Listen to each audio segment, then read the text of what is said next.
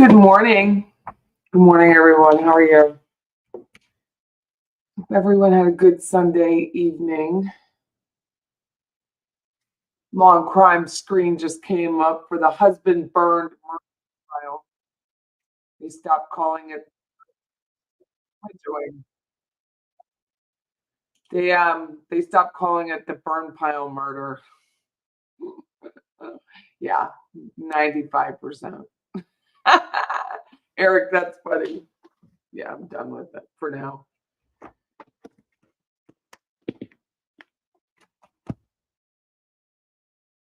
If they cut her, they can't on her face. So if you don't already know from the chat, our own beach bum went to the trial. She's there outside the courthouse now. So good morning, beach bum. Thank you for doing this. Very nice of you. It was a good Sunday with you. And then can I tell you a story before the trial starts? So I was going to cook. Decided not to. Big mistake. I go home, tell my husband, let's go out to eat. We go out to Whataburger. It's WHATA burger. If you're not, it's in the southeastern United States for the most part. It does go into Texas. So I was like, let's go to Whataburger. I back into my parking space, as I always do, because I have a truck. And we're sitting there, and it was a lady I knew from when I was a nurse working there. And the group comes in and is like, who has a blue Dodge Ram truck? And I said, I do. And they were like, someone hit it. So they backed into my truck and then took off. So this gentleman, his name is John. He's just so sweet. He's super sweet. He works night shift at Whataburger. It's open 24 hours. And one of the few places that is in Tallahassee. And it was about 9 o'clock. It was about 8:30 when we were there. So this is like 9. So he comes in and he's like, I have her profile. And I didn't get all this. Like there was a lot of confusion because people were like laughing and like screaming and like, I can't believe you didn't hear it. I was inside and I can't believe she did it. There was just a lot of confusion. So once I figured it out, he came out to the truck with me and showed me what had happened. The woman who hit me was his Uber driver. So you could tell he was nervous. So we slowed down, and then he showed me her profile photo. And then he showed me her vehicle tag number. She was driving a Mercedes, which was a newer one too. So I have a Facebook group, if you follow us. It's called Living Tallahassee, and it's like 68,000 people right now. So I was like, well, I'm going to find her. So I put her little photo up with this little mangled screen because the screen is cracked. It's like lead paint cracked. And the tag number. And in 17 minutes, I knew who she was, where she worked, everything. So I called Consolidated Dispatch, which is how they handle our law enforcement here, police. And that started right around the time Dan Markel was murdered, which was why there was a delay in getting in the ambulance to him as he lay dying in his garage. So it took a while. And I'm reading the posts as people are tagging her and telling her that she's left the scene of an accident. And then it starts to get ornery, right? So then it's like, she already knows who they are. She's horrible. It's like coming, like literally bashing me for her hitting me and leaving the scene. So I just laugh it off because I've got to be used to this by now. And she comes up. So she pulls up behind me in an adjoining parking lot. And I tell my husband she's here. So I didn't know how she was going to be. You don't know. So she was so nice and apologetic. Granted, she got caught because her taillight was out. So it cracked. But she was really nice and lovely about it. So once the Tallahassee Police Department got there, gave me the incident report, everything, I took the post down. But it was just so funny because Debbie Martin in our chat, subscriber Debbie Martin, she's like, just give Patty a couple minutes and she'll find you. And I did. Like, it was easy because he had that profile. If she hadn't been an Uber driver, I wouldn't have known who it was. I mean, they had video at the Whataburger, but the manager wasn't there. I wouldn't have gotten nearly as far as I did and got her insurance information if she hadn't been an Uber driver. And she was an LX Uber driver because she had a Mercedes. And it was she had a 5-star for like 5 years. So she'll still have a 5-star, but don't leave the scene of an accident. And then she gets out of it. She was really lovely. I mean, she really was sweet. I mean, it could have gone either way, right? And she gets out of her vehicle and she comes over and she's like, I'm so sorry, I didn't even realize it. But anyway, she was sweet. Said she was otherwise occupied when she was backing out. And she's like, I can't believe I hit the lady who started living Tallahassee. I'm like, happens to the best of us, dear. So it was just it turned out really nice. But the reason I'm sharing it with you is that I can find anybody. So it's just fun days for everyone. Oh, the seal just started up. Hey, Darklyn, how are you? Good morning, everyone. Let me say hi to everyone. Debbie, I was in the store. I was obviously parked when it happened, so I'm fine. My truck's not fine, but I'll get it handled. Just State Farm. I feel confident. Enjoying Patty's Sunday. Good morning, Claudia. Good morning, Roseanne. Beach, I hope you have your blanket on and a bench. A nice warm bench to sit on and be cold. It is gloomy here today. It says it's supposed to get sunny, but it's really cloudy right now. Susan, hi. Angela, hi. Good, everyone. She says, good morning, beautiful people. So sweet. Beach bum made it safe.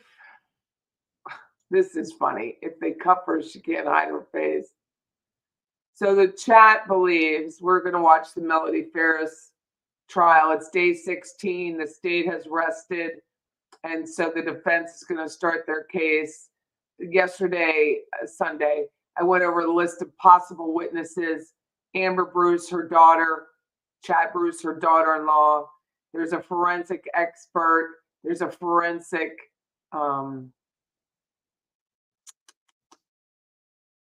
what is it? Like a ME, like a medical examiner who's an expert.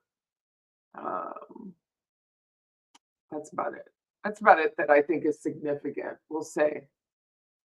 Bev's playlist from don't even say that. I'm going to just say Mississippi because I can't say that. I'm usually on the replay coop, but I'm off today, so I get to listen live. I love your channel. Thank you. Thank you. So I do, if you're new or you haven't watched, so I do engage with the chat, but I'll only do it on breaks or I'll post comments throughout. I'll move up the closed captioning. But let me go back to this trial. So it is the husband burn murder trial, according to Law and Crime. The gentleman who was killed is Gary Farris. He was an attorney. He was very smart, was number 1 or number 2. They weren't sure. His children weren't sure in his law class at University of Alabama. Moved to Atlanta with his law firm, Byrne Foreman. Later after that was successful at the commercial real estate law firm. How could you go wrong, really? But they had big clients. And he moved outside of Atlanta to Alpharetta to a 10-acre property, over 8,000 square feet. basement, which was like a walkout. Some people call them a sunlight basement. Beautiful basement. It's a nice house. And a first floor, second floor, very lovely. 5 bedrooms, I think, total. The gentleman lived in the basement. The wife lived upstairs. She whored around. She had a couple lovers. Last one was Rusty Barton. Rusty happens to be her second cousin's stepson, so it's very Southern, as you can imagine. Rusty, according to us and many other chats, they believe that if he wasn't involved in the beginning, he was involved after the fact, and his butt is on the hook, we hope. State put on, I think, a great case. I mean, they don't have a gun in their hand, but how many murders are convicted all the time without a gun in their hand? So someone was like yesterday, I think, there's no direct evidence. And I'm like, there's a ton of direct evidence. It's just how you determine what direct is. So it's interesting to get everyone's point of view. In this chat, we have moderators, but we want to allow everyone to discuss, even if they disagree, especially with me, which happens every day. And I think it's more entertaining when you have people that disagree with you. I mean, it keeps it lively and engaged. No one wants to be in an echo chamber. And hopefully the defense will wrap up this week and they will get this to the jury. She is out on bond. She is being Melody. We make fun of her because she looks like the mayor of Whoville. It's just the truth. She sits as far away from her attorneys as she can. Never a good sign. When you're like this, it's never a good sign to your attorneys ever, or you, that you can't be next to them. She's just a slight woman, 5'4", but don't let that fool you because she will grow up on a farm. Parents owned an Ace Hardware. She's used to being around lawn equipment. So don't let that fool you or disguise you. She wasn't a stay-at-home mom who just hung around the house. She liked working that farm. So we are just waiting for them to get to us. And I'm going to answer some of the chat. Rusty, more terrified of Melody than he is of law enforcement. He's afraid that Melody would flip on him because he was involved, or that she will implicate him even if he wasn't. Fair play. That's a good comment, M. Christine. And we don't know if she's going to take the stand. We have no idea. So I doubt it. I can't imagine that she would, but she could.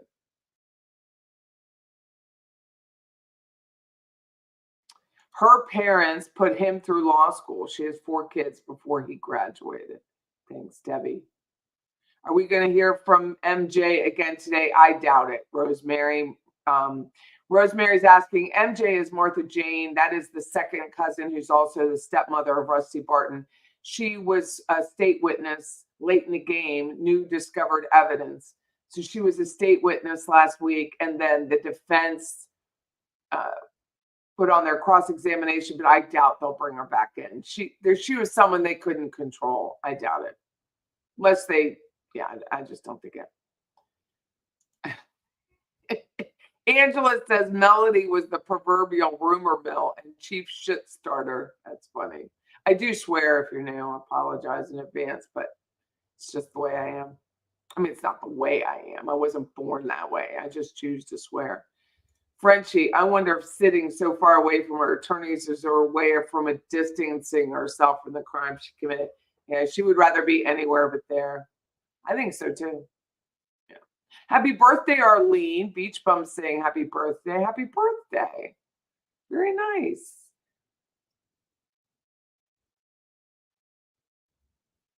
Very, very nice. Happy birthday, Arlene. I'm glad it's your birthday. I hope you make this a wonderful day. Have a good one. Congratulations. I always say congratulations on birthdays because, can go the other way. KJD says, if the diaphragm doesn't fit, you've got to acquit. So there was a diaphragm either in her handbag or in her vehicle or both. And she was 59 years old at the time of her arrest, 58 at the time of the murder. She had no business having a diaphragm. And then she tried to say it was her friend Sherry's diaphragm, but they're not friends anymore. Of course, I found Sherry. So I will out her because, it's not fair. I just wanted to know what she looked like. Debbie Martin said when Melody said she called Rusty at, I think, 2:00 in the morning, the night after she was roasting him in a burn pile, she said to Rusty, he's on the burn pile to Rusty. He basically said to stop talking after that. Which the way you just wrote that, Debbie, in my head made me think he knew that she was planning to hurt him. How would you just say he's on the burn pile without saying Gary's on the burn pile, whatever? She had to have said at some point, and I'm just now getting that. I'm going to get rid of him. And he didn't do anything about it. He may not have known her plan. And he doesn't have to report anything. But I bet he knew. I bet he knew that she threatened it before. She's too much of a talker. She makes that Charlie guy that we used to listen to last year act, be like mute. I mean, she talked an hour and a half to law enforcement. I think they interrupted her twice. Her words per minute is amazing. I wonder if that makes me think he knew. Because she said he's on the burn pile. He didn't say, I went back and listened to when she was arrested on a local news station, and that detective or sergeant, whatever he is, everyone has a different name, but they all should be detectives to me, was on the stand, and he said that Rusty was pressured into talking, right? Had an attorney, but was pressured into talking, and said to law enforcement, he's on the burn pile. That she called him and said he's on the burn pile. So if you're saying he is on the burn pile, Rusty knew who he was. And that makes me think Rusty knew in advance, some point in some conversation, that she was like, I'm done with him. I'm going to get rid of him. Simple as. Maybe not said the method, how she was going to do it, but said he is on the burn pile. Who's he? Like, he didn't say, who is he? Who is he and what burn pile? He knew the burn pile, and he knew who he was. And he just said, stop talking. I don't want to know anything more about it. Rusty, Rusty, Rusty. Exactly, Roseanne. That's what I'm just now getting.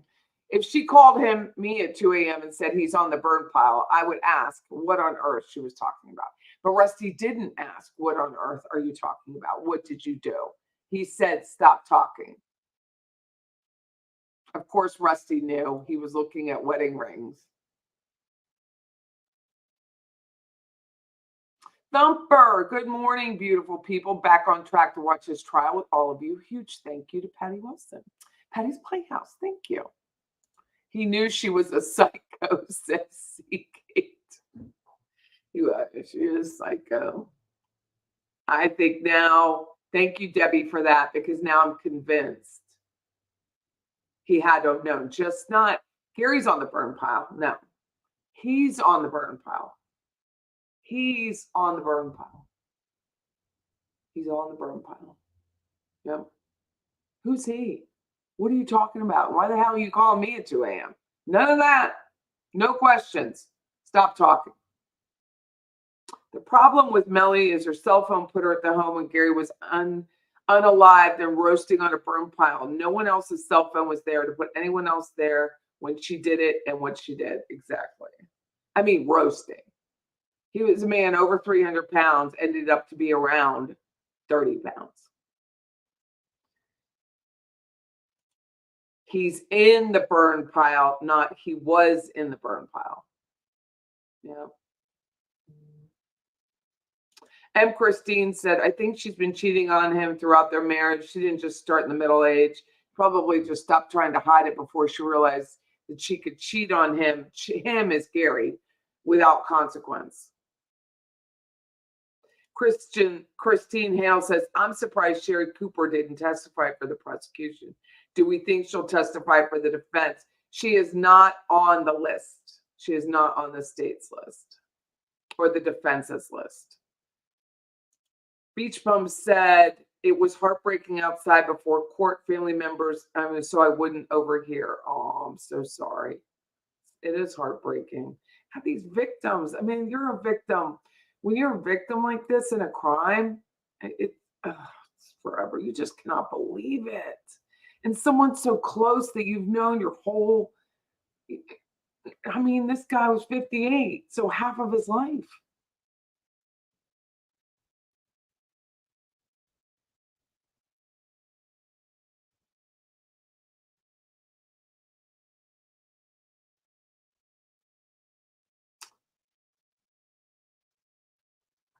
Arlene says, thank you for the well wishes, hanging here with Patty and you guys this morning. I hope you have something fun to do today. Rusty will be back on the market soon. If he isn't, Rusty had a side piece. Rusty's side piece or front piece. We don't know if Melody was the side piece or not. Likely Melody wasn't the side piece. But this poor girl named Christine. And this Christine sends an email to Gary Farris, who's the murder victim, and says, hey, your wife's been cheating with my boyfriend for years and I'm livid. And he was like, who are you? See, Gary could ask questions because he was an attorney. Silly. This whole thing is just awful. It's awful. I'm glad you have no sound, Beach Bum. Thank you for letting me know. Renee says she's ready for this to go to the jury. Hi, Lorraine. Thank you very much. Blue is my favorite color. Thank you. I think that it wouldn't be a stretch, Ashley B says, for Rusty to guess who was on the burn pile. I'm sure they talked about how often they hate Gary. How much they hated Gary, I don't know. Well, Rusty was a moron. It is a moron to think that they were in an open marriage. And he goes to the daughter's wedding, even if you think it's an open marriage, you don't go to your daughter's wedding. I mean, man just had no sense. Beach Bum says, today going to be a tough one, y'all. Oh, honey, I'm sorry. Thank you for doing this. Beach, let me write. She doesn't have sound. Beach. I have to write to her because she doesn't have sound.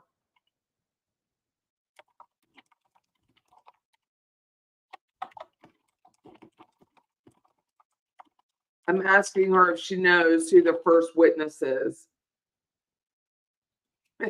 Renee, that's funny. Prison staff is excited to get an OCD cleaner inmate.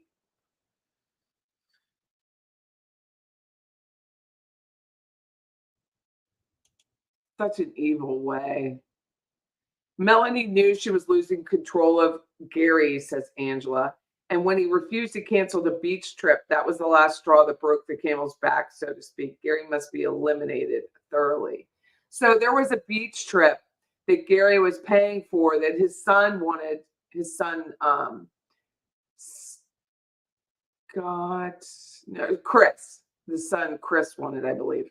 And they were going to go to like Orange Beach, Alabama or something.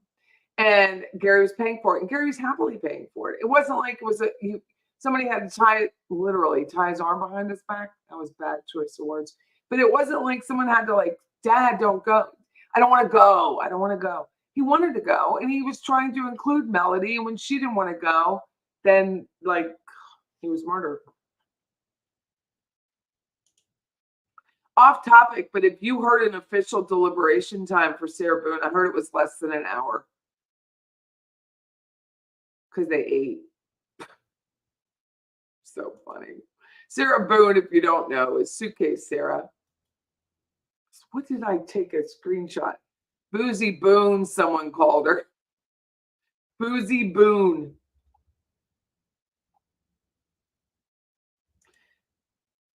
Melody wanted to go, but she wanted Rusty to come along. Oh man, Tater, that's awful. That's awful, but probably true. M. Christine, has anyone brought up the point if Gary supposedly let out the horses, then why did Melody call Scott, not Gary? We talked about it last week because she knew Gary was already dead. Yeah, I talked about it last week. That was my question because someone else had asked it in previous chat. Why not call Gary if the horses are out? Why are you calling Scott? Lorraine says Martha Jane was a superstar. Love her.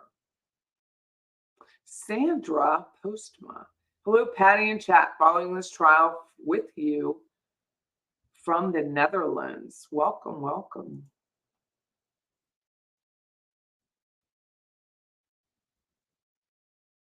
I wish we had lists. So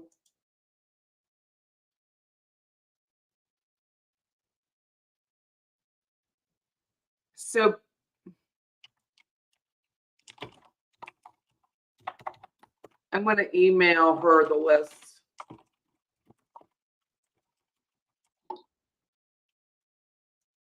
I'm going to email Beach the witness list right now. I can't share the list because I haven't been a little indisposed. So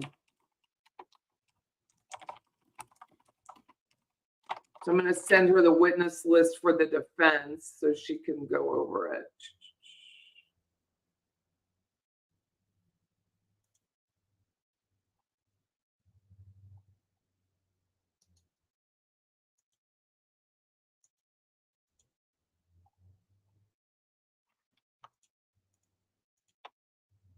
But I can't post them because I didn't redact the addresses. They have addresses front and center. So, but I just sent them.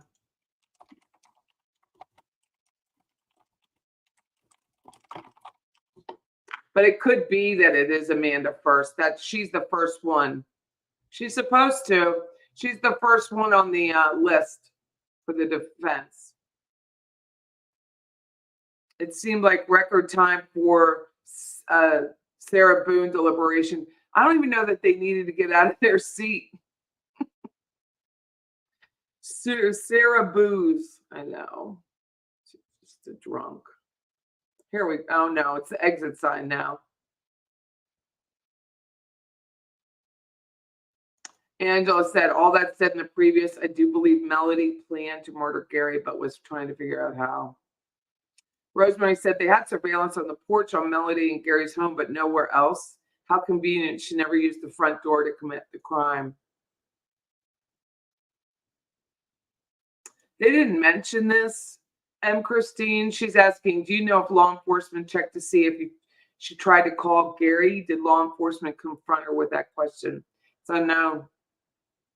Chad is also scheduled to testify. I don't know when he will, but he is on the list. Chad Bruce is his name. She loves some Chad. Melody loves Chad. Rosemary asks, Rosemary, what about where the blood was found in the bullet? Who would bother to clean the crime scene as clean as it was unless you're a clean freak like Melody? And that is why in the very beginning, they talked about how clean she was. Did Martha Jane go to Amanda's wedding? I do not know. It's not mentioned. She went to Emily's, but I don't know if she went to Amanda's. She is such a hoe. Like, she's whoring around, right?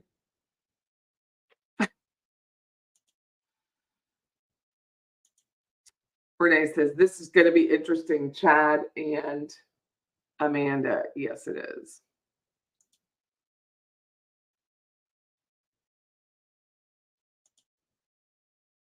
Good morning, Debbie Gibby. Gretchen, good morning. The video Sarah made of George did her in, and they should. She's an awful human being. Even if she didn't have videos, I mean, I think it will be to the extreme on her, what's the word? Her sentencing. I think that'll be definitely a problem.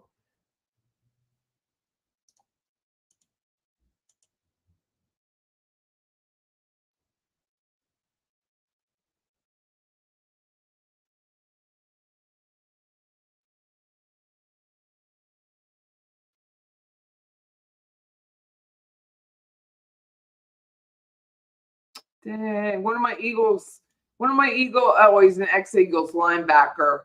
Someone just sent me an email. Ex-Eagles linebacker Nigel Bradham got arrested in Tallahassee. Damn. He was driving without a suspended license, with a suspended license. People.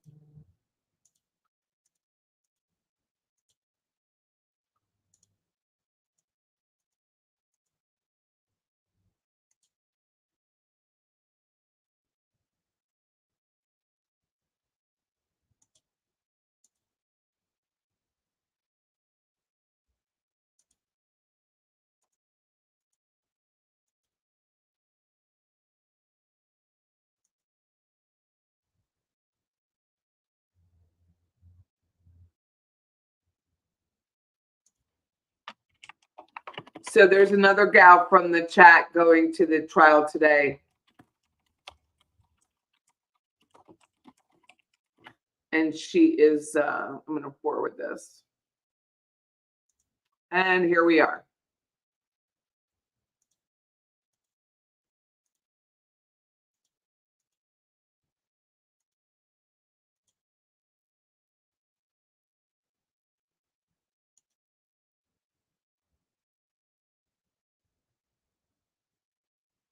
Sound is off right now. I'm going to be on and off screen.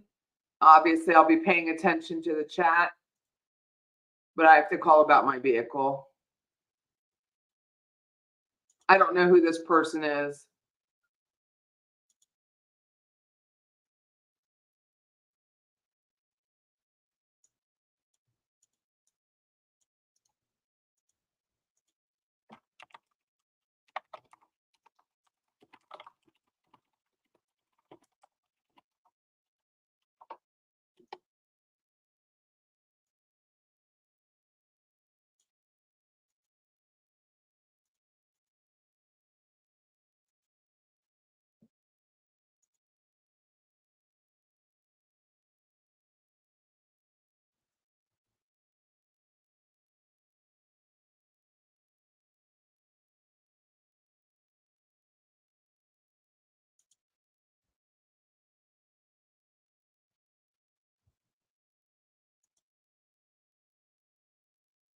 No pearls. She didn't wear pearls on Friday either. But she could use a hair wash. Just saying.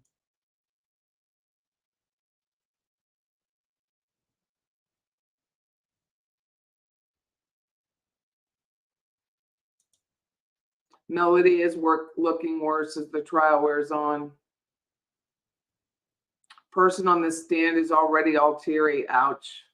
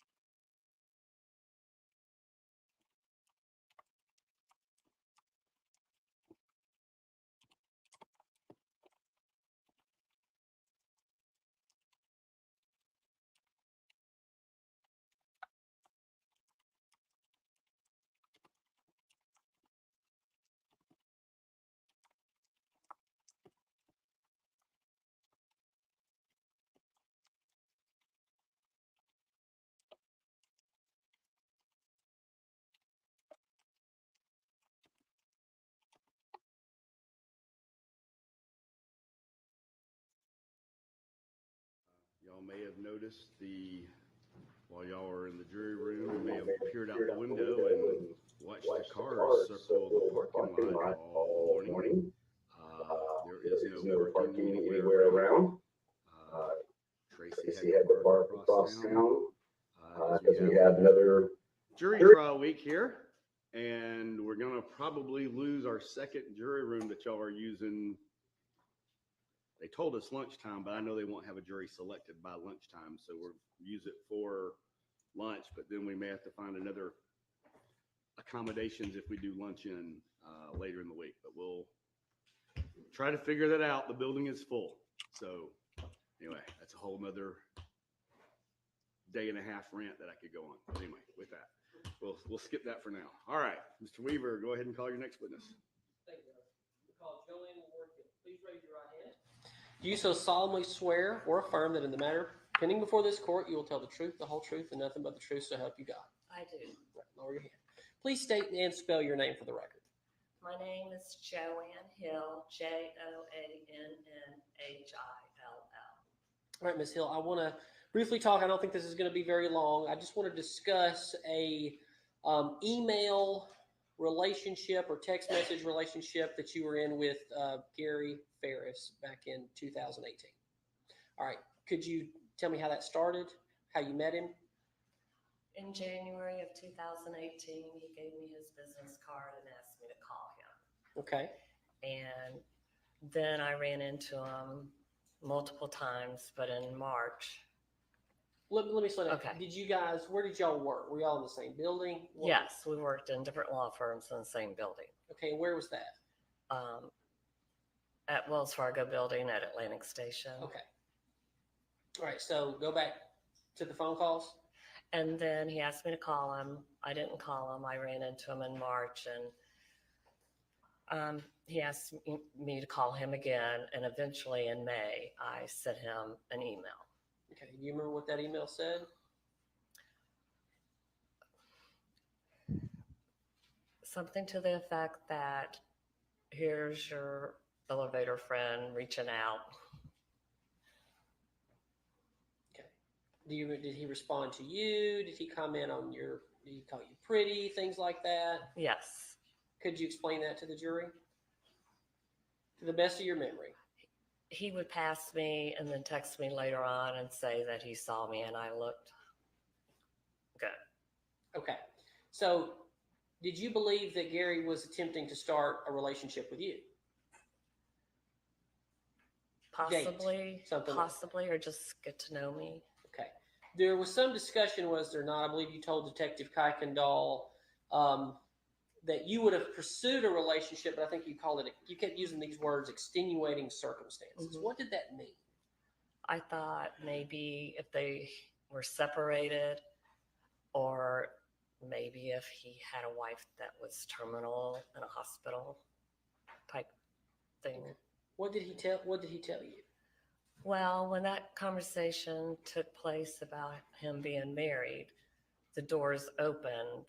He did say he was married, and then the elevator doors opened. There was somebody standing there, and he didn't get to finish. Okay.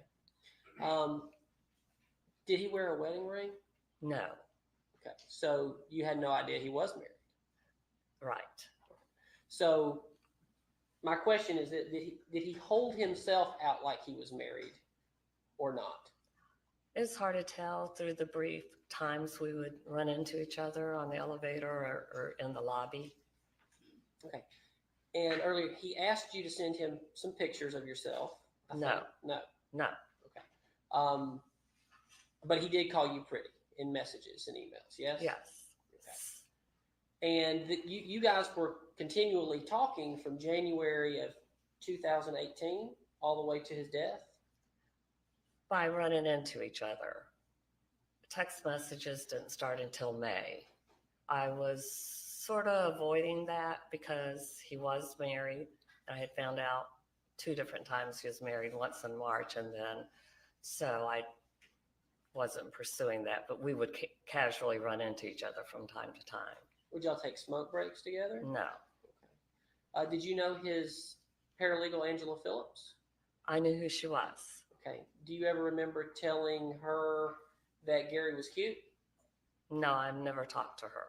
Okay. Any of your friends that would have told Angela that? That he was cute? Mm-hmm. I don't think so. No. Okay.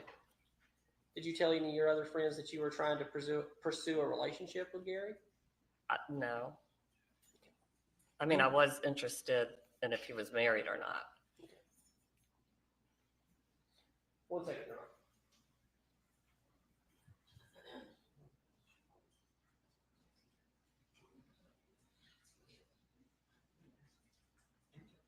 That's all, Your Honor. Ms. Frankish. Good morning. Hi. It's Ms. Hill, Yes. right? Okay. My name is Meg Frankish. Hi. You don't work at Burn Foreman, I do not. but at one point you possibly became interested in Gary Farris, I did. and he didn't wear a wedding ring, so you inquired to see if he was in fact married, Correct. and you exchanged some flirtatious messages with Mr. Farris at one Yes. point. But you never met up in person? No. Did you ever meet up outside of work? No. Did you ever become physical with Mr. Farris? No. In fact, you were informed after inquiry that he was in fact married, Mm-hmm. Yes. and you brought that to him as an Yes. issue for you. And his response was, "That's the right thing to do." Yeah, you have to Yes, speak out loud. yes. The defense has been characterizing your flirtation with Mr. Farris as an affair. Would you characterize it as that? Absolutely not. That's all I have for you. Thank you. All right. You No redirect? follow-up, Judge. All right, thank you, ma'am. You can be excused. Okay. We call John Lambert.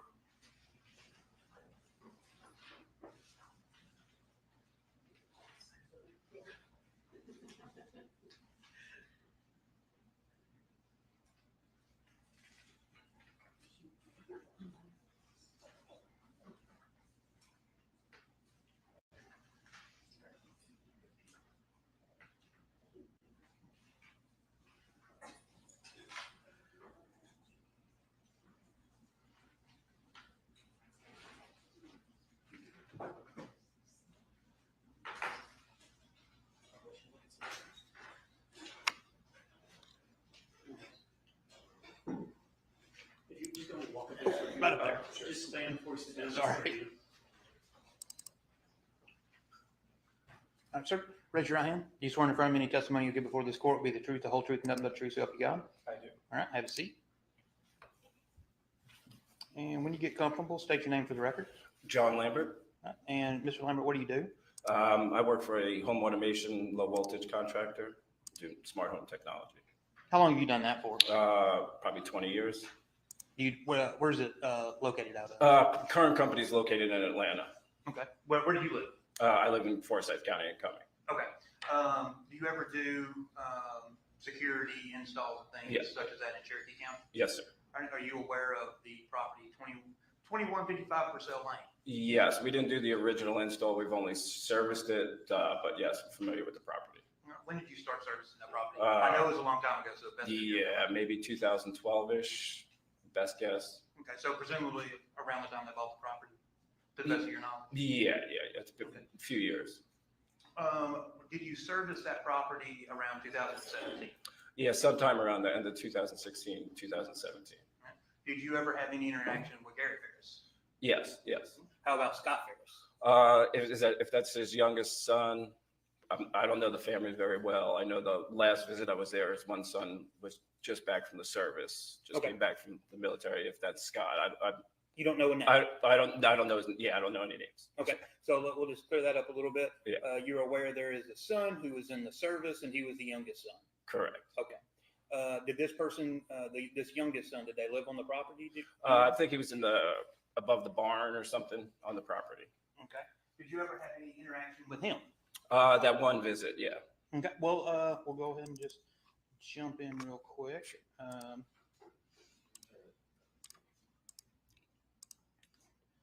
Tell the jury what your interaction with, well, let me ask you this first. Did you ever have any interaction with Gary and the youngest son together while they were together?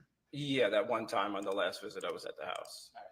And tell the jury what that visit was like. I mean, it was a little weird. I can't remember what they were bickering about, but they were kind of bickering about something. And I have kids. I bickered with my parents. It happens, but I would never do it in front of somebody working in my house or somebody that wasn't in the family.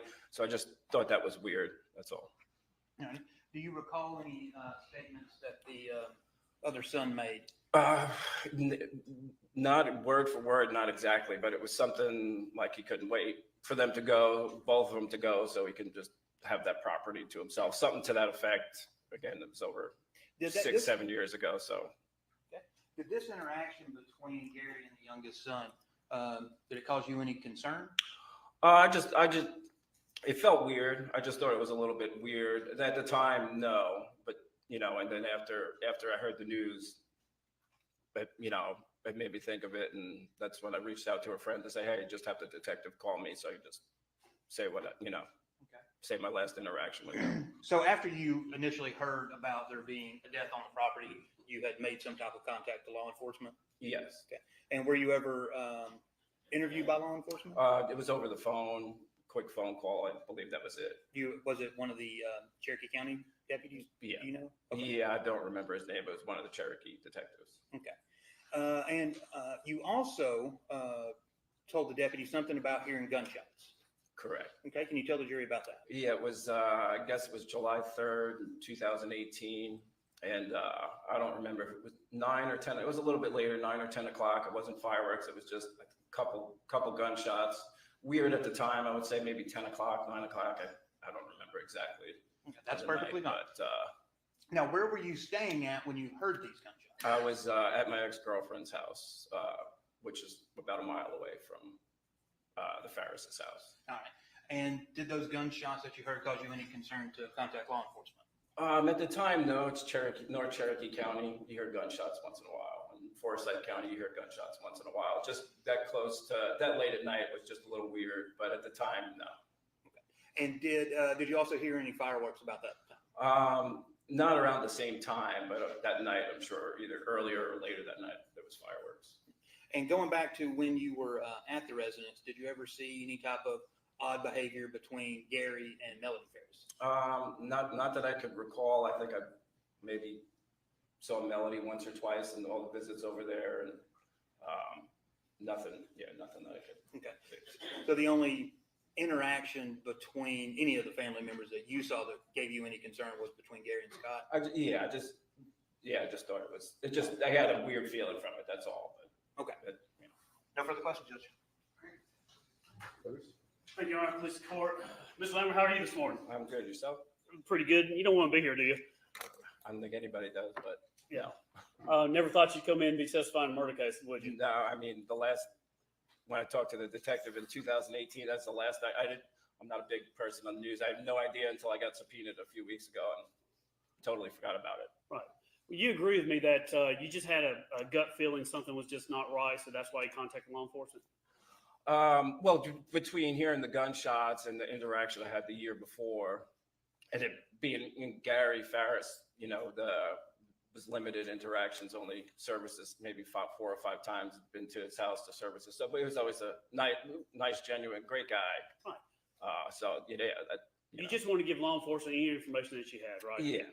And it was those gunshots that concerned you, wasn't it? Yeah.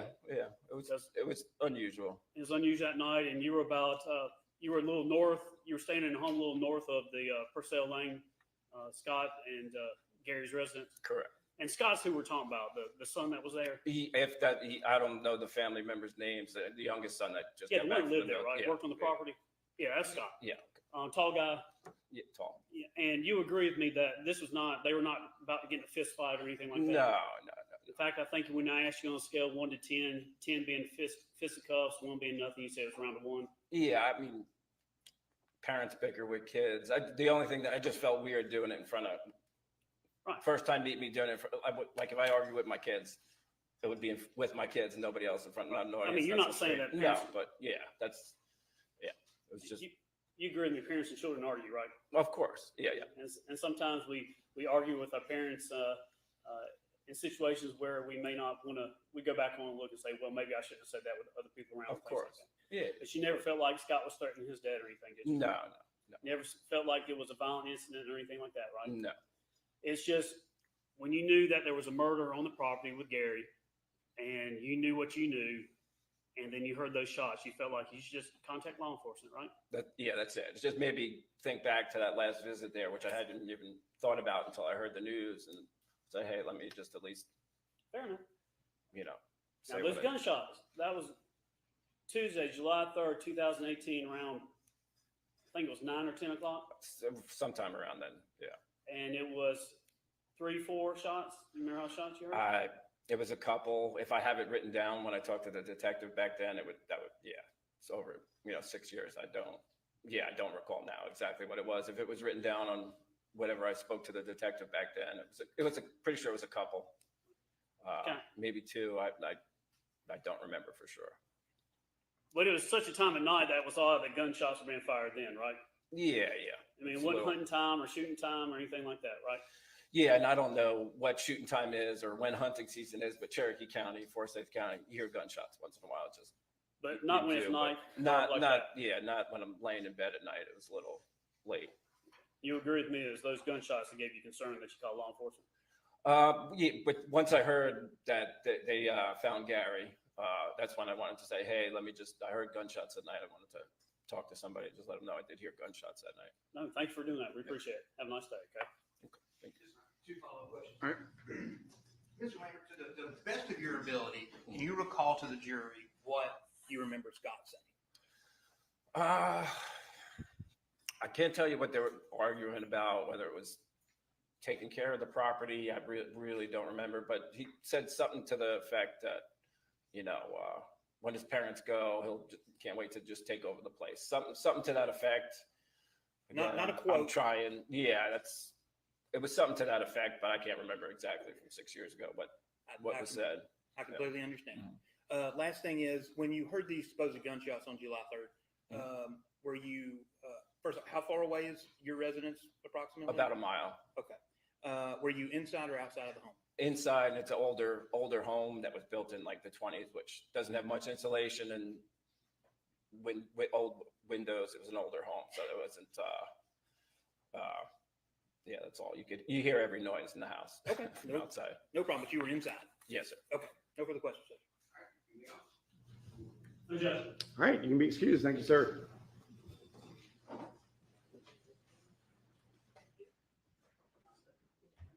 right, our next witness. Yeah, we call Dave Thomas. All right.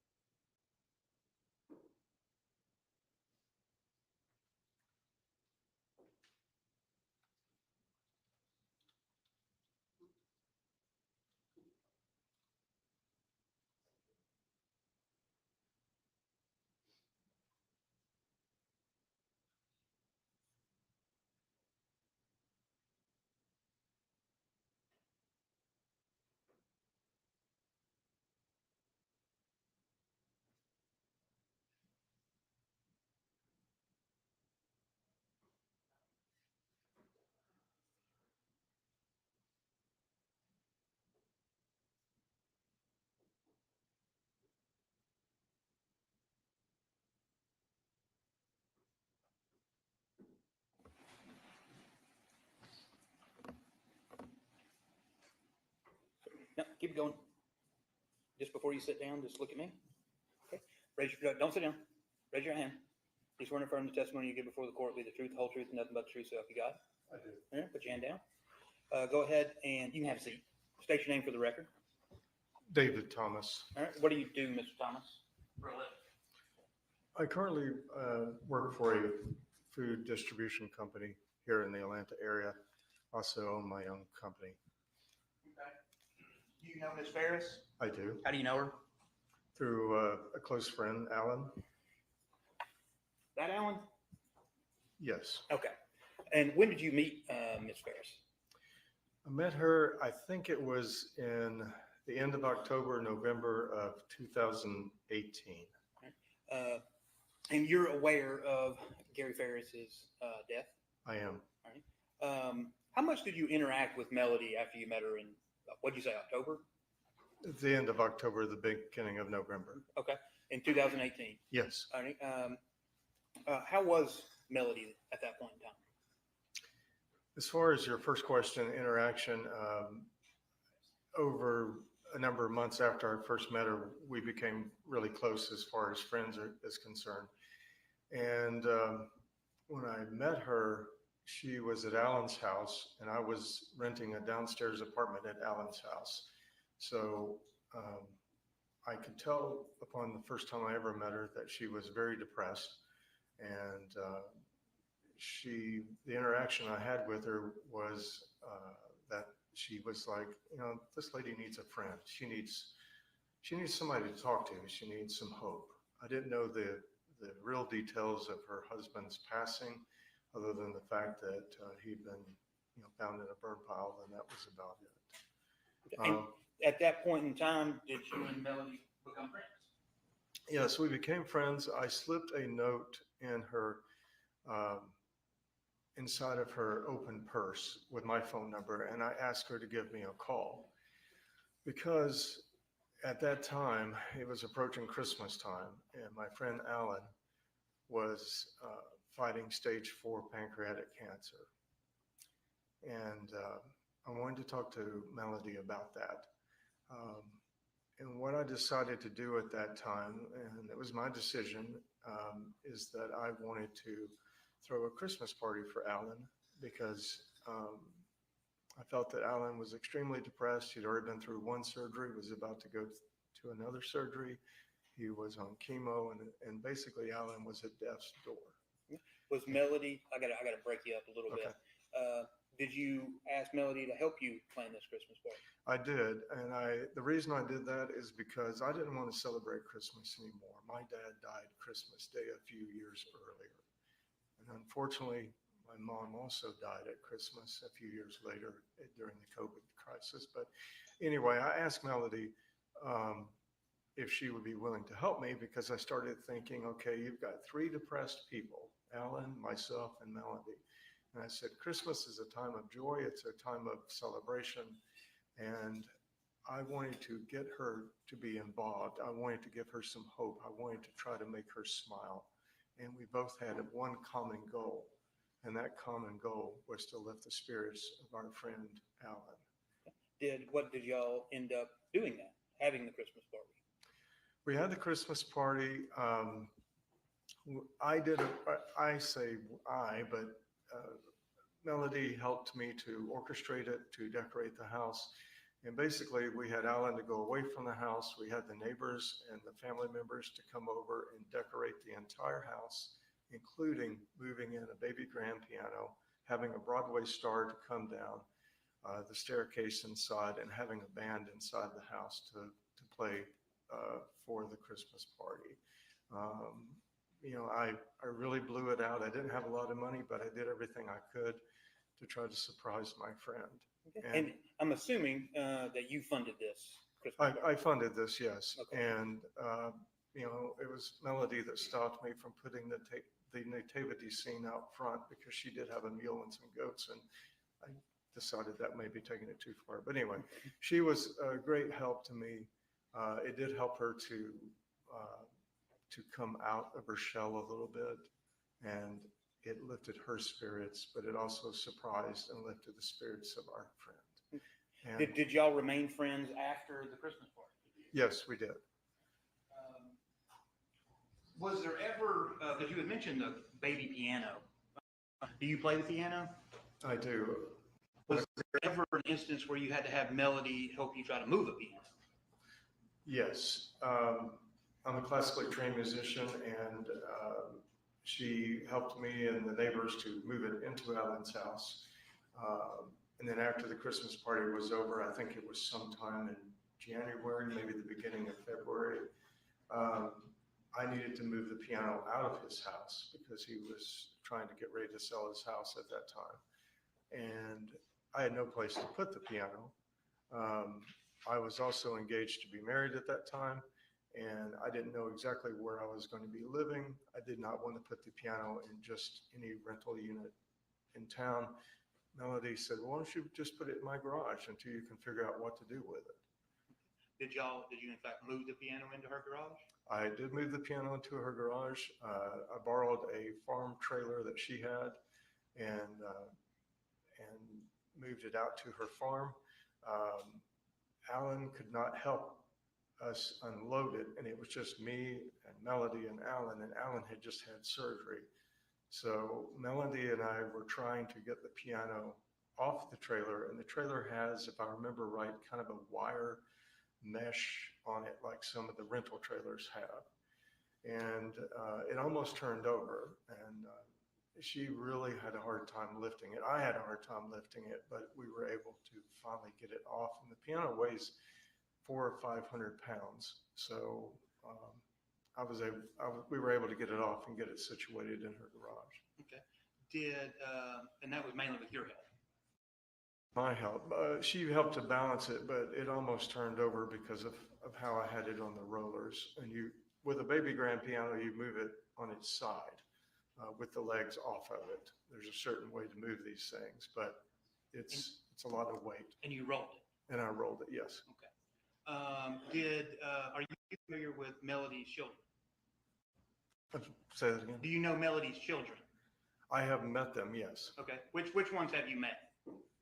I've met Amanda, Scott, and I've met the son-in-law, Chad.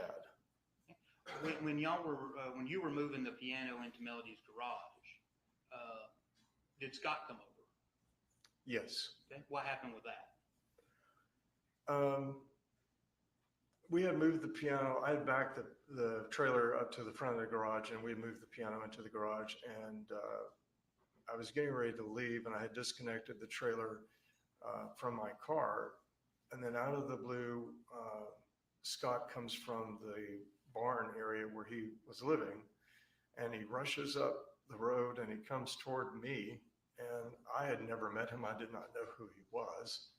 And he was screaming and yelling at me and Alan and Melody. And basically Scott was screaming very loudly at me, like, why are you here? Who are you? What are you doing on this property? Like he owned the place or something. And was then, Melody there with you? Yes, Melody was standing in a proximity of where I was. And he was screaming, don't you know there's been a murder here? Why are you here? And then he and his mother got into it. And I said, son, I'm sorry about your dad. I said, I've lost my dad, and I understand what it's like to lose a father, but I have nothing to do with this. Why are you yelling at me? Well, you don't understand. No one's supposed to be here. This is a murder scene. And I said, son, I'm sorry. And just to clarify for the jury, what year was this? This would have been probably 2019. This would have been after the Christmas party. So sometime between January and February of 2019? Yes. Did Scott eventually just go back to the barn, or did he leave? No, he kept hanging around there, and he was very, I don't like to talk about anybody that I don't know, but he was very out of control. I mean, to a point of where it was like, if I came up to you on the street and started yelling at you for no reason, that's the type of craziness that was going on.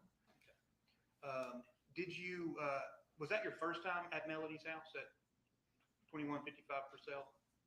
I think that was my second time, because I had been out there once before, I think with Alan, and it was for a Christmas, not really a Christmas dinner, but kind of a Christmas, come have some pie and cake type thing. Just the three of us, Alan, myself, and Melody. And I think there was another lady there. I don't know what her name was.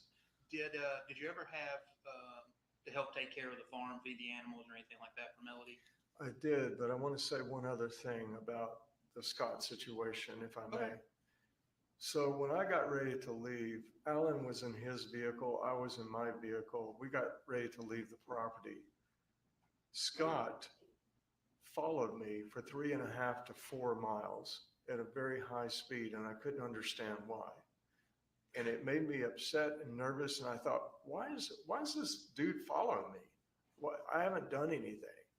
And I called 911, and the only response I got from 911 was, what county are you in? Where are you? And I couldn't give them any information because I wasn't using GPS on my phone at that time. And the only way I got away from him was to make a right-hand turn at the very last moment. But it was very intense. And even to this day, I don't know why he was following me off the property. Thank you for that. Sure. What was your other question? I'm sorry. Did you ever have an occasion to have to either assist Melody with taking care of doing farm chores or feeding the animals, anything like that? I did know about all of her animals. She had chickens, she had goats, she had a mule that they called donkey, and she had probably three or four horses on the property, if I remember correctly. Did you ever have to feed them? I did feed them about 3 times, and after Melody was arrested, I went back out to the farm with her son-in-law, Chad, to change the locks on the house because there was an issue there where some things were coming up missing. And I went out, I told Chad, I said, something's wrong, something's not right. And Chad was a little bit hesitant for me to go out toward the barn area. And I said, Chad, I'm going out to look at the animals. And the donkey did not look healthy. The horses did not look healthy. And I went out there and the water troughs were all completely dry. They had not had any water for, I don't know how long, probably a few days. I put water in the water troughs, and the horses literally came running up toward me. The donkey came running toward me. There was no food. I ended up privately going and buying hay and food for the animals. When was this? This was right after, I think right after she was arrested, and she wasn't at the property because it was just Chad and I, whatever the time period where. So sometime the summer of 2019, does that sound about right? Probably. But I went out there, I probably fed the animals 3 different times. I know I went to the fence, I think, and threw a bale of hay over. And I called animal control at least 3 times to get somebody out there. And I think there is something written up where I did call animal control. Did you ever see, while you were out there tending to the animals, did you ever see Scott Farris out there? No, it did not. Okay. That's all I got, Judge. Bruce? Thank you, Judge. Morning, sir. How are you? Good. I'm Jeffrey Fergus. I think we talked on the phone several weeks before trial started. Is that right? I think so, yes. And you're in, not show business, that's wrong, media, is that right? I spent 24 years in broadcasting. Okay, what'd you do? 13 of those years I worked for NBC Nightly News, or a local affiliate in Birmingham, Alabama. And then I worked for a software broadcast company for a year. And then I spent 10 years at the Weather Channel as their main commercial coordinator. All right. And I think you told me you won some awards and things? I have 2 Emmy Awards for my writing. As far as that is concerned with the television station I worked for. And I don't know what else you want to know. You enjoy the media and things like that? I did at the time, up until the time that it was time for me to do something different with my life. And fair to say that you have had lots of conversation with the defendant, Ms. Farris? during the time that she and I were friends, from the time I met her to the time she was incarcerated. So you've had lots of conversations with her? Yes, Okay. By phone calls, in person and by phone calls, text messages? probably. How many times do you think you text her between when you came back into her life until today? If I was to look in your phone or your history, how many text messages are between you two? During that time that I knew her, I have no idea because I had a lot going on in my life. I was in the process of getting married. I was in the process of moving. I was in the process of helping to take care of my friend Alan. Well, when you were in the media, you actually had to pay attention to details and grammar and syntax and things like that because you got an award for writing. Is that right? Mm-hmm. Okay, so you do pay attention to details, right? I mean, professionally, that's what you're trained to do. Right. All right, so how many text messages are between you and the defendant since you came back into her life? You can round it up, 1,000, 2,000, how many? I don't know. Probably, I would say probably under 100. And how many times have you talked to her? How many conversations have you had with her?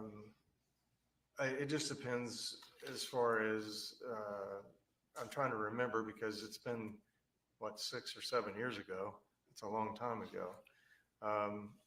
And I would probably say, as far as my physical interaction with her and talking to her, probably every other day just to say, hi, how are you doing? That sort of thing, making sure that her safety is okay. She was concerned about her safety. So can you answer my question? How many times do you think you talked to her? I don't know, maybe a few hundred. And how many times did she tell you she wanted you to make a police report or make a statement about Scott or do something for Scott? She never told me to do that. How many times do y'all discuss you making a police report or something like that? I don't know that there was any of those times that she did. Well, obviously, I had to tell her about it for you to be here, right? I'm sorry, what? You have to tell her about it for you to be here. The attorneys didn't know about those before, outside of her, would they? I'm not clear on what you're asking. You testified today that you had to call, I guess, something with law enforcement when Scott was following you, and I think also. Yes, I called 911 because I couldn't understand why he was calling me. Why he was following me. Excuse me. So you two talk about at least that, correct? Yes. All right, and you're here today because of what you've told her. Would that be fair to say? I mean, you didn't know her attorneys before this event, did you? No. So you didn't tell them outside of her about all these incidents, right? No, I don't think I did. Okay, so it's fair to say that you're here based on what you've told her or what she's told you, right? During that time period. Sure. Yeah. Okay. And you testified to three main things: a Christmas party in 2018. Is that right? That's correct. And you did that because you are a nice guy, correct? I try to be. Yeah. And you feel for the defendant, right? I feel for Melody because I've been through a Great Depression in my life. I know what it's like to lose family members. I know what it's like to be extremely depressed. Yeah. And you seem like a reasonable person. And you talk about depression and feeling sad and things like that. And you talk about this trailer incident with Scott. But you could also, if you put on kind of an objective hat, you would agree with me that Scott, he also could be sad and be depressed and be upset when he believes his mother murdered his father. Well, I think that the whole family would be disturbed and upset during this time period. And, but the interaction that happened that day between Scott and myself, that wasn't depression. That was control. That was anger. So that would be no, you don't understand that Scott could be upset because he believed his mother killed his father, or yes, you believe he could be upset? No, I do believe he could be upset. And then finally, when he followed you on public road, right? That's correct. He never laid a hand on you, correct? Never laid a hand on me. Never threatened you, right? Well, I don't know. When someone follows you at a high speed, don't you feel threatened by that? No. So if you left this courtroom and you went down the street and a stranger started following you, you wouldn't feel threatened? No. I see. Okay. He never said, I'm going to hurt you, I'm going to kill you, anything like that, right? No, it was just basically he was yelling and screaming. I didn't know him. So when you're on that public road and he was following you, you were in your vehicle, correct? I was in my private vehicle, yes. And you were driving away, right? That's correct. And if he felt like you were doing something improper on the property, whether stealing something or helping his mom to take something, you could understand that he may want to follow you and see where you go, right? No. Okay. Because I wasn't doing anything wrong. But you can understand how he feels about what's going on with his mom because of the murder, right?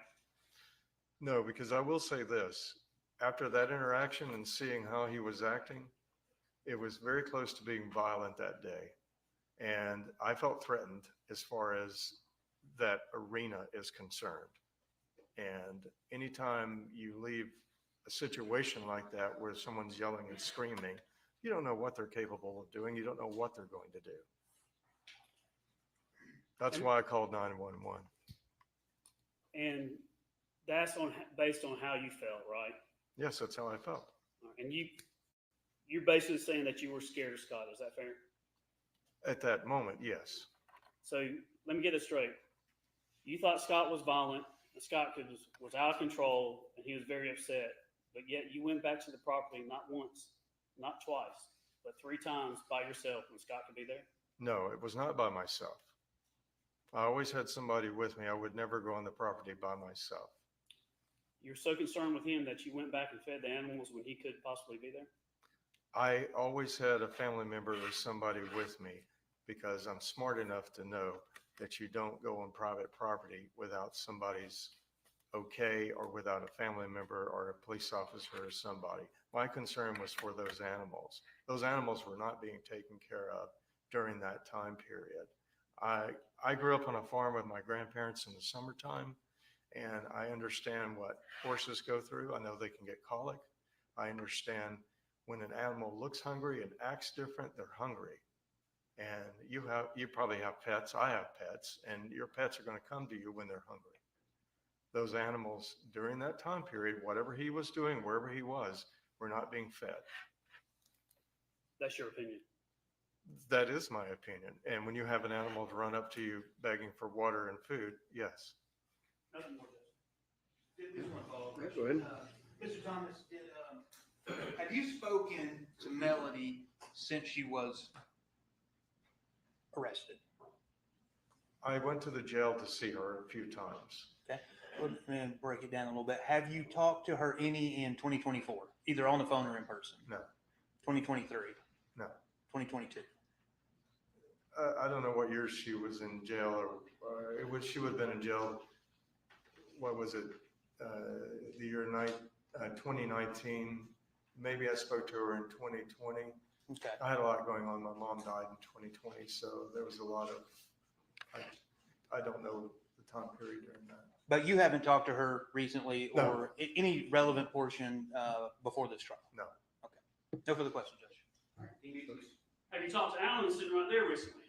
He is a good friend of mine. That's not my question. Have you? Yes, I've always talked to Alan. Nothing more, Judge. All right. Anything else? All right, you can step down. Thank you, sir. Thank you. All right, y'all ready for another? Y'all got another witness ready to go? Yeah, we actually can talk after Pinion. It'll be relatively short. All right. Okay.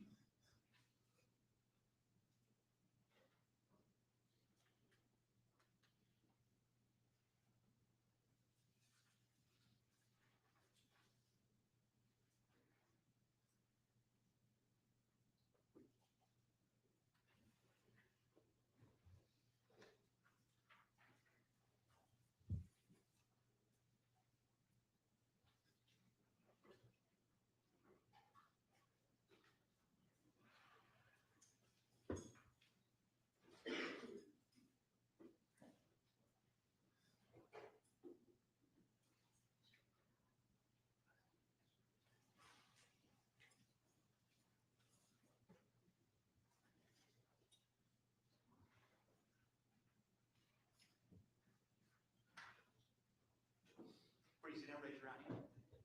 You swear and affirm the testimony you give before this court will be the truth, the whole truth, and nothing but the truth, so help you God? I do. Have a seat. State your name for the record.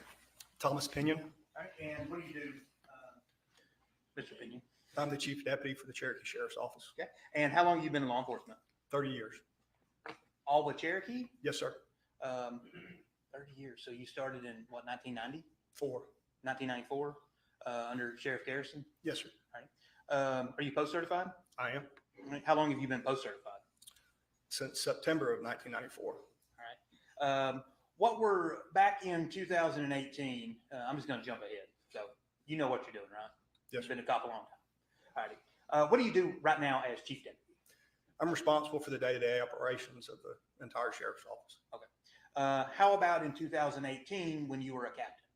I was responsible for the day-to-day operations of the criminal investigation division. Okay. You were the head of CID. Correct. Did you ever go out to 2155 Brazil Line? Yes, sir. Right, on July the 5th? Yes, sir. Did you ever have any interactions with Miss Farris? Yes. Okay. How about with Scott Farris? Yes, sir.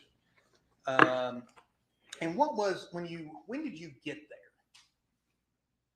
Would have been after lunch. I don't recall exactly what time. Okay. Were you one of the first officers to arrive? No, sir. Do you know who was there before you? Who was there when you got there? Is the easier way to say it. I don't specifically recall who was there. There That's were fine. several law enforcement officers there, though. Had your the crime scene technicians, had they gotten there yet? One of them arrived with me. Oh, arrived with you? Yes, sir. Okay. Did you drive all the way down the driveway at Purcell Lane and go up No, to the house? I did go to the house. We parked a good distance away and walked. Okay. Is that when you were walking in? Is that when you encountered Scott Farris? Yes, you're near the house. Okay. Was that when there's been some testimony before you, I know you haven't been watching the trial, that was he sitting on the back of his truck when you got there, or do you recall? I don't recall. You recall talking to him? I do. And during your conversation with him, you were just trying to get some just background basic information? He approached me and started speaking. Okay. You didn't ask him anything? No, sir. Okay. Did that conversation did he just continue to keep talking? Yes, Okay. How long had you been there before you encountered him? it was immediate. Immediate? Yes, sir. Did he come up to you like at your car, or you actually got to walk up to the house? Walk up to the house. All right. Let me show you. This was previously admitted. I'll have to click through and find the right one, but these are aerial. So in this one, this is aerial 4. Can you see it? Yes, sir. Okay. You can see this is the road that goes off to the barn and then it goes straight. Did you park around this area? I was out near the main roadway. Just up from there? No, sir. Looks like down in the bottom part of the screen, just where the main roadway is. Yeah. We would have parked out there somewhere. Okay, so you parked on the road and walked down the driveway? Yes, sir. Okay. Do you recall where Scott came up to you at? It was up near the house, maybe to the left of the house. Okay, so you did make it all the way down the driveway. Correct. So how long did it take you to walk down the driveway? Just a couple minutes? Yeah, less than that probably. And then immediately here's Scott Farris? Yes, sir. Okay. And at some point, I know you had written in your report that since he just started talking, you were trying to get some basic information, and then you didn't prompt him to keep talking, did you? Not really, no, sir. Okay. And I think you actually wrote in your report that Scott completely changed the direction of the conversation. Correct. Was he blaming or seemed like you throwing anybody under the bus immediately? He was recounting a domestic dispute that he had witnessed recently. Okay. And that would have been between Melody and Gary? Correct. Okay. He was also, did he allude to you anything about any affairs? Yes. Okay. And those were Melody's affairs, correct? Correct. How about, a gun? Didn't he also talk about there's a gun missing? He did. Okay. Did he describe the gun to you? He did. Did he even tell you where it was? Or what he thought it should be? Correct. Yes, sir. Okay. And he even told you about why he was downstairs looking for it, didn't he? Yes, sir. Okay. And then I'm assuming at this point you were able to, for lack of a better term, kind of get away from him to go check on your other agents or other deputies? Yeah, after we finished speaking, I did. Okay. And do you recall, because I mean, I know you were there as everybody's supervisor, really. Were you able to record this? No, sir, I was not. Yeah, because you didn't have your recorder on you, did you? That's correct. Okay, but you did write it down in a report. Yes, sir. Okay. And then after this interaction, you went off and did whatever captains do at crime scenes? Yes, sir. Okay. All right. Just 1 second, Judge.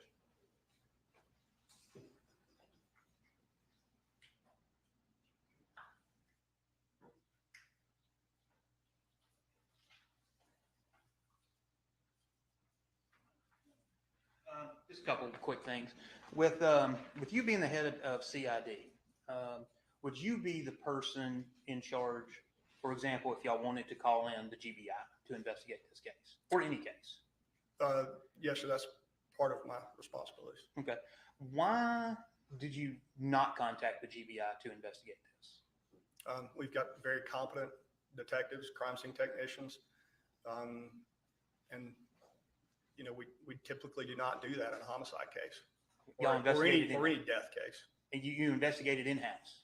Yes, sir. Okay.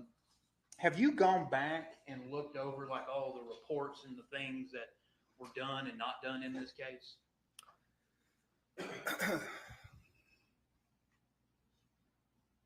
I don't specifically recall doing that. I mean, I was kept abreast of actions as they were completed. But I don't recall reading each and every supplemental. And when did you receive your promotion from head of CID to chief deputy? I've been chief deputy almost 3 years now.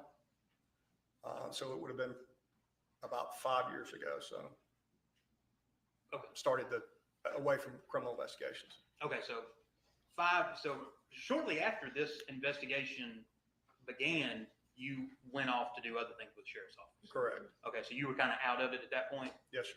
You still would have had the ability though to, like, you in your authority, you could have contacted Hayes and been like, "Hey, tell me what's going on this case." Yes, sir. Okay, but you didn't do that.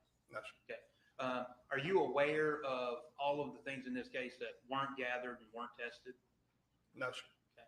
Were you aware of the fact that the barn, there was no Blue Star testing done in the barn? No, sir. Okay. Are you the one who contacted Elena Coffey with the GBI to come out? I believe I contacted her supervisor, but yes, I reached out to the GBI. Okay. And why at that point, for that very limited thing, the Blue Star, why would you contact the GBI for that? The stock that our crime scene technicians were using was expired. Oh, okay. So the Blue Star that they had used previously on the case had expired? Yes, sir. Okay. Do you know some of that was used at Purcell Lane or on any of the items? Yes, sir. Okay, it was used. How expired was it? Do you recall? I do not. Okay, but it was in fact expired. Correct. Okay, all right. That's all I got, Judge. Anything? No questions? No. All right. You step down. Thank you, sir. Thank you. Our next witness is a little longer, so We'll go ahead and take a break now. We'll break for 15 minutes and start back at 10:30. All right.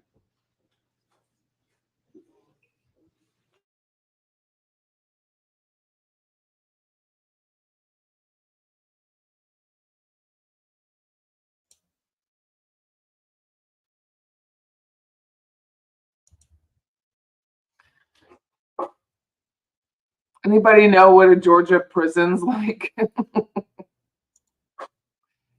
So far, 4 witnesses, 4 duds. And then Cameron. So Cameron, her step-granddaughter, Melody Farris' step-granddaughter, spoke actually out of turn last week because of her school schedule. So that's 5 witnesses for the defense and 5 duds, like baby duds, like milk duds, like duds. Beach Bum says, Beach Bum and Wesley are both in the courtroom today. Thank you so very much for doing that. That guy right there, I believe, is the one with the blue shirt, is the one keeping Melody Farris housed on bond.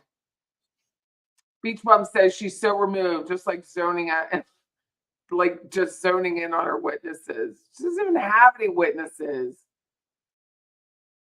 Dave Thomas, bless his heart for coming forward. I mean, it's hard to do no matter what side you're on.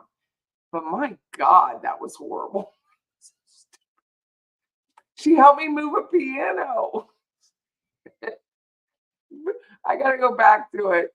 Murder by Maestro said, this is like Prince Andrew saying he doesn't sweat.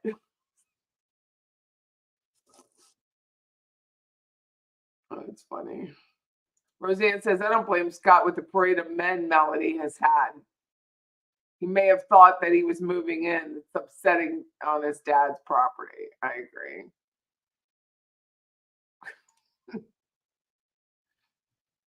Nice. Alan had a big old, David had a big old party for Alan, and she knew that Melody was depressed. Someone wrote that Dave was her life coach.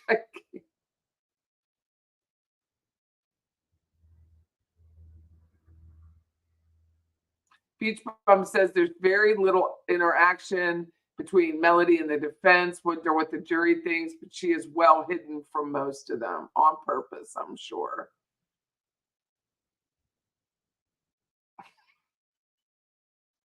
I'm sorry, I'm having a hard time breathing and laughing at the same time. And bringing up the captain or lieutenant, he's a lieutenant. Don't get it. Just thought that was a horrible witness too. For the defense, he was great for the state. Scott probably thought you were another boyfriend, and this is referring to the previous witness, Dave Thomas, who had an Emmy. You know, if I ever win an Emmy and I'm on the stand, I'm going to make sure to let everyone know that I have an Emmy and I'm on the stand. He just notice how he just flipped that in there. I have an Emmy. Did the attorney say, hey, do you have an Emmy? No. Attorney didn't say, do you have an Emmy? But he made sure to let everyone know he had an Emmy. It's just bad. This is just bad on every scale. Dave, do you have an Emmy? No. Didn't ask the question. Melody getting this dude to help her on the farm. What a user. And feed the animals. They made it sound like the animals were never fed. Taterbug said Dave Thomas has a savior complex. He notices everything and he's going to save everyone. And yet he goes back. Do you think I would go back if I was in a situation like that? No. Murder. So this whole story about Melody and moving Gary Farris, getting him on a tractor, that burn pile was pretty high. So she had to have used the tractor. The more I'm playing this out, the height of that burn pile was such that she had to have put him in the tractor and rolled him out. So Murder by Maestro says this one time at band camp, Melody moved a piano. JBZ is asking, how much money are these witnesses being paid by the defense? Seriously, a donkey. And this guy, Dave, even corrected her. It was like, she called it a donkey, but it was a mule, or called it a mule, but it was a donkey.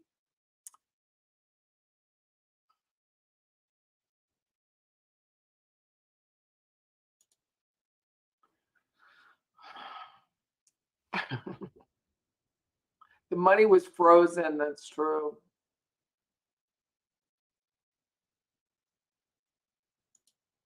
It wasn't a friend of Chad and Amanda. Chad and Amanda have not been on yet. Amanda is Melody's daughter. I feel like I'm just on repeat today. Amanda is Melody's daughter. Chad is the son-in-law. These people were extraneous witnesses that have absolutely no bearing on this case other than to strengthen the state's case.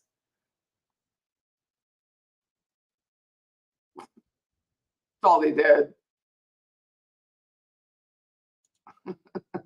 Christine Hale says, living in a friend's downstairs apartment, Melody seemed to want to hang with different class of people than Gary. And he said he only had about 100 text messages between himself and Melody Farris. That's nothing. That's like 10 days of text messaging.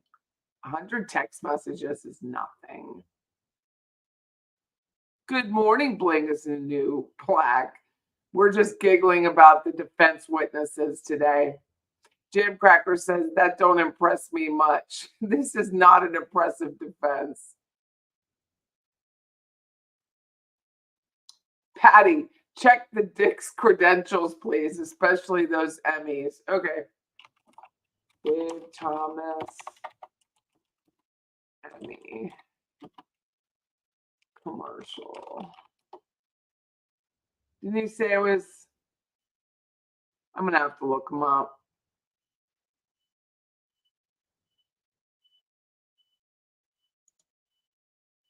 I'm going to have to look up his face.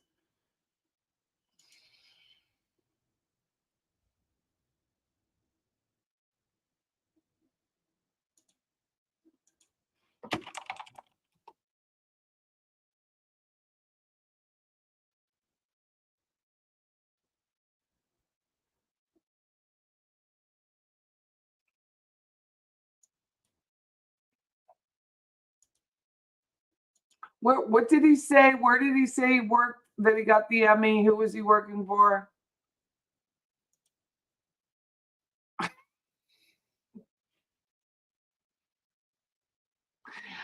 Linda German. She says that there was a rusty tractor, a hole in the barn roof, and the goat was sickly. But no one did this. No one murdered the man in the house. The only person at the house, remember, means motive and opportunity. The only one who had the opportunity to kill Gary Farris is Melody Farris. That's it. There's only one person who had the opportunity. No one else.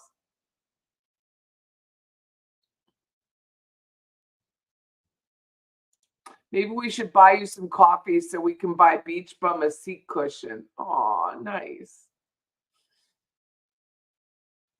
Happy Monday, trying to find a cure.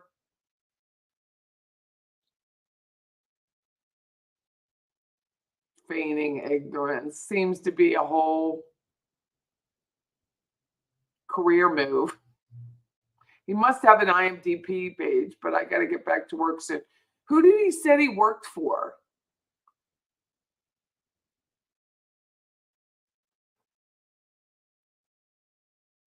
Hold on, let me get that witness list.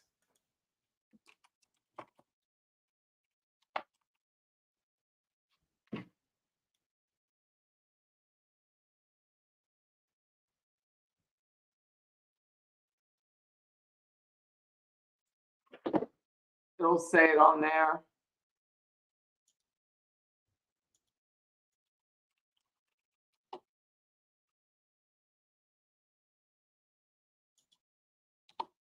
Talk amongst yourselves while I Google people.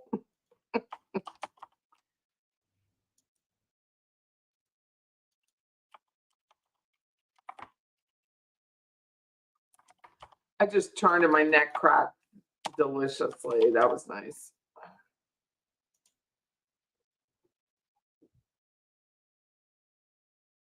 Here he is. He's 62 years old. Birmingham. That's where he said he worked. He just got married, but he was depressed. Dude.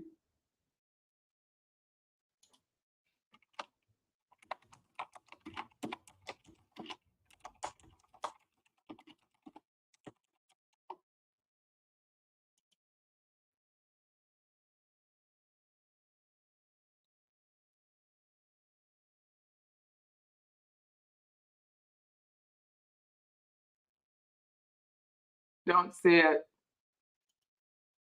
Don't see an Emmy.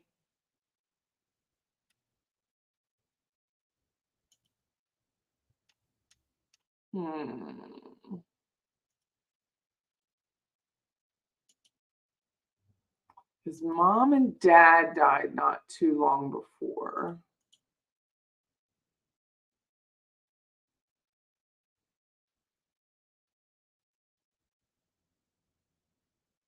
Oh, here's his LinkedIn.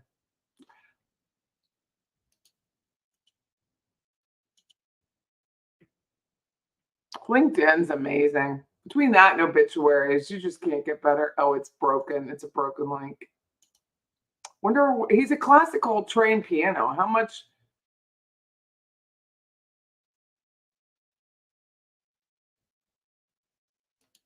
Oh, it's a regional Emmy. I didn't realize they were regional.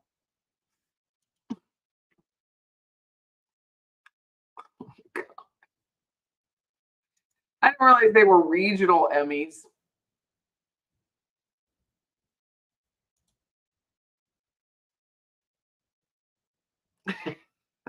Georgia. She goes, when did this guy get his doctorate degree to know when Melody was depressed?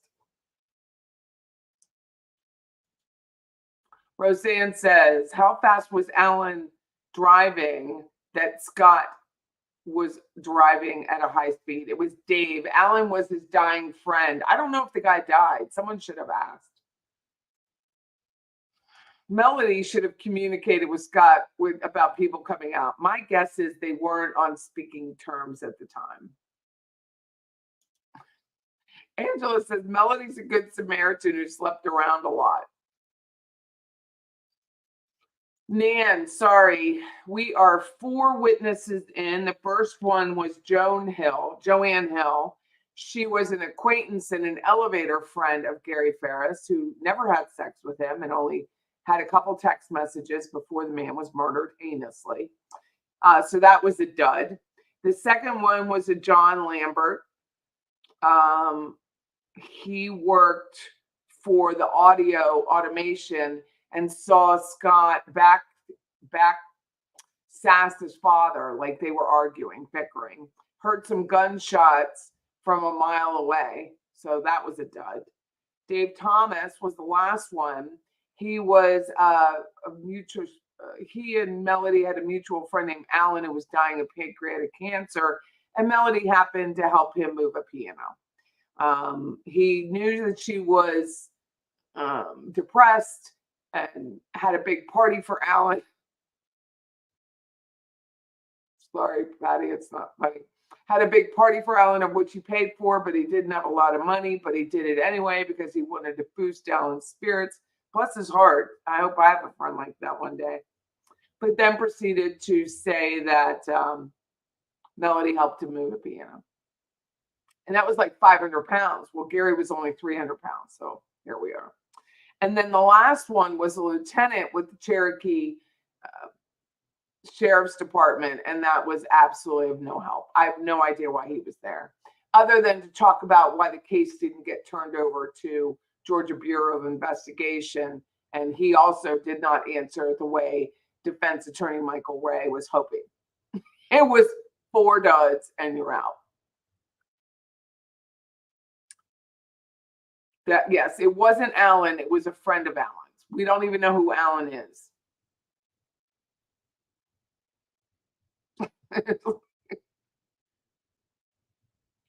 So the chat saying that they don't give poor Dave Thomas much credibility because of his demeanor. Why is he being allowed to question the attorney? Because no one objects to anything in this case. Scott seeing his dad in a burn pit may have triggered his PTSD from when he was in the military. A little bit. Christine says she would have yelled at him too. Get dad off the. He was murdered on the property.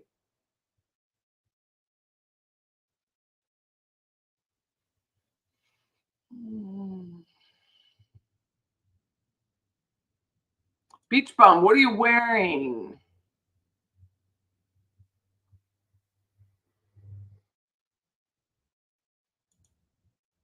Scott had to work because of Melody, had to earn money to feed the animals, right? Rosemary says this guy, Dave Thomas was his name, and he's accusing him of being violent. It was Melody who was feeding the witness the idea that Scott was violent. Let me go back to a picture of Dave.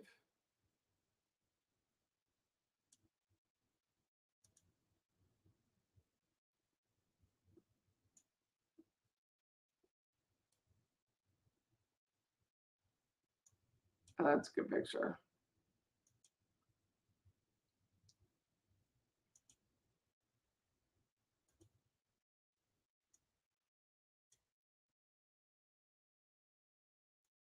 So this is Dave.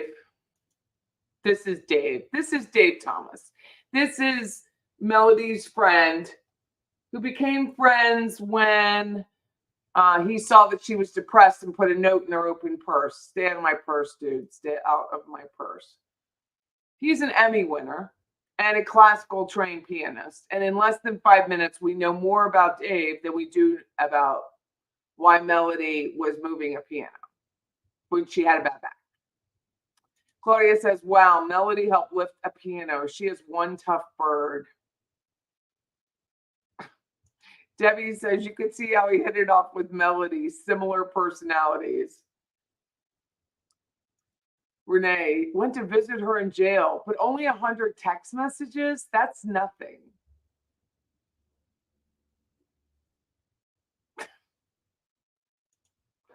You know that when you need to feed the animals because he spent weekends on his grandparents' farm, he's such a liar, JBZ. So smart. Oh, yes, a donkey like him. Oh, my God. The animals are talking to him. This guy has delusion.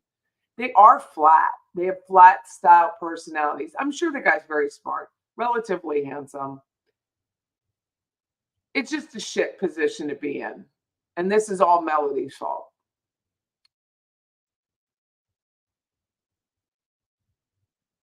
It is very sad that their animals suffered. But Melody, I don't know. Just this whole thing. Sade says, so he testified that she not only owned the equipment to move something very heavy, but also helped move something very heavy. Oh, wow. Angela. She writes, he stopped loving her today. God. Gary Wayne Farris, July 3rd, 2018.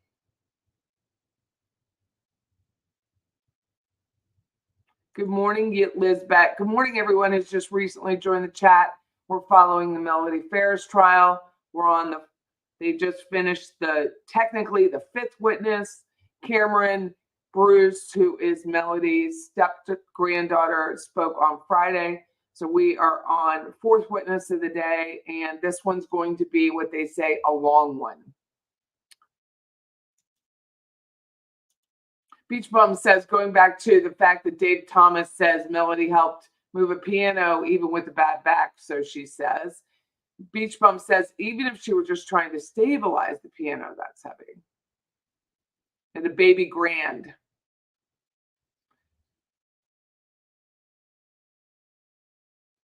Joe Jordan says, I know because you can tune a piano, but you can't tune a fish. That's cute. Gary Farris always gave to his kids. They felt comfortable enough to ask him for anything. Those kids were not thinking about how much they would inherit if Gary Farris was gone. Fact. That's how my dad was. This witness didn't convince me that Scott unalived his father. He just proved family members are dysfunctional in the Farris household. Melody had the most to gain, and she would benefit financially. And she was the only one in the house. Thank you, Murder. I will pin it. Sorry. Trying to deal with my life and watch this chat. I apologize. Seeley says she's been watching this trial from the beginning. I'm convinced her spoiled, rotten, entitled children are the ones who did it, and they are setting up their mother. Well, I do not believe that, but welcome to our chat. You are welcome to share your opinion.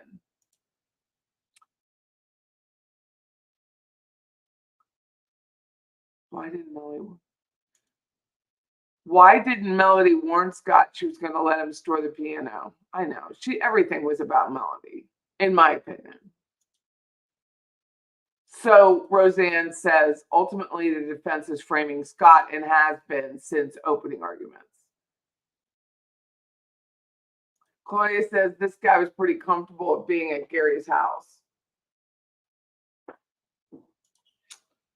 turn on your own son is incomprehensible, JBZ. It is. Claudia, for a grown-ass woman, her ovaries were working overtime. Oh, Wesley, who's in the courtroom, says the judge was power napping. Ouch.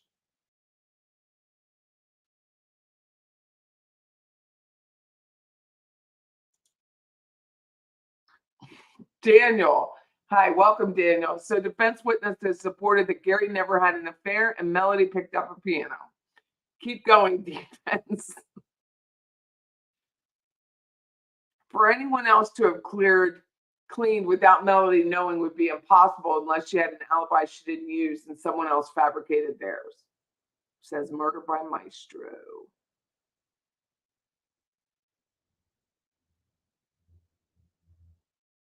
Lori Keith, welcome.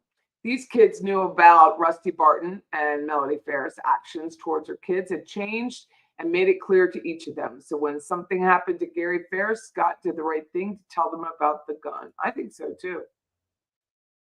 Lorraine says the defense is not moving the needle at all. Back to work, murder. You be safe climbing ladders and stuff. Yeah, flops. So far, the defense, bless their hearts, it's been a lot of flopping.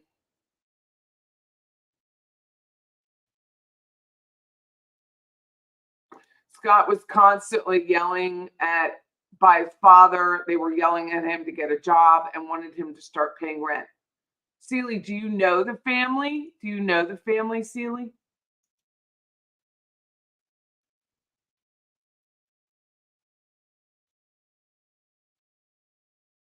Do you know the family? Scott was supposed to be doing work around the farm and all he wanted to do was go play golf. Break time. I'm behind on the notes. One juror finished his notes as the jury was getting up for the break. Thanks, Beach. So Melody has never stood for the jury or the judge. The judge said she didn't have to, so she didn't.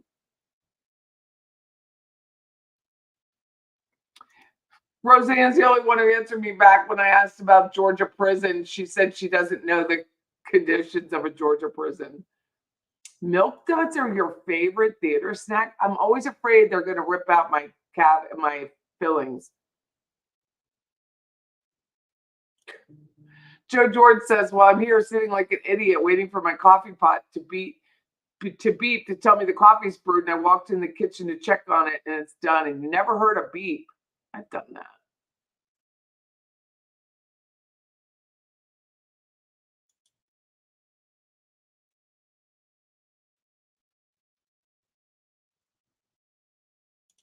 Melody Farris was the one who wanted Scott to go get a job. Why? Because Gary Farris was monitoring her funds. I can tell you it's a full-time job to keep a 10-acre farm look that good. That is right.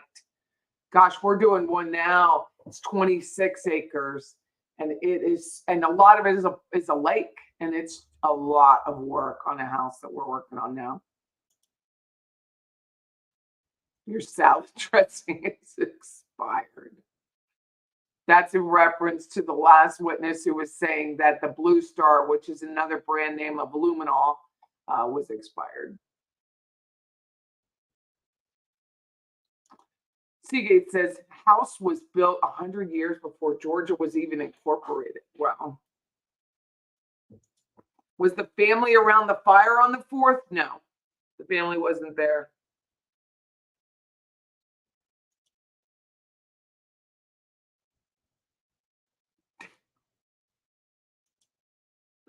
Dave Thomas sounds like Ron Burgundy. Dave Thomas is the witness right there that I snipped his face.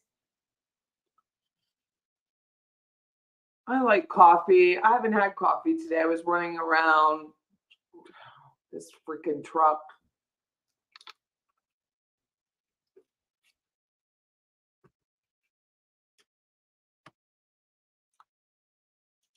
Georgia Peach, what do you mean your brother had the guy that unalived all the Atlanta boys? What do you mean he had them? I don't either. True confession. I don't know the difference between a mule and a donkey. I have no idea. The two. I single-handedly move my stove with one hand, but cannot possibly move a 300-pound body. That's funny.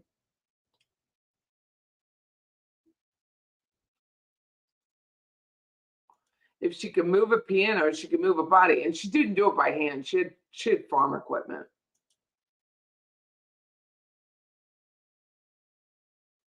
Daniel says, oh, those shots. So a guy a mile away,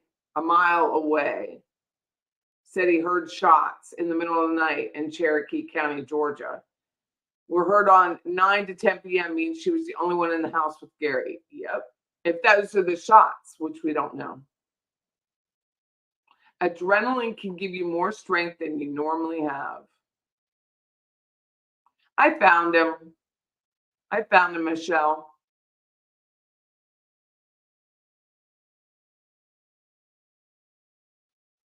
Have I read the book The List from AJC Reporter? I have not.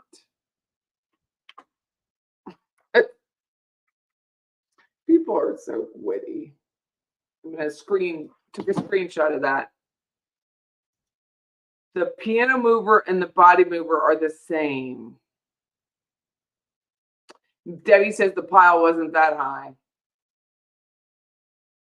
Well, we hear from the other daughter. Amanda Bruce is the other daughter, and she is on the defense's list. NBC in Georgia, an ABC affiliate, and Birmingham. That's who this gentleman worked for. I know. Why talk about your freaking Emmys? That was just odd. BS says, I love it. You can actually hear Patty looking things up on the fly. I do. It's just odd.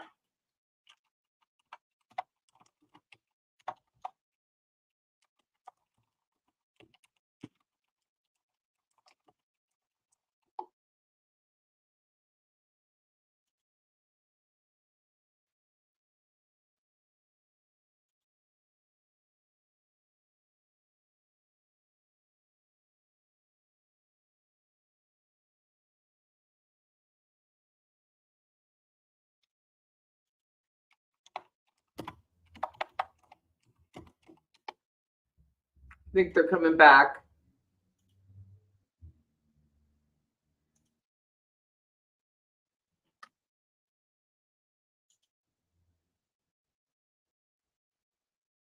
Patty's Playhouse. I can't start my day without coffee. I get moody. Patty, go make yourself coffee. I don't have a coffee maker here in the office. I do have tea, which I might do. Oh, that's right. He owns that's what he said, a food distribution company in the Atlanta area. Thank you for that, Roseanne. The judge is now awake. Good.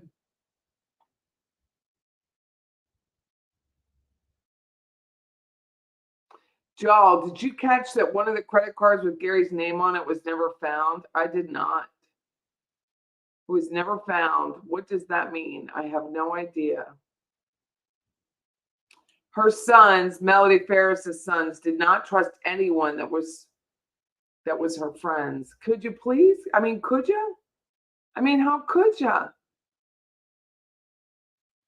Rosemary, if anything, Scott seemed more hateful words his mother than his father. Melody wanted Scott cut off. If anything, Scott would want to off Melody to keep getting financially paid by father. Right? That's a really good point. Melody is alive and Gary isn't.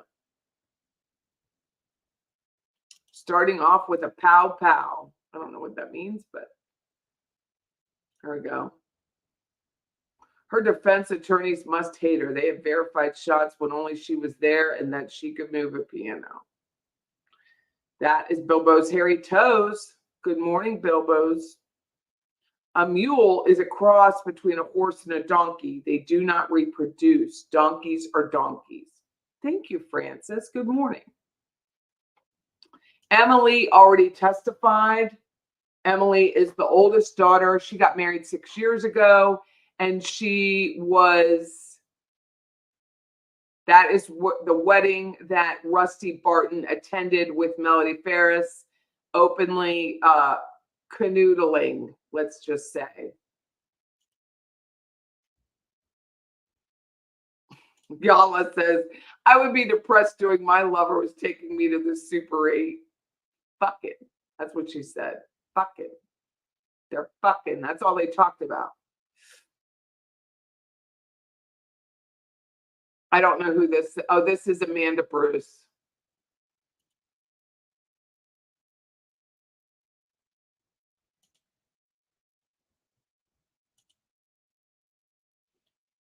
This is Amanda Bruce on the stand. Amanda is their fourth child and the one closest to her mom.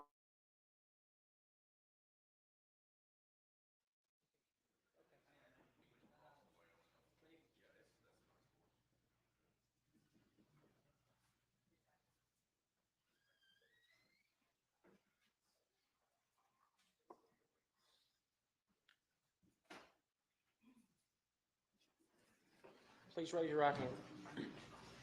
Do you so solemnly swear that in the matter pending before this court, you will tell the truth, the whole truth, and nothing but the truth, so help you God? Have a seat.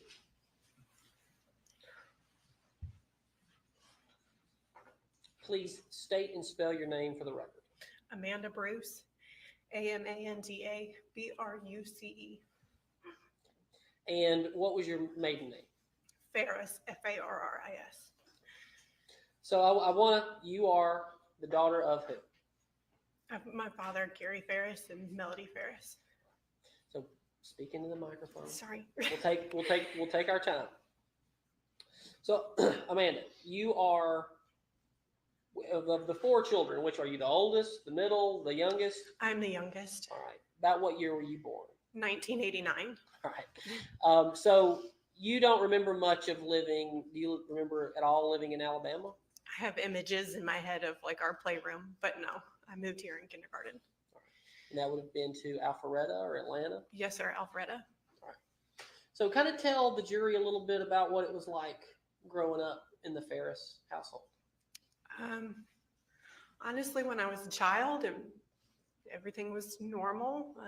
Lived in a home in Alpharetta, which was normal, and we all went to school in kind of the same area. Where'd y'all go to school? I went to Chattahoochee High School. Brothers went to Milton, and then my sister also went to Chattahoochee as well. Okay. So tell me about kind of everybody's, this jury has heard your siblings testify throughout this trial.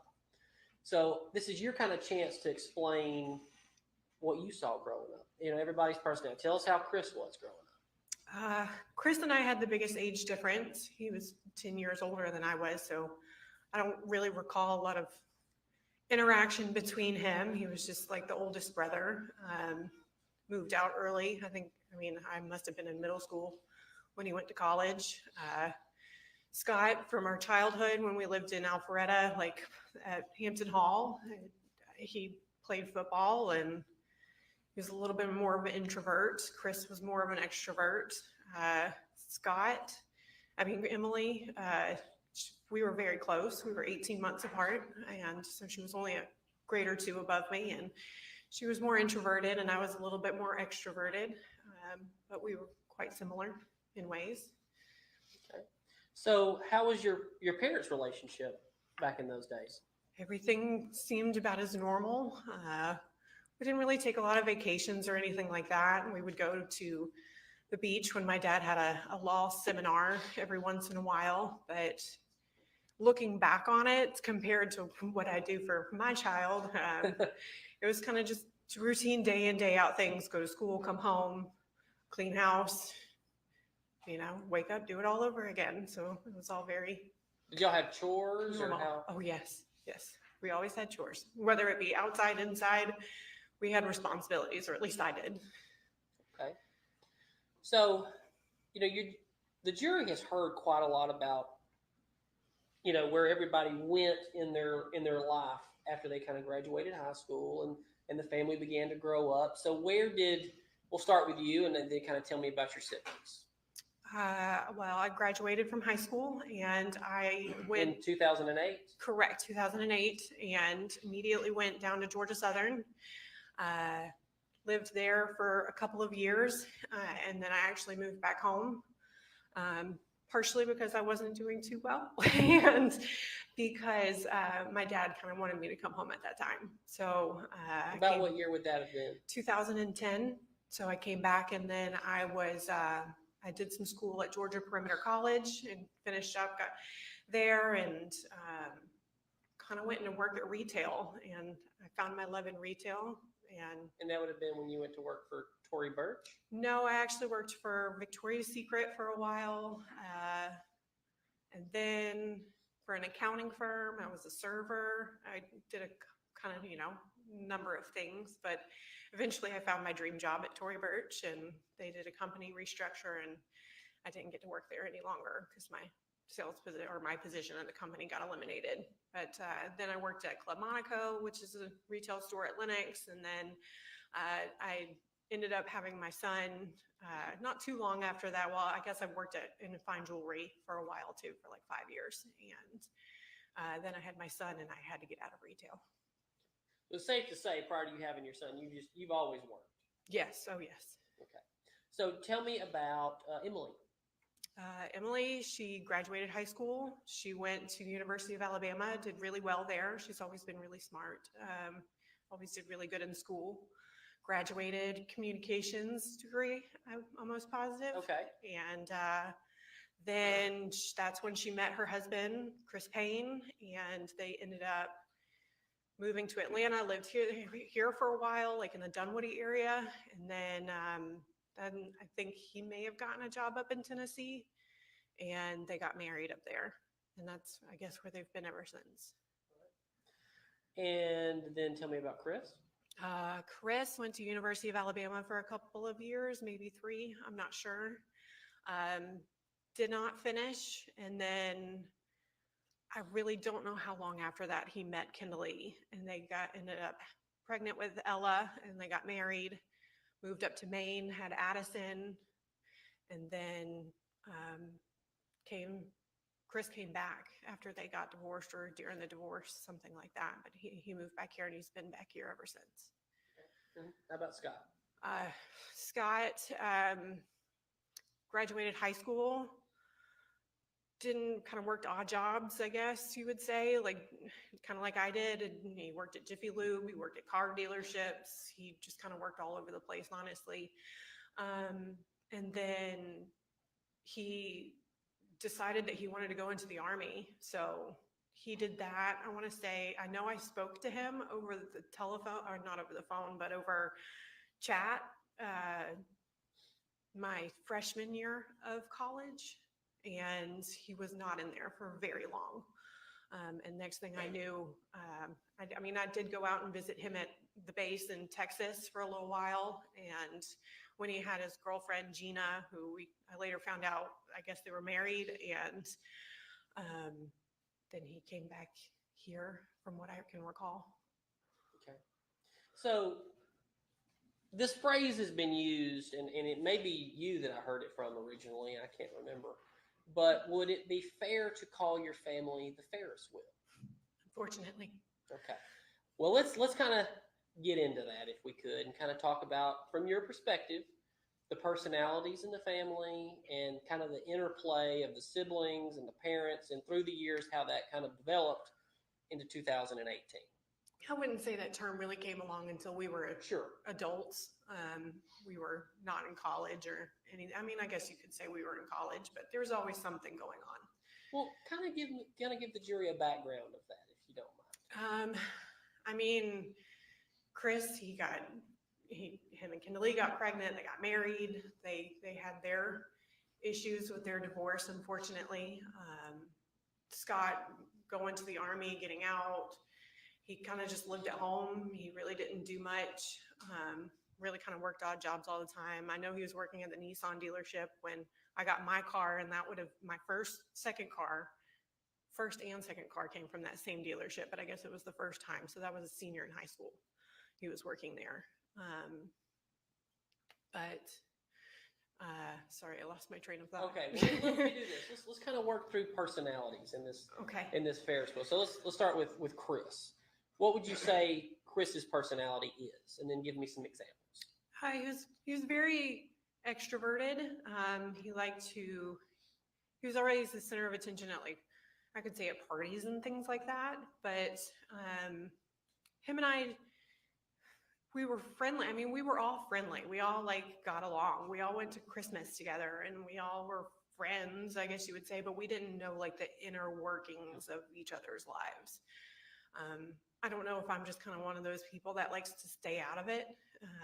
But I mean, there was just something always kind of going on. Everybody had their problems, but like my sister, she had her things, and her husband was in and out of trouble.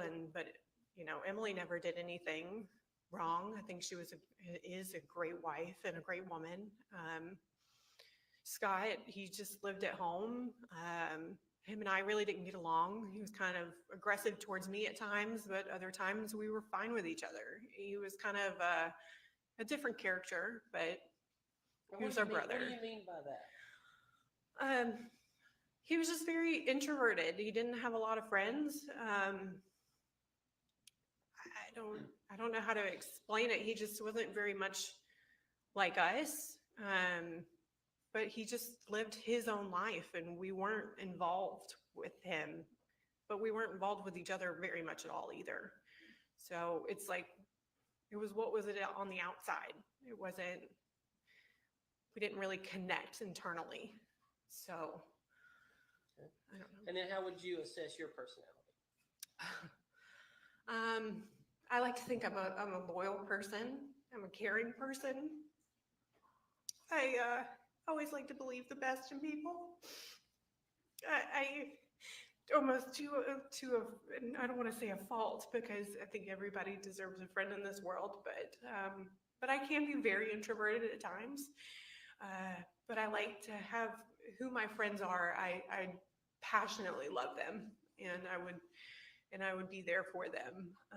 But I like to consider myself kind of where I stand in the middle, where I like to evaluate everything from the outside, but I like to stay out of a lot of drama.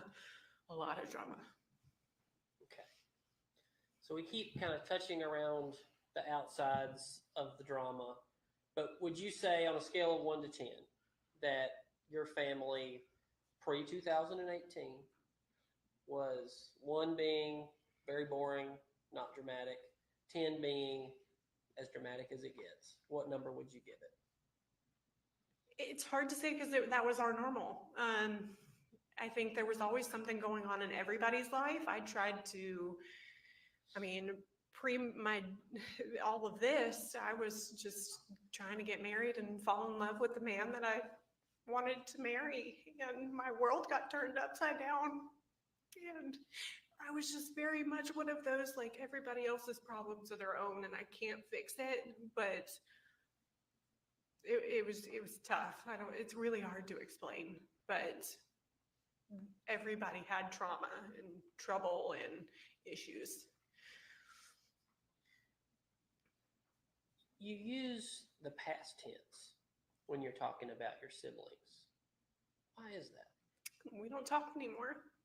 They don't talk to you. Communication is a two-way street. So when's the last time you talked to your siblings? Had to be probably end of 2019.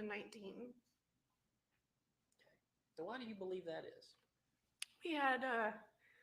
I mean, this had something to do with it, but we had our own falling outs individually that I kind of refreshed my memory when I knew this was all happening, and reading through text messages and things like that. But Chris and I had a falling out a year prior.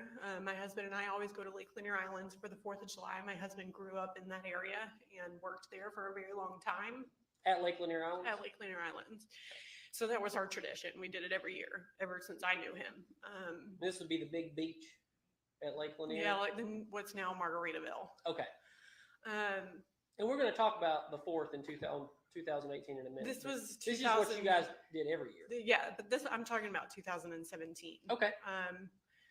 So we invited Chris and Jenna and the girls to come up with us to celebrate the 4th of July. And it ended up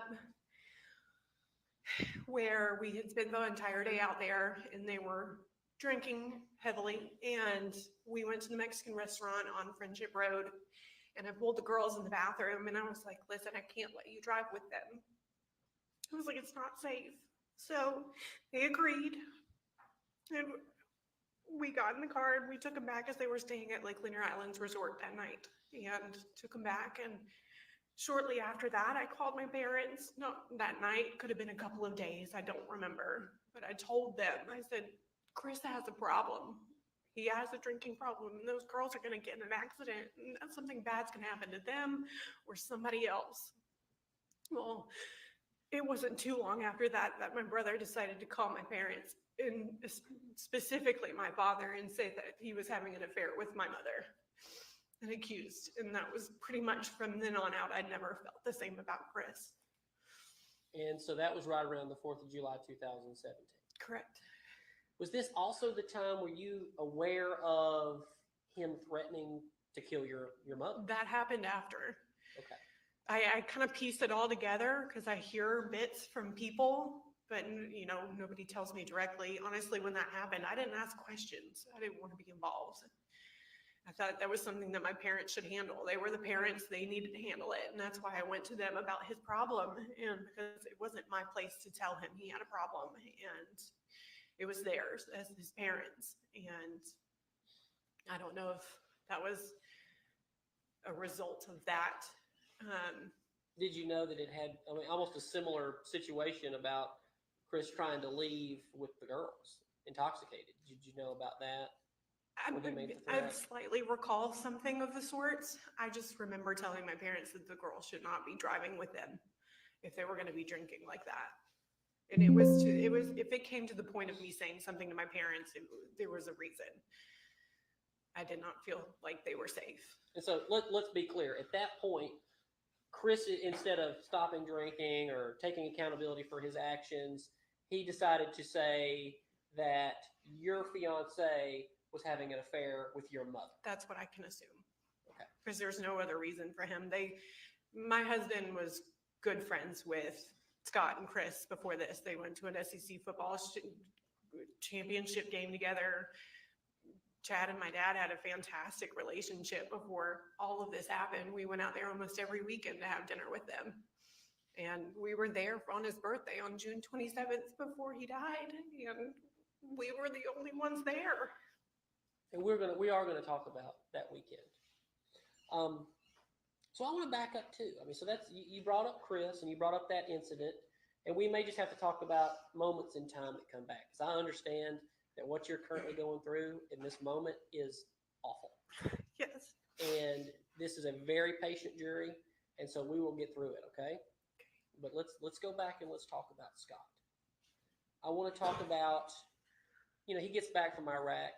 Can you tell me about any specific instances you remember? You mentioned anger and things like that. Can you talk about that for the jury? He was just very protective over the farm. And I never understood why we called it a farm. So it was a glorified petting zoo at most, but sorry. They know. They've seen it. Sorry, we had a lot of animals growing up, and this was like that on steroids. It made no sense. Well, then how did we wind up there? How did the family get to the farm? That would be a great question. Ask my daddy. Because I don't know. There was a lot of things that happened before that moment that I think should have been taken care of before just putting money on it to fix it. Okay. I think a lot of things that have happened in our family get swept under the rug, and they're never addressed, and they're not taken seriously. But a sin is a sin, and I feel like this is a repercussion of all the sins that were committed over years, unfortunately. This is sins by everybody in the Everybody. family? False money idols. It was always what it looked like on the outside. It never mattered what it was on the inside. There was many things growing up, like we weren't our parents didn't really, I mean, they cared, but like, you had to figure it out for yourself. It wasn't, let me walk you through this. Let me show you how to do this. I don't feel like it was ever that moment. So we kind of had to fend for ourselves a little bit in that aspect. Well, let's talk. Let's just go ahead and get into it. Let's talk about your mother. Let's talk about it. Growing up. I mean, it seems like, you know, the jury's seen messages between you guys. It seemed like you guys were pretty close. She was my mom, yeah. All right. She is my mom. Right. You know, I've always cherished having, we had a great family growing up. It seemed like everything was normal. We lived in a great house, and Alfreda went to a good school, had never wanted for anything, or never needed for anything, I guess I should say. We were given everything. My dad provided everything. Let's talk about your dad. And I'm bouncing now too. What was your dad like? He was great. Take your time. I feel like we've been in this trial for a while. He was a very smart man. I'm sorry. There was no doubt in my mind he loved all of us. He made that known, and he was very sarcastic. Lawyers are notorious for that. He had the lawyer personality for sure, but I mean, he was the dad that you walk down the stairs and he'd whistle and go, "You're a movie star." Or when Emily had her baby, he texted me a picture of me holding Olivia, and he goes, "You're natural." Like, he was just so loving, and I can still. Take your time. He was just such a big man, and he'd come and he'd just wrap his arms around you. But then in this sense, he'd turn around and fart on you, and you'd just be like, like, he was sweet, and he was witty. He could say things that cut you to the bone. He definitely demanded respect in that aspect, I guess you would say. I was always fearful of him in the sense that I wanted to respect him, and I wanted him to be proud of me. And when he would make comments that I was not doing as well as I should, I took that to heart, and I really wanted to make him proud. He's a good dad. He was a good grandfather, and I wish my son could have seen that. Could you tell the jury what his relationship was like with Chris, for example? I mean, I never saw them really do much together, I guess you would say, but I mean, Chris was grown. I don't know much about their relationship when they were younger. I don't really recall. I know that they were in a lot of fights over the past years about money. Could you explain that to the jury? Best you can remember. The best I can remember. I mean, it sounds awful, but I mean, he had issues with taking money, and he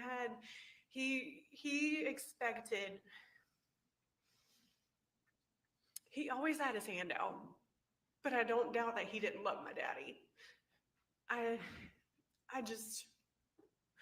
approach things differently than my siblings did. What does that mean? Meaning I never wanted anything in return for his love. Especially right before he died, I just wanted a mother and a father, and that was it. I didn't want any more of the drama. I didn't want any more of their marital problems. I didn't want to deal with any of it. I just wanted a mom and a dad, and I wanted to get married, and I wanted them to watch my kids grow up. So tell me if I'm wrong, but what I think I heard in regards to Chris was he didn't have a very close relationship with your dad that you noticed. That I noticed. I mean, it was all about the same. I mean, we did have conversations at Christmas, but I don't know if he ever went out and like had dinner with him. I don't know. I don't know. I didn't see it. They may have, but like my dad and I would meet up, and because I lived in Roswell, Buckhead area, and he would call me and he'd be like, "Hey, I'm leaving the office. You want to go meet at Cheesecake Factory?" And I'd say, "Yeah, let's go." And it would be just him and I. And so I don't know if they had that or not. I You just really don't don't. know. But you did know. And how did you know that he was stealing money from your dad? Well, my mother made it very apparent. There was never any dirty laundry that the both of them weren't willing to air out to all of their children. So There was your no dad would do boundary. that too. Yeah, oh, yeah, So he would say, "Chris is stealing from me." correct. Okay. And was that in the months and weeks leading up to his death? Years. For years? It's been a problem for as long as as the girls have been around, as far as I'm concerned. How would your brother do it? You say steal from him. How would that happen? It was all things that I was told, whether it be my mom, mostly my mom, because I don't think my dad really liked to talk about those problems. He liked to complain to me about my mother. But I mean, it was well known that he would take checks and he would cash them. He would take credit card numbers. And he would use the numbers off of them. Just always needing stuff for the girls. I don't just always had his hand out. I don't know how else to say it.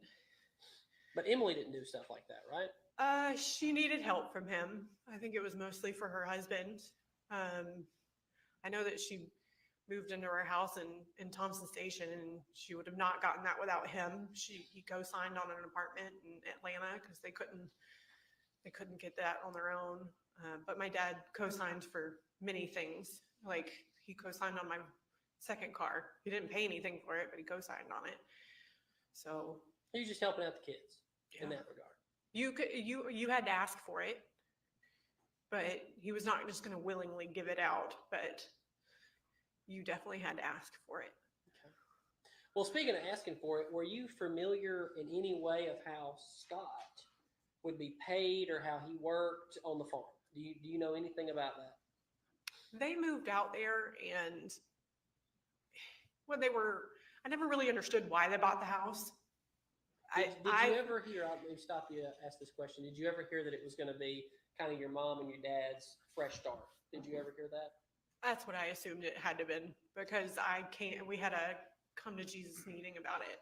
And we both knew. I said, "You know what this is. You know who she is. You know who you are. I need you to make a decision." I was in a relationship with a loser for quite some time, and they both came down and got me out of that relationship. And him and I were at Tacos and Tequilas in Buckhead, and I said, "Daddy, if this is the hard decision I had to make, you need to make that decision too. You need to be happy." I mean, I would text them when they would say, "Oh, Daddy," or Mama would send me something, a screenshot, or being mad with Daddy. And I'd be like, "Y'all need to figure this out. Like, y'all are going to have a heart attack one day." Or like Daddy would complain about something, and I'd be like, "Y'all need to figure it out. This is not my problem." It's just, I thought of that Purcell house as they both knew what they were getting into. And at that point, my hands were off of it. I said, "That's y'all's problem." So tell me if I'm wrong, because just going off the way you just said this. But it sounds like your parents, this is just how they were. Yes. And when I say the way they were, the kind of the way that they would just kind of bicker and complain about each other, that was just the two-way street, and that's what they did. That's how they communicated. Yes. And that's what they both accepted and wanted to do. That's what they wanted to do. Yes. That was My their dad norm. told me, he said, "I love her, and I'm not leaving her." So that was his choice, not mine. He But knew my opinion. Okay. But those strange maybe to the outside world, to them, That was their choice. that was life. They were both adults. They knew exactly what they were doing. So back to Scott, and how did it come to pass that he wound up on the farm that you knew of? Because he couldn't make it on his own. It was kind of a running joke that he just was always he'd complain that, "Oh, Mama told me to do this," or "Daddy told me to do that." And I'm like, "Well, move out." Like, it's as simple as that. Like, don't live with your parents. they always said, "Oh, I'm going to work on the farm," or "I'd work on the farm," and things like. Yeah, he did. I mean, I guess, but so did my dad. So did my mom. It was a kid that was living at home. And that was about it. Do you think he was taking advantage of them? I think anybody who asks their parents for money over the age of 20, 25 are taking advantage of people. Okay. I think it's a moment in a person's life where you have to say, I'm an adult, I need to grow up. Okay. Do you, did you know about kind of his daily life, about him just playing golf and not really actually working on the farm very much? It was off of what I was told. Okay. Nothing you saw? No. I mean, he was out there, when I went out to visit my parents, you couldn't go on the property without him he'd come up right in it immediately. But like, he would see what was going on and then he would leave and he would go back. Like Christmas, or even dinners on weekends when we would go, he would come in, make his plate, and he'd go back to his little apartment. And that was like the most we saw of him. And Like he would take the plate and go back to the barn apartment? yeah, he never Wouldn't sit with the family? No. Occasionally he would sit at the bar stool, like in the kitchen, but. And this is Scott, not your dad? Correct.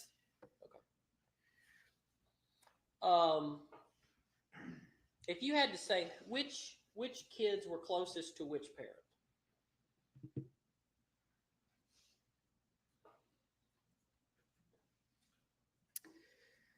I mean, my dad and Emily always had a really good relationship, but she lived in Tennessee, so it's kind of hard to judge. Sure.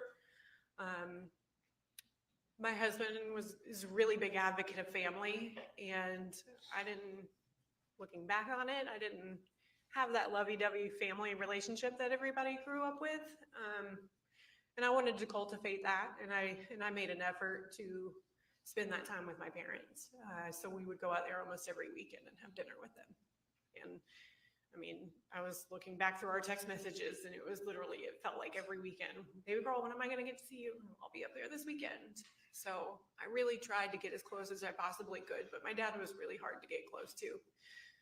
He's very shut off to a certain point. But I think he did that because we were his kids. I think it was different for the other people. Like what other people? Would it have been different? Like my husband would have conversations with him. They would have great conversations from what I heard. Like when we went over there for dinners, they'd go outside. My dad smoked cigarettes. Chad vaped at the time. They'd go outside and they would just chit chat. And they had great conversations. More than I could get out of him, I guess I should say. Okay. So I want to start kind of moving into events in y'all's family life that would have been part of maybe the Ferris wheel, and get your version of the events to tell the jury. About the time you were in college, can you tell the jury about Ted Wiley? What you know about that? Well, going back to my senior year of high school, my mother's mother, had open heart surgery. And she had to go up there and stay with her all the time. And my father would text me and tell my other siblings about Ted. And it was a speculation at first. And then it came to a point where my father would send me pictures of things that were not appropriate, that were possibly sent to my mother's phone. And at that point, I told him I didn't want to be involved and I didn't want to know. I felt like I was a child at that point and I didn't need to be involved, and I was very upset. So it ended up that it turned out really bad, and she went up there and was, I guess, I don't know if she was staying with him. I didn't ask. But my dad was at home and he was alone, and I was at Georgia Southern and I wasn't doing well anyways. And I said, I'm going to come home and I'm going to live with my dad. And I did. I came home and I lived. And it was not long after that my mom came in and she decided to come back home. And at that time, I didn't want to be there. I didn't want to be involved. So I was dating a guy at the time. He had an apartment and I went and lived with him. One of the worst decisions I've ever made. This was that loser you were telling us That was about. that loser. Okay. And so that's what you remember from that era? From that era, yes. But your dad knew about it. Oh, yeah. I mean, he was And everybody else in the family. Everybody knew about it. Okay. And would you just kind of earlier you said about kind of the bickering and the way that they would communicate, that just became part of everybody's life. Yeah.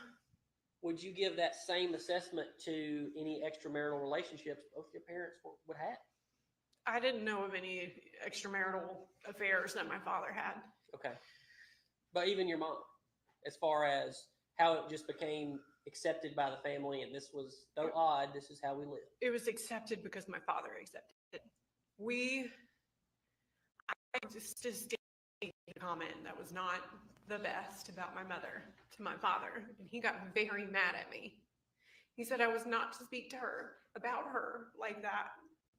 And after that, I didn't talk to him about it, and I stayed out of it.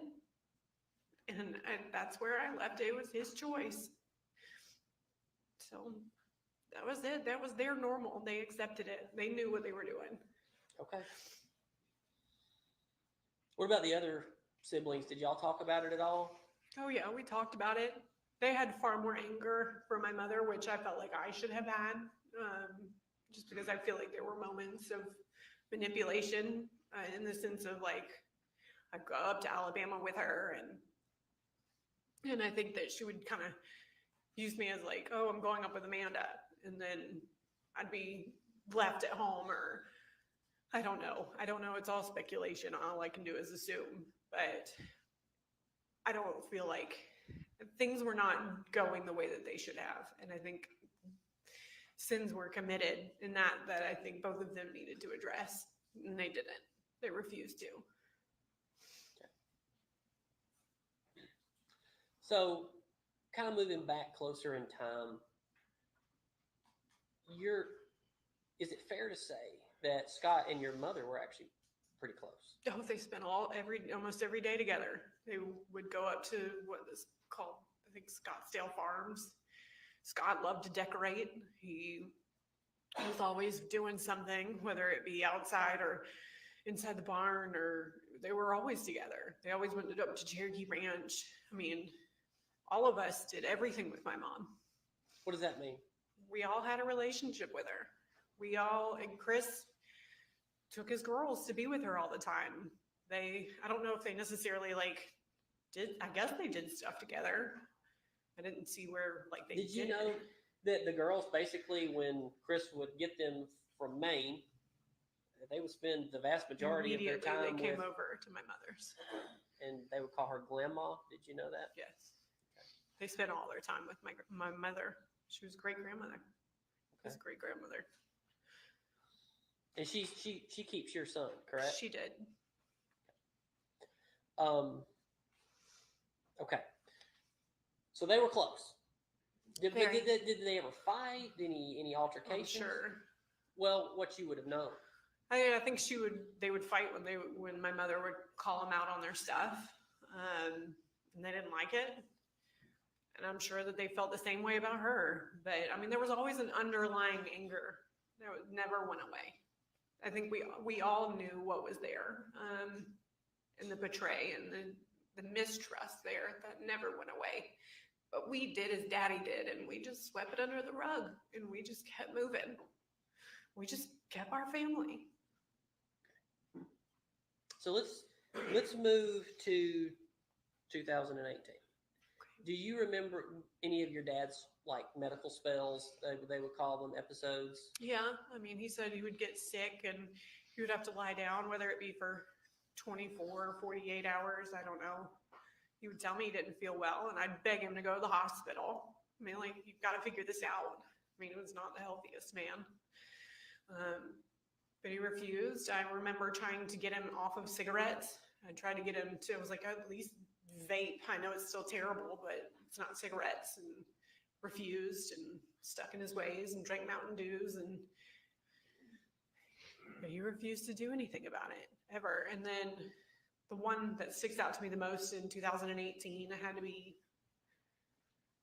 a few months before he died, because we were supposed to go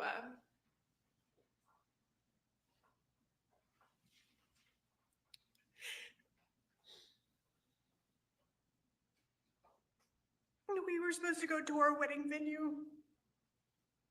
And he got really sick, and my mom had called me the night before and said that he was going into a diabetic shock or something, but it was something was wrong with him. And Scott was there. They were trying to get him to the hospital, and I didn't see him until the next day, but I walked in and he was perfectly fine, just sitting up. So it was a shock. I mean, even Chris brought him a Mountain Dew in the hospital. And Not even a Diet Mountain Dew? no. Okay. And I remember sitting there and it was like, Daddy, I won't go to this wedding venue if you don't want me to. And he's like, no, baby girl, go. He was always, baby girl, go ahead and do it. Because I always asked his permission for everything. I was like, are you sure it's okay that I go with Mama to go tour this venue? And he said, yes, please go. And same venue, we ended up putting a deposit down and we never got married there. So yeah, he was not in good health. So I want to move into the summer of 2018. And so that summer, you guys would pretty much go up there and have dinners every weekend. Every weekend almost, yeah. And your now stepdaughter, Cameron, she'd go too. Yeah, if she was with us, yes. Okay. The jury would have they've met Cameron. And everything, how did it seem when you went that summer? Just normal? Fine, it was just us there. Scott maybe come in once and leave, but Chris wasn't there unless the girls were there. Emily was in Tennessee, so she was never there. So it was just the four of us, five if Cameron went. My mom would cook and we'd all eat dinner and stay till about 9, 10 and then go home. So you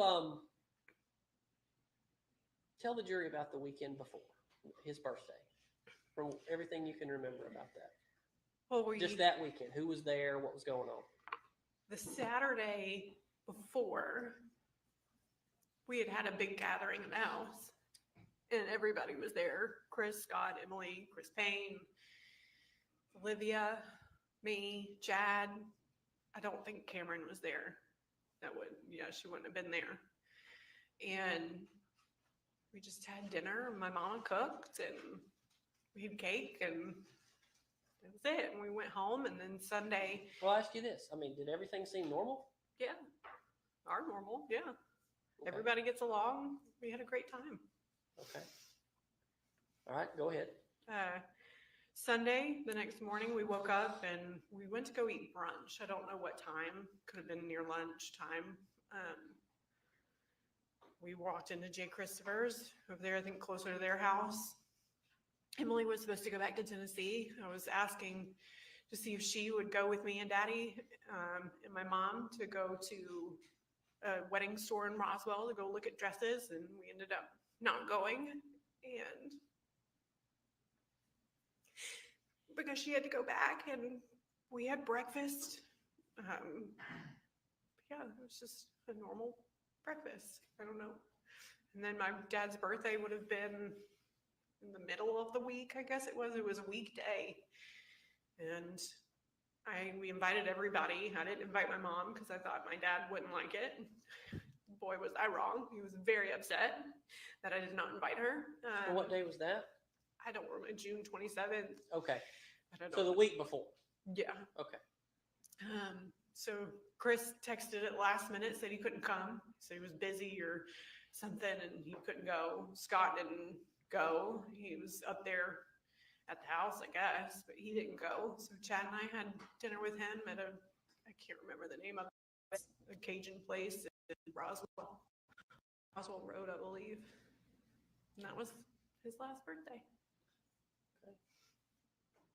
So let's move on into July the 3rd, 4th, and 5th. Things you saw and any interactions you had with your mother and Scott or anybody in the family at that time. So let's go to, did you talk to your mom at all on the 3rd that you can remember? I can recall because I went through text messages. I'd worked that day, worked at a jewelry store. So I would have worked from 9 to 6. And I mean, I had texted her all the time. And you remember y'all were kind of texting to some degree. Chris had either, how did it come to pass that Chris had convinced your dad to pay for his vacation? Did you know anything about that? My mother had told me that Chris had booked another vacation.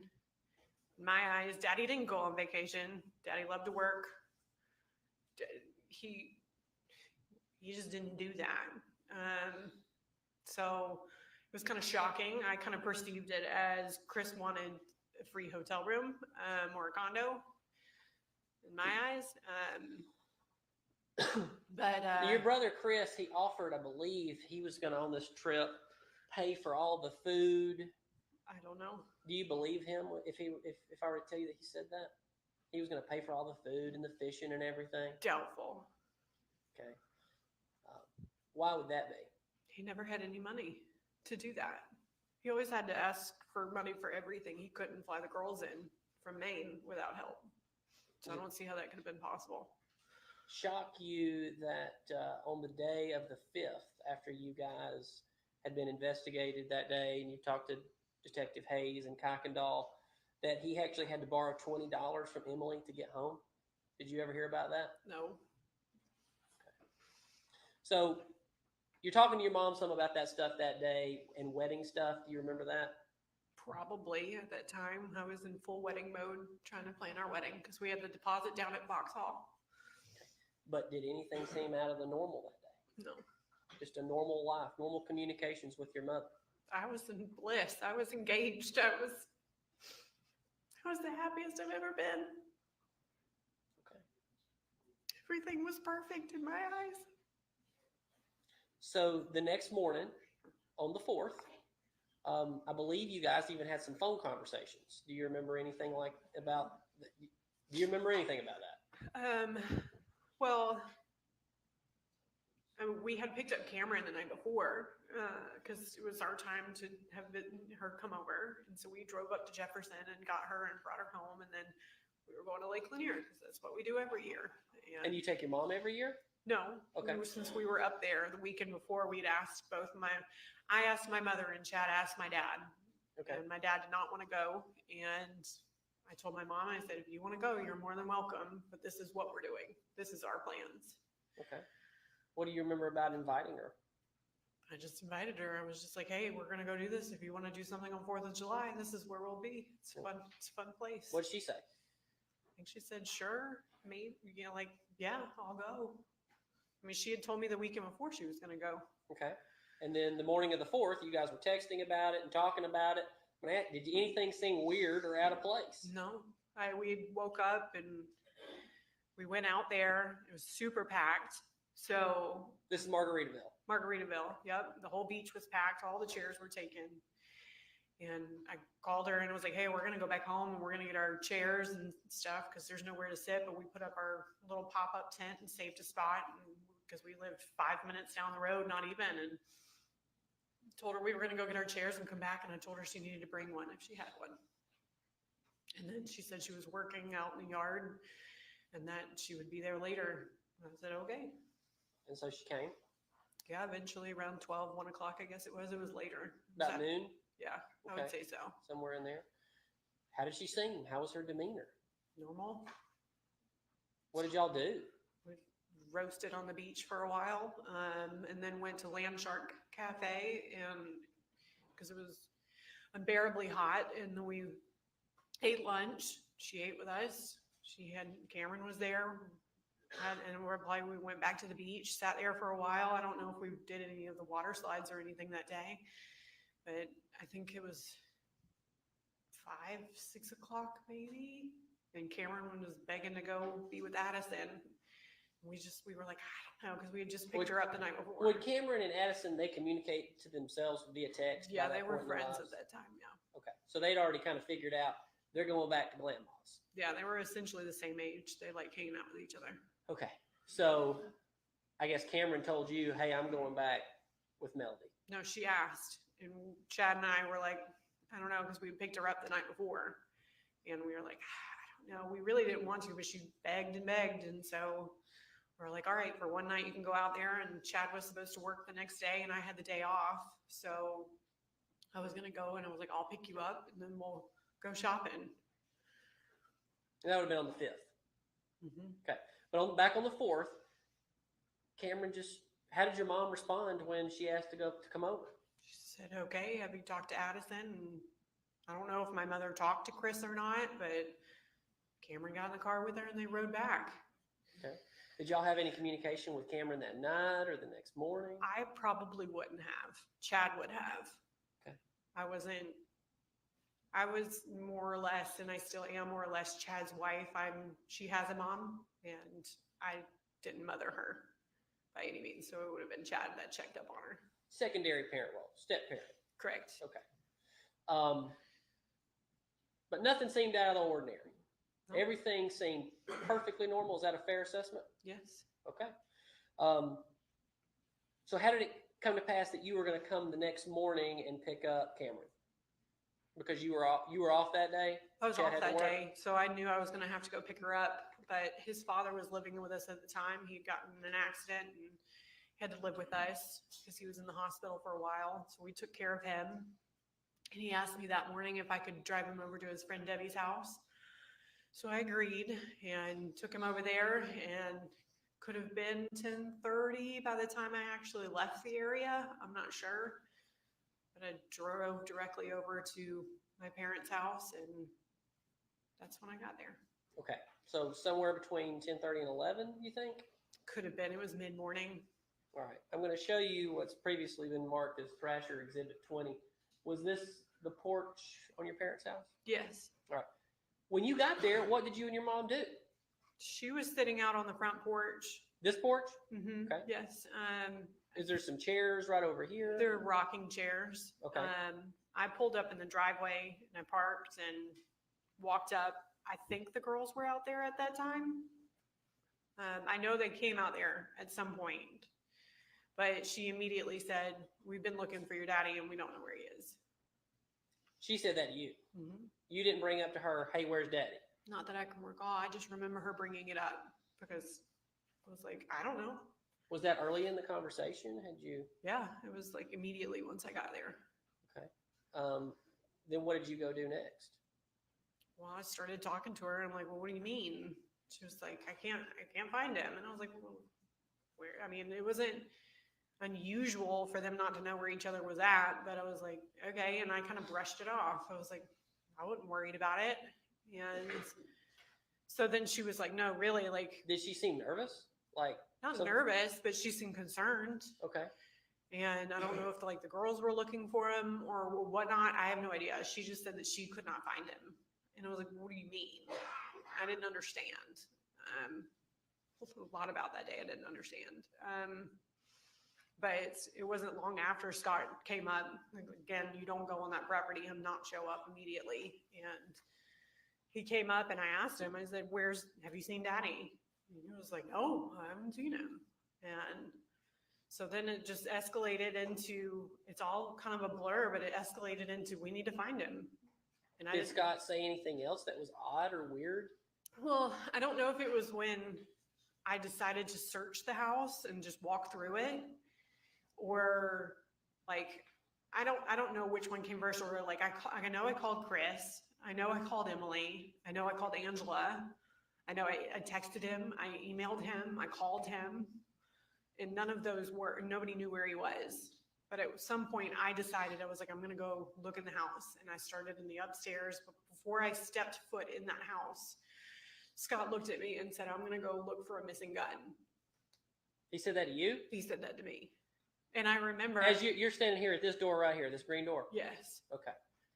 And he just grabbed you by the arm and said, I'm going to look for a missing gun. He didn't grab me by the arm, but he just turned and he put his hand on the door and he said, I'm going to go look for a missing gun. And I'm like, and I kind of I remember. I was like, what is he talking about? And she was like, I don't know. And so he went into the house. And so he was the first one in the house before you went in there. He walked in the door first. I don't know where he went, because when I went straight up the stairs. I looked upstairs, I looked on the middle floor, and then I went to the bottom floor. And then that's when I proceeded to go outside.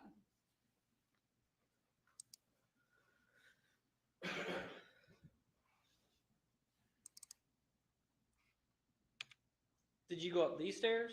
Correct. And that's just walking straight in the door. Straight in the door. And if you take a right here, is that the kitchen? Correct. Okay. And that's looking back out that door? Yes. And you went upstairs. What did you do upstairs? Just looked to see if it was anywhere. There was a door that went to like an attic, like a walk-in attic, and I checked everywhere.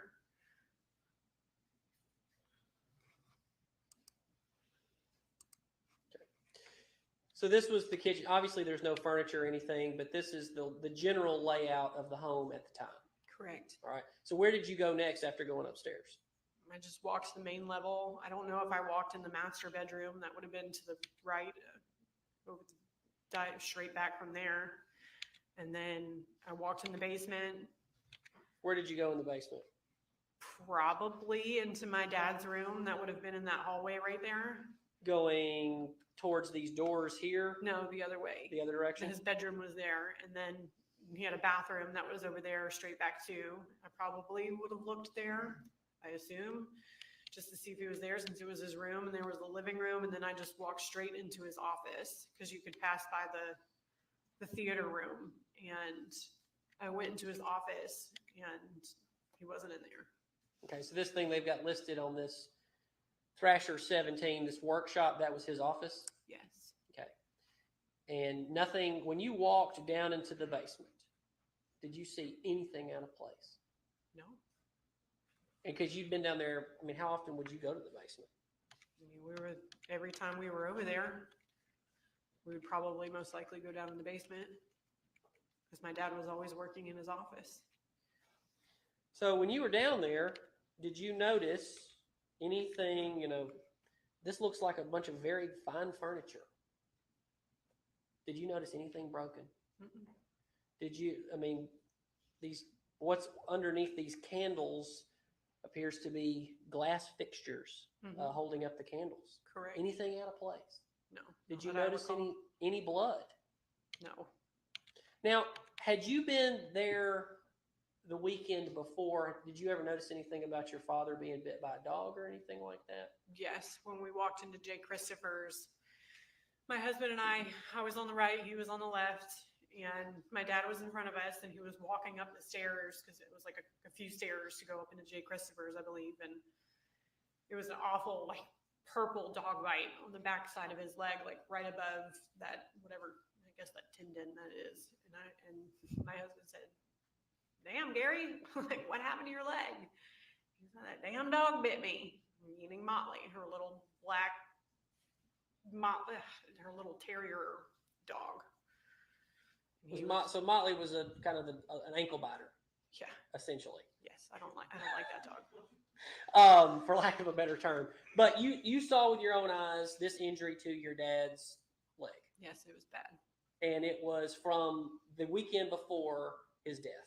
It was purple by the time I saw it, and red. It looked bad. Okay. Enough for us to notice it.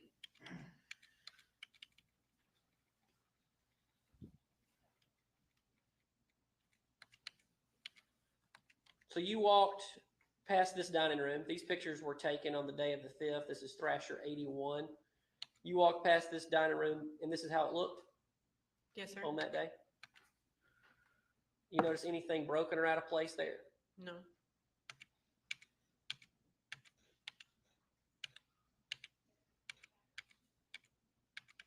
This was your mom's room? Correct.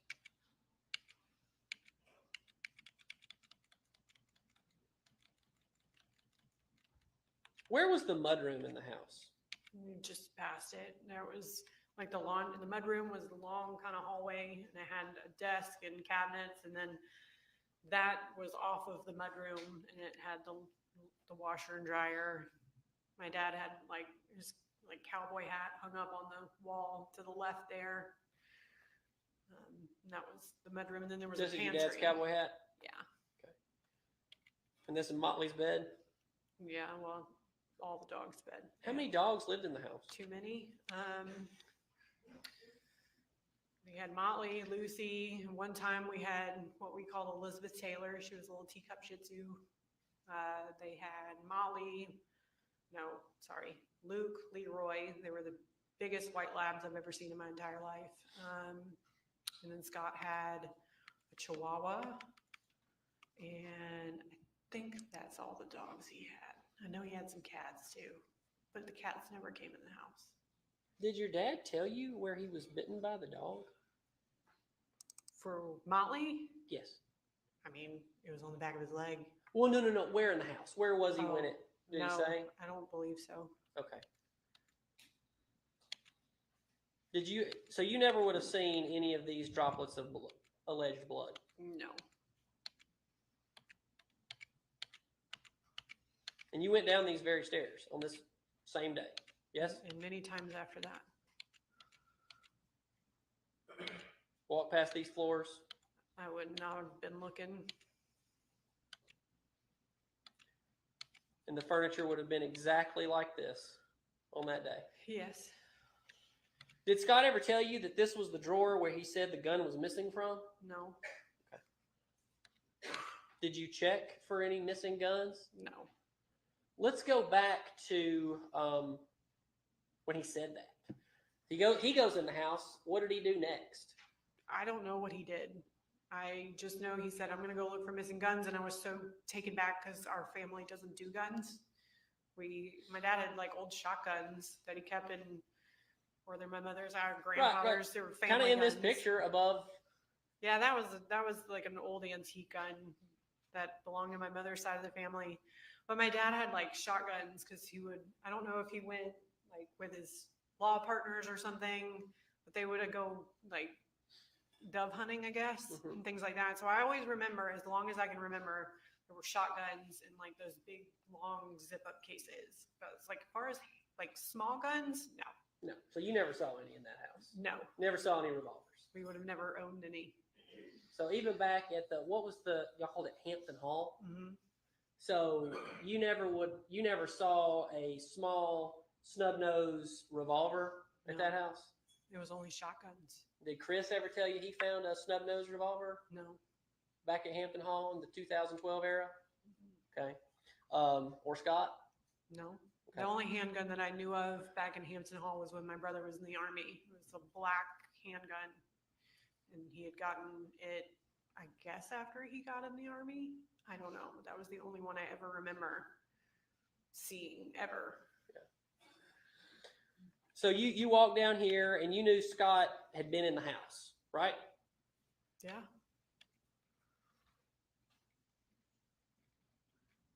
And you didn't see any of these droplets of blood? No.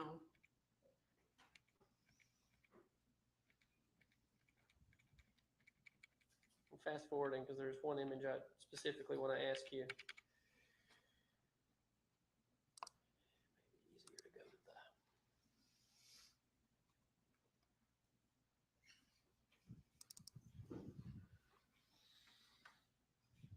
Were you ever made aware that a bullet was found right there under that ottoman? The only time I was ever aware of a bullet was during the preliminary hearing. Okay, that's the first time you'd ever heard of that. Correct. And you don't know if that was, you didn't know anything about it. No, and I would have never looked there. So you never saw this bullet No. laying in the floor? No. Do you find it odd that there is nothing around that bullet? Yeah. I mean, nothing that would have caught your imagination. No blood, no holes in the chair, nothing. It's just this bullet I mean, laying next to a piece of carpet. If you compare it to all your Netflix documentaries, no, it doesn't make any sense. So you never saw that? No. Okay, so Scott went in the house first before anybody else Correct. that morning. Then what did Scott do? What did everybody do? I don't remember where he went. I know that I went out my dad's office and you could walk down because I knew he was making the burn pile on like July 3rd because I remember Chris went over there and all of that, and that was known. And so I had walked down and my mother came up shortly behind me and I saw one stream of like smoke coming off of the top of it. And there was like one stick that was laying by the side and I just picked it up and tossed it on there and she was there and I was like, it's still like smoldering. She was like, yeah, it's going to be hot for a while. And I was like, okay. And I turned around and looked up, and Scott was standing at the top of the hill, like where the driveway is, with both arms on his hips, just staring down at us. And at the time, I was just like, mental image, I guess. And I was just like, okay. So I walked the edge of the property because There's a pretty steep hill there. Did you go all the way down that steep hill? I didn't think it was steep, but I went down there. I mean, I probably had sandals on, but I walked all the way down. I mean, in my mind, I'm thinking something happened to my dad. He's been out here working on the property, may have fallen out. Let's go look for him. So I'm searching everywhere, and I go walk that property line, and I go over the dam that's by the left of the pond if you're standing on that side. And I walked up to the barn, probably walked either through the barn or around the barn. I don't really remember. Now, I ask you this. Do you ever remember around this time Scott saying anything about the placement of the tractor? Did he bring that up? Did you hear that? No. Okay. All right, go ahead. Where you walked? Walked up there. I was calling out his name, trying to find him. I was getting desperate at this point and hoping I would find him. And I just had this gut feeling that something was wrong. And I had turned and walked down the driveway, and I was standing right as the driveway dips, and Scott calls me. On your phone? On my phone. And I'm looking over the pond and kind of just standing there at the vents, and he goes, Amanda, like something to the tune of like, Daddy's in this burn pile. Like, I know what I've seen. I've been in Iraq. I know what burned bodies looked like. And I'm just sitting there on the phone going, what are you talking about? And he was like, there's something in this burn pile. And I was like, what are you talking about? And pure just denial, I guess. And either he hung up the phone or I hung up, but I immediately called Chad and I said, you need to get here right now.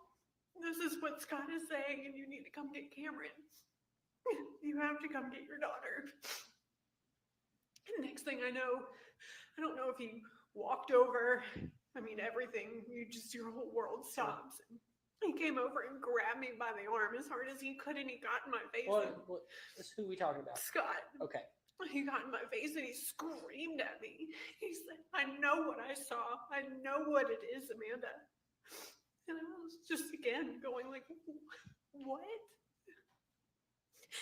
And next thing I know, he said he called the 911, paramedics, whatever. And I walk up to the driveway. There's like a fork in the road. I have to ask you this question and I'll move on from this topic quickly. But you walked down to the burn pile earlier. And you and your mom looked at it together. Briefly. And neither one of you saw what you would believe to have been human remains. Thank God, no. But you say Scott was up behind you on the hill just staring at you both. Yes. Okay. So going back to when the paramedics arrived, what happened next? I was standing in the driveway and my mom had walked up. And I was like, what is going on? She said, I don't know. She just kept saying, I don't know. And I was just in shock at this point. And next thing I know, fire trucks, paramedics, and all of this. And she just said, why is he holding them up at the end of the driveway? And I said, I don't know. I have no idea. And it felt like an eternity. And I refused to go over there. I didn't want to go over there. And this poor paramedic, I'll never forget him. He was standing there with a gurney and he goes, I'm so sorry for your loss. And that was the first time anybody ever told me about my dad being dead. And I said, so you're telling me that my dad is in that burn pile back there? And he just looked at me in shock. It was just like, he couldn't say anything back. And Chris was sitting on the bed of his truck, just looking down at the ground. He didn't say anything. He didn't say anything. No. And what was your brother Scott doing at that time? I don't know. I guess they were over there. Him and my mom. I don't know. Did your brother? And I think I'm going to ask the judge after this question to to go ahead and we'll break here, because then we're going to go ahead and start talking about what happened after this day. But did your brother say anything else concerning at that time? And he mentioned a gun. Did he say anything else that resonates in your memory? Which one, Chris or Scott? Either one. No, Chris, no. What about Scott? I don't think I talked to Scott much after that. I think he was off. I don't really recall. I really felt like every bone in my body was broken at that point. I remember talking to Hayes for a little bit and standing at the fence. And he could have told me I had purple hair and 5 eyes. I wouldn't have recalled. And I just kept going through my head of just like, if he's gone, he's like, our life has changed forever. It was awful. I wouldn't wish it on my worst enemy. I'm going to show you what has been previously marked as, I believe, bot song 4. Is this you? Yes. Were you aware there was a trail camera on the property? No, not really. Okay. And is this your mother? Yes. Okay. And that's bot song 5. And who is this? Scott. Is that also Scott? Yes. I'm going to ask you a question, and then I think we should probably go ahead and break before we move on to the next phase. Would it shock you to know that Scott Farris deleted, that's a picture of him backing away from the phone, from the trail cam after deleting the trail cam at that very moment as y'all are searching for your daddy? Yes. It would shock me. We were looking for my dad. Why?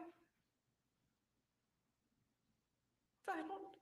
Like, again, I didn't know that he had a trail camera, but that is concerning. Judge, I think we should break.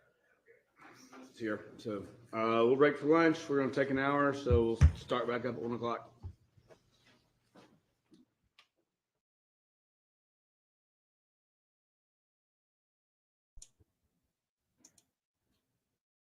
Man, you guys are hard on that girl. Oh my goodness. I was just reading the chat. I just feel for her. My daughter's the same age, and I just can't even imagine. Just cannot even imagine.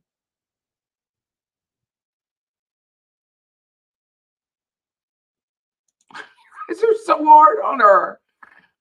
You guys are so hard. I feel for her. I think she's in a shit position, and she loves her mom. That's the only parent she has left, and she doesn't want to lose her mom. She doesn't want to lose her mother. That's how I see it. Maybe she really does believe her mother. Poor thing. It's all her mother's fault. It's no one else's, but. Roseanne says the defense is certainly trying to create reasonable doubt. If Scott did it, he would have removed the trail cam prior to the murder. I mean, if you think about these things prior to a murder, yeah. But I think it's just, that's her, if you're still watching, that's her aunt.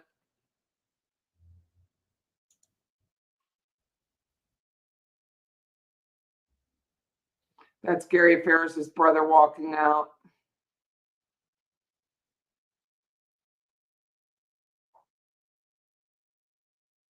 The 2 says Melody's the only other 3 siblings. I know, but everyone reacts differently. And all I could think of is when your parent dies suddenly, that you don't even get a chance to grieve. Like there's no one's grieved yet in this situation, in my guess, from just observation. It's just so beyond sad. And the only person I blame is that woman. The only person I blame. Angela says Amanda's emotion is real and her testimony has been compromised, but none other than Melody. Yeah. It's very sad, but but for the grace of God, that's all I can say. Patty, because her text message shows she was absolutely in drama. I know she says one thing, but then did another. Very sad. I would love to hear from Never a Truer Word on her The trail cam faced the neighbor's house. It didn't face anything near where she was. And she did have flip-flops on.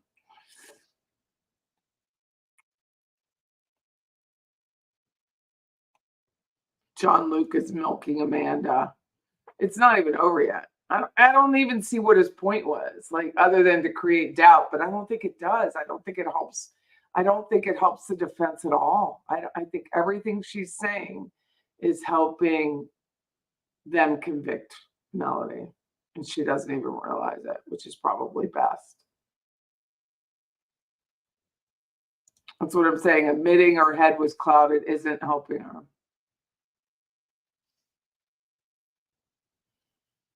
When she's on the phone on the trail cam, Lori says Melody Farris was probably speaking to Rusty Barton. Could be. Amanda seems to be the one Melody could easily manipulate and keep on her side. She was the baby. It's different. I agree with you, Lori. She is not helping the defense at all.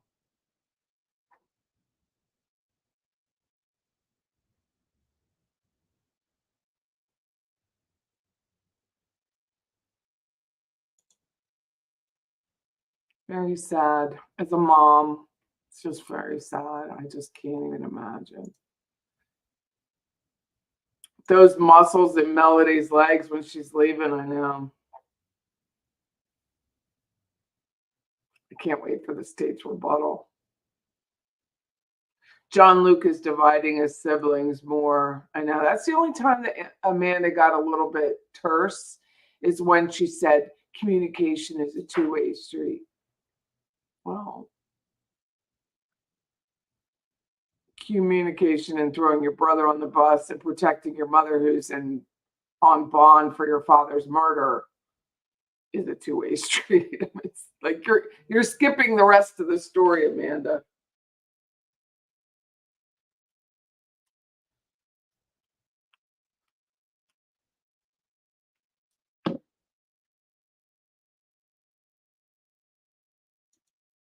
I know.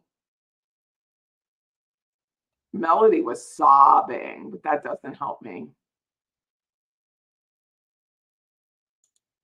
The way that Amanda describes it, I think Scott was in shock and just went into military mode. They're all in shock. I don't think you can take that day and then describe them before or after the same way. I think it's a very isolated, extremely disgusting, vile, and heinous crime. And you can't be like, daddy's in the burn pile and then think, I'm going to act normal now. I'm going to, like, let's go to Target. It's just the oddest thing.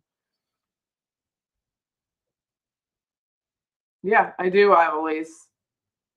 I do. I don't know what makes you think you're going to put a guy on a burn pile, and I just don't even understand it. Can't even. Let's get rid of the body. No one will notice. Or let's make it look like an accident. Or let's hide the poison that we've been giving him. Melody wanted Amanda all to herself. Well, that's what splitters do. People who are behavior issues split. That's what they do.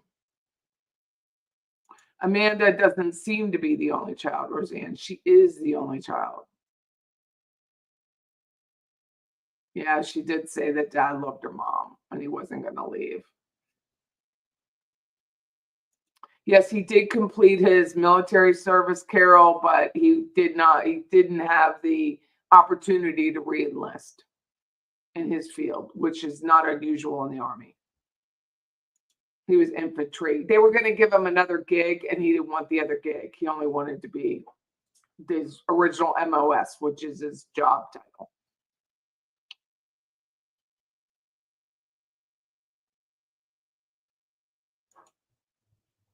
Koopy Duck. If Amanda could have ever believed her mom murdered her father, how can she want to visit her mom? I don't know.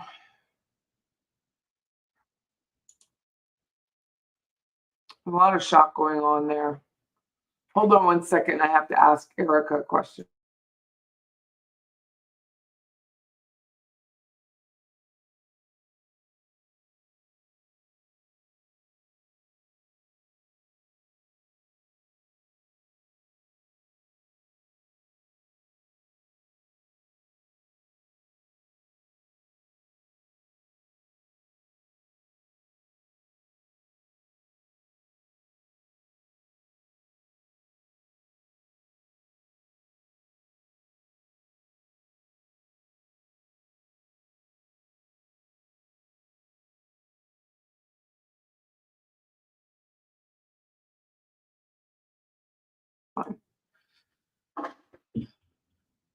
Do you know what I mean? You know how they have those cute signs? Have you seen them?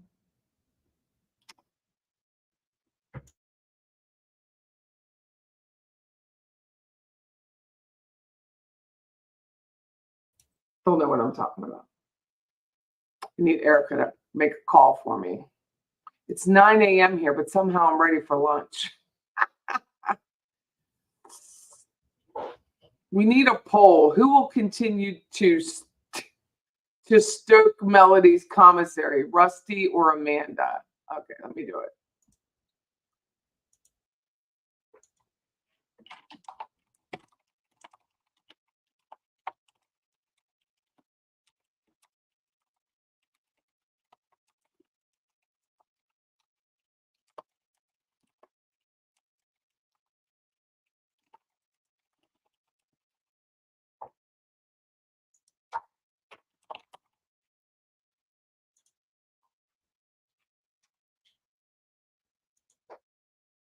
I started the poll because I said both. Martha Jane will not be happy with Amanda, but I think she'll understand it. I think it's just a very different.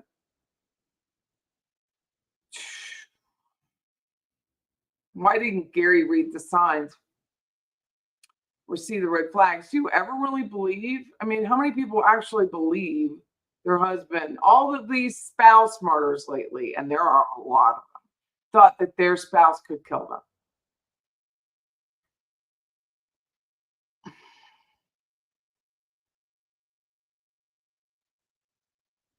Seeley, do you know the family?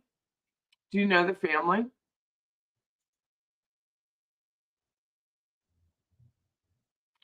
Amanda has forgotten the text between her and her very angry mother. The last straw. I'm going to take care of it or stop. Like Donna, those few calls and texts cannot be defended.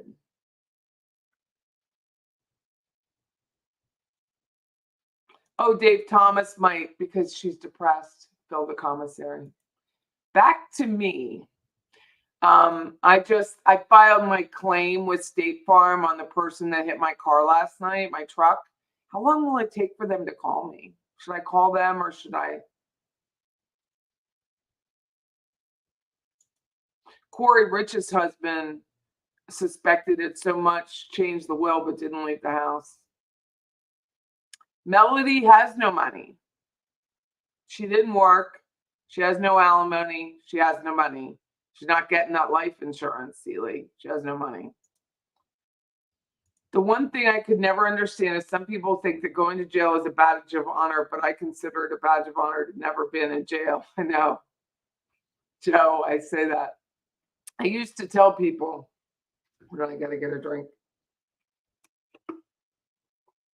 that I'm so proud my kids can vote because obviously they've never been a felon. But now you can't say that because in Florida you can vote if you're a felon. So I can't say that anymore. Corrugated or plastic? The just tell them the ones like they have those cute ones with the little heart. The cute ones.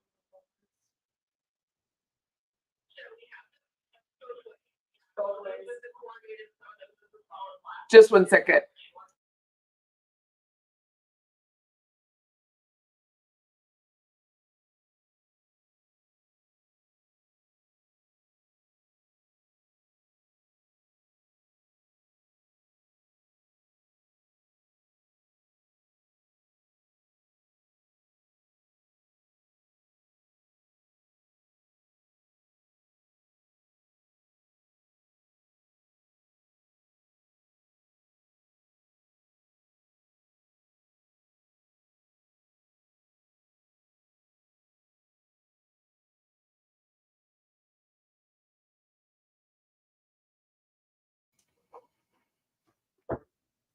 Patricia considers it a badge of honor to never be arrested. She gets spousal benefits from his Social Security and Gary's IRA. Okay, well, there she is that. But the court froze assets. The two is a Diet Coke connoisseur. Good for you. We'll all go on together. Oh, thank you, Joe. I'm sorry I had to go through it too. I'm sorry I had to go look for the person who did it, but I'm very grateful that I found her. Someone hit my truck. Anytime you deal with insurance, always follow up with an email, especially after the call. Recap what was said. I didn't call them. I did it online so far, but I'm waiting for them to call me back.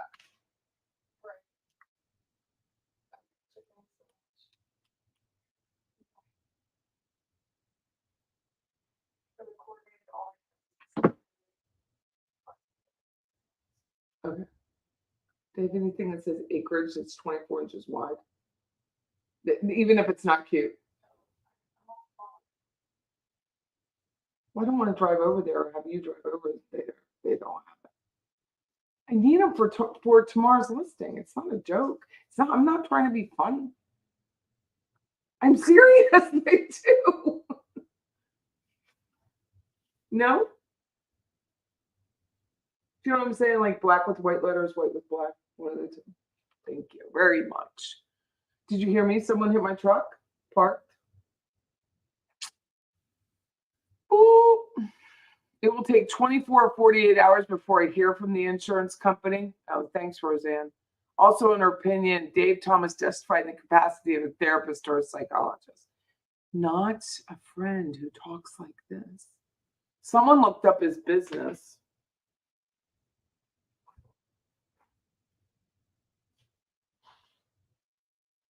Someone looked up his business. Hold on, they sent it to me.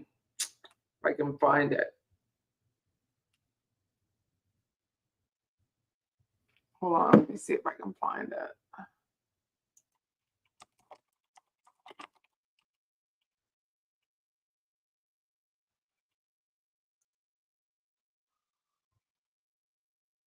Is this him? I don't think that's him. I don't think that's him. Let's see, you're right.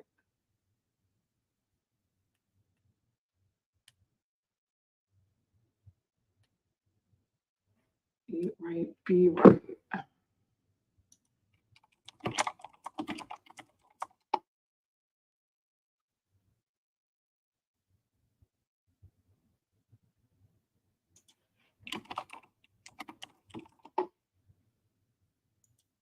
I don't see it.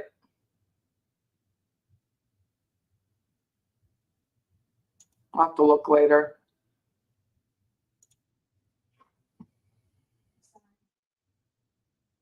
Thank you. Yes, ask never a truer word. They would be really good on this trial. I didn't know they had it. What email did you send it to? Okay, thank you. If you call State Farm, y'all immediately. I have a claim number. I just didn't know how long it would be till they would call me. I've never worked with State Farm before.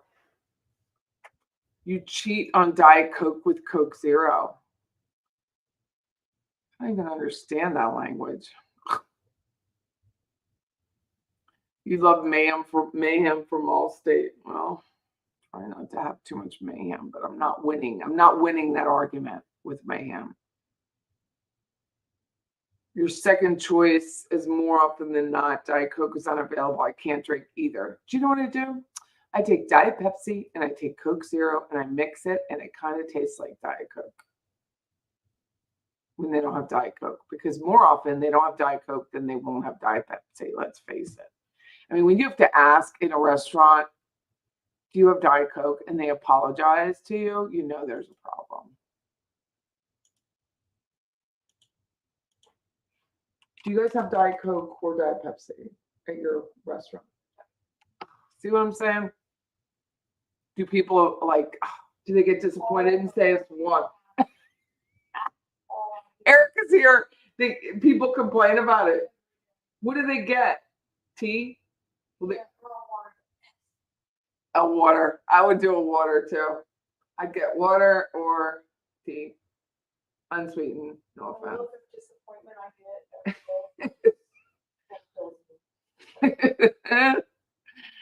I mean, Erica's saying that at her place of employment, the Crafty Crab, if you're here in town and you go, ask for Erica on Capitol Circle. They only have Diet Pepsi, and she said the look of disappointment. She's tired today. Aren't you? Poor thing.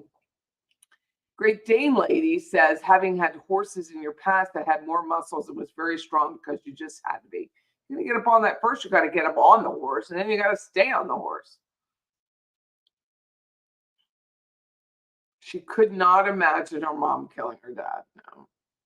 She's going to wrap all those thoughts around her head until she can't anymore.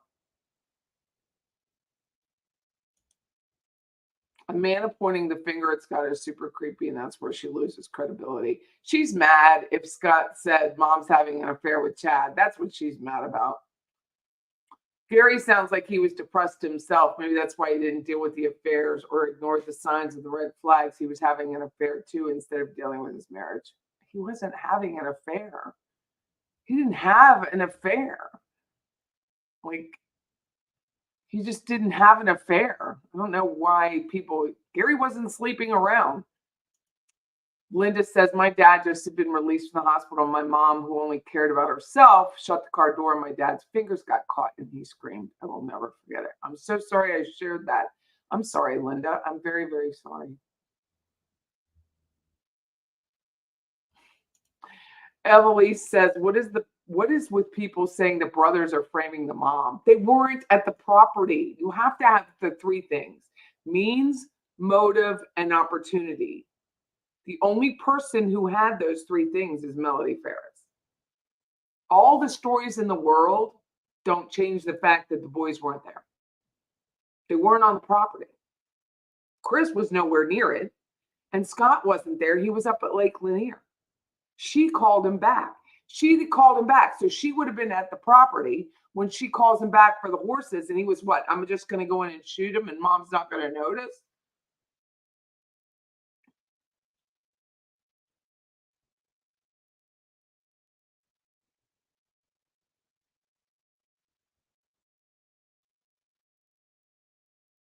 Means, motive, and opportunity. One person has that. She's mad about the affair comment. Probably thought it was a low blow. Diet Pepsi is cheaper for restaurants for a reason. Also, cheap straws. Can we talk about that? McDonald's does it right. Every time I go to McDonald's to get a Diet Coke, which is probably not often because they're very expensive here. They're like $2.67. I asked for 2 straws, so I have an extra straw in my car. So I have a stash of McDonald's straws I use. This isn't one. This is an older Circle K straw. Now the Circle Ks have narrow straws. It's scientific. The wider the straw, the better the experience.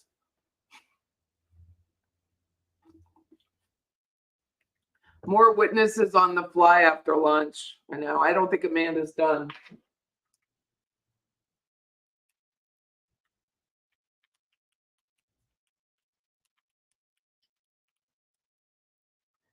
I don't think Amanda's done. She really did remind me of my daughter, just trying to stay out of the hell that she was living in with me and my first ex-husband, but yet not being able to stay out of the hell. I think Rusty will stick around for a little while once Melody is convicted, but pretty soon he'll peace out and move on. He lied. Do you love Melody? I don't know. Of course you love her. Fool. For you to throw that bus right over top of her. Renee still thinks Gary was ready to move on and told Melody he is divorcing her and she's getting nothing. And that's when she started shooting and he was running to get outside. I think there was an argument that night. I don't think it was just unprovoked. I think there was an argument and it went from there. So that's as good a guess as any. Amanda is first up again after lunch. Thanks, Beach. So if you didn't know, Beach Bum and Wesley are in the courtroom, and Beach Bum is sending me updates to my cell phone. Thank you so much for doing it.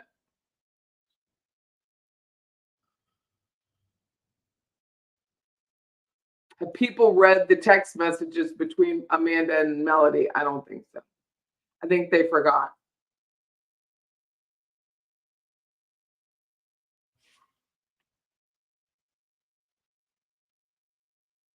Did Melody break a plate date? Yes, she did. She broke the plate that day.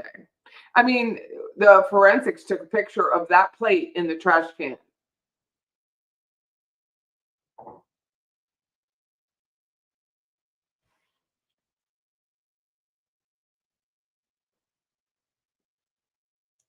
I think Amanda will eventually see the light and separate from their mother-daughter relationship. I don't think so. See, I mean, you never know, but I doubt it. Yeah, she looks like the others. Amanda looks like her father to me more than her mother.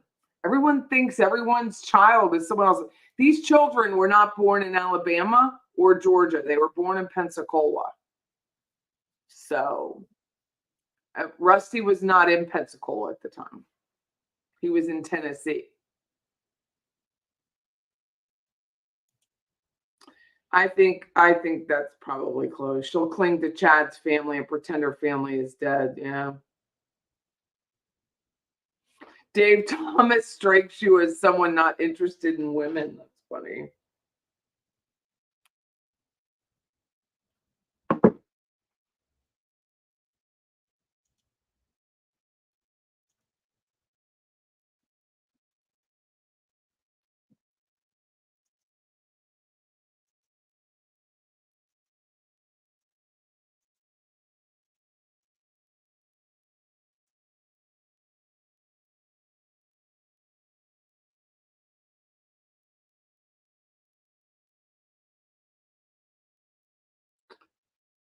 I don't know what you're saying, Marianne. I'm sorry. Chris called his dad and told him Chad was or himself. I don't know what that means.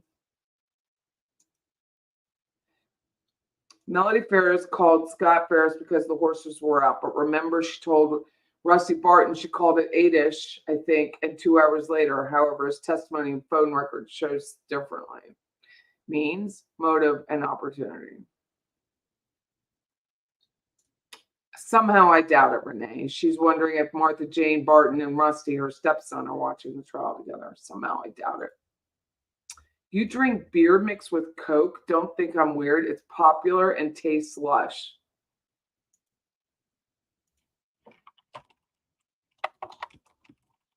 Has anyone you ever seen Erica mix beer and Coke?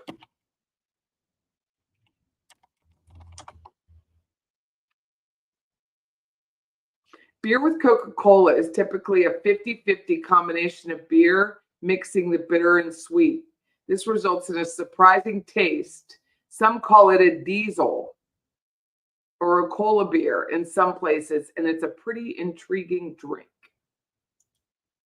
You're right, it's called a diesel. It is a thing. I'm going to try it. Can you do it with diet? Stop it.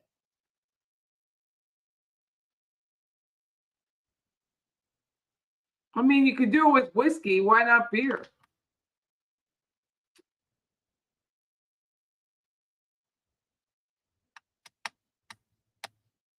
I don't like Coke and whiskey at all.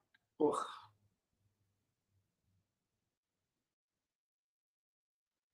Vodka and tea? I mean, why not? It's worth a try. A hopping Coke. Cute. That's a good thing. Rusty may never step out of Tennessee again. It's funny. No, she didn't, Rosemary. She didn't say it was physical. I think they made out once, but they didn't have sex.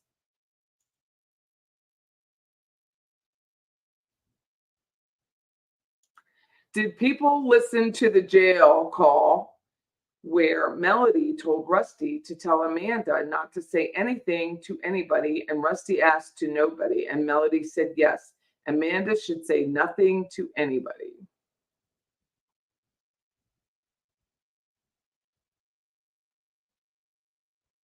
What time are they coming back? Did anyone hear it?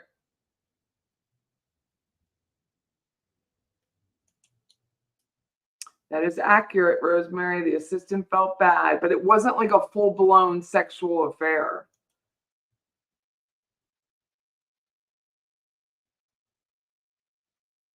Amanda told Melody on a jail call that she was very angry Rusty was talking. Stop it now. Beer and tomato juice. Has anyone ever ordered beer and tomato juice? Oh my God, that just made me crank. Hold on. Beer and tomato juice.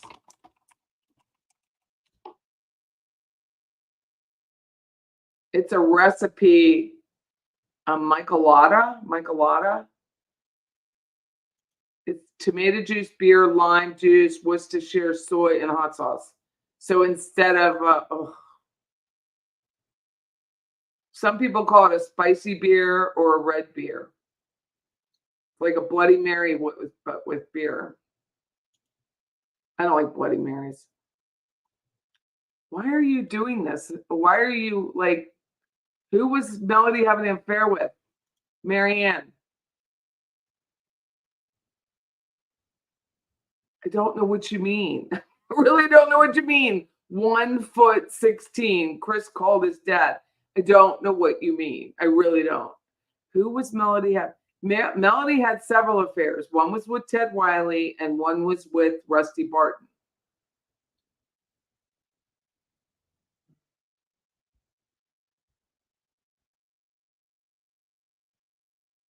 Great Dane Lady says, Joe, it comes with the territory. I rode the horses nobody else would touch, and I have the battle scars to prove it. I've heard of beer with tomato juice. Do you guys do a brunch, like a Sunday brunch? She's looking at me like, a lot of people do. Like all these little restaurants, all these Mexican restaurants are now. I know, but that doesn't mean you couldn't throw an egg on a shrimp something, touffee or whatever the hell they call it. No. Gary's kids wouldn't have ever thought of taking their dad out. No way in hell. I don't believe so either. Red beer. It's a thing. You tell me I just do not get out very often. You did it in Alberta with spice. Interesting.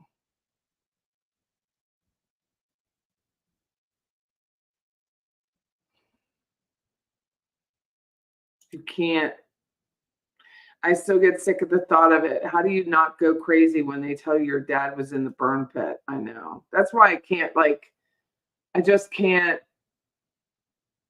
She's trying to help her mom, but she's not helping her mom. So I take it with a grain of salt, which is what I'm sure the jury is. Because she's not really saying anything of content.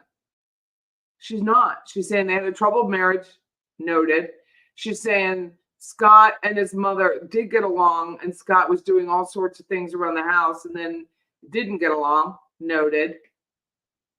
Scott wasn't at the house, standing at the edge of the driveway when you just figured out your dad was missing and he's probably on the burn pile, like with your hands on your hip, is not a crime. You should have seen me last night when someone backed into my truck. It's not a crime. The jury age is spread out. Thank you, Angela. I asked Beach that.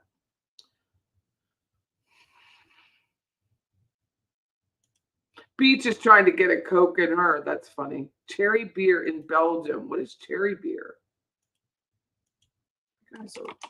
Who's thinking of mixing all this stuff with things? Cherry beer. Oh, it's just a sour beer. I just don't think.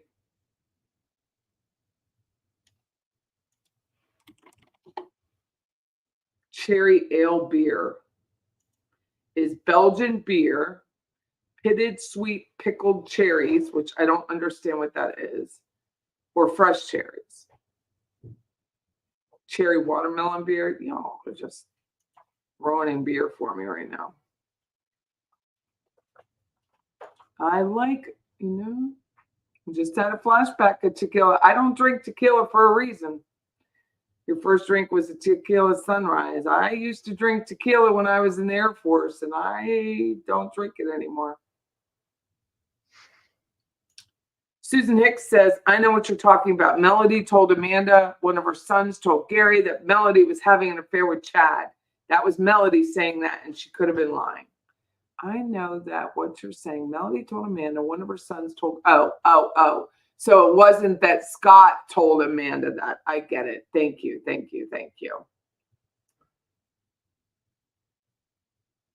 They could have argued about the upcoming beach vacation.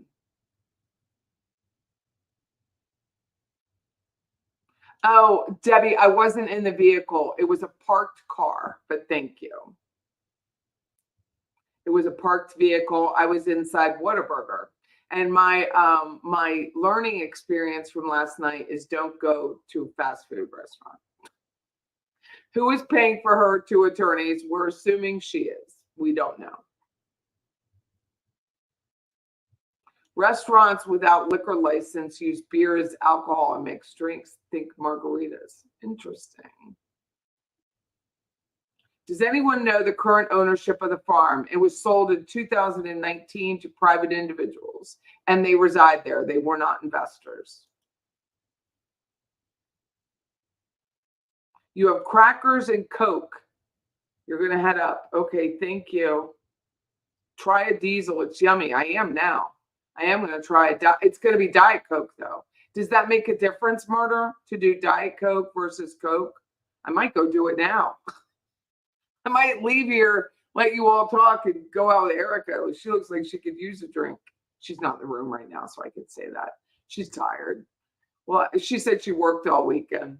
Well, I gave the rest of my black Russian cake to my ex-girlfriend, so now I can clean a few dishes and start on beer biscuits.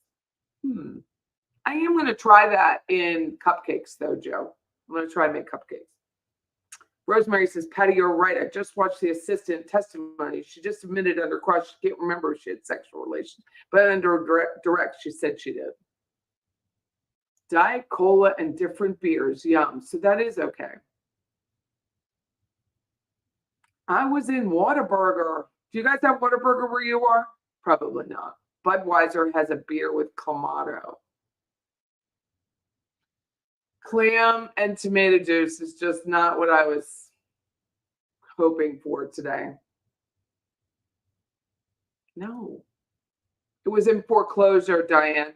The home went into foreclosure because no one could pay for the farm because the bank, the resources were frozen by the court. So there was no future distribution. There was nothing. If the pubs open early in Canada to watch a European soccer game at 7:30, you can get a breakfast, a beer, and a small glass of tomato juice. On the side, order beer and Clamato or beer and tomato. Do you like how I said that? It irritates me when people think jurors are stupid. Think of juror number 3. I got to fix my chair. I'm literally sinking.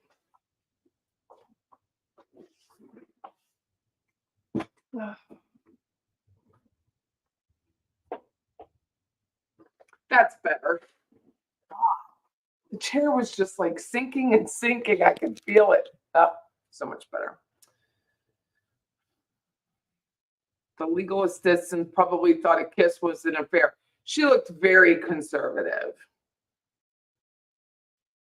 I used to bar hop, and now the thought of it wears me plumb out. I'd have to bar hop at 2 o'clock in the afternoon. I'd have to day drink bar hop.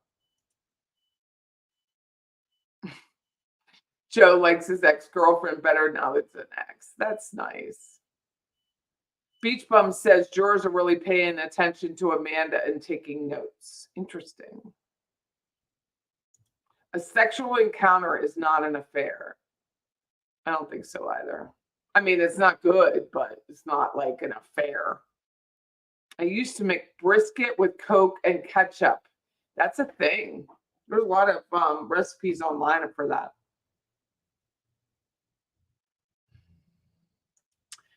Wesley says he went home having lunch and will return at 1 o'clock. The internet sucks in that courtroom.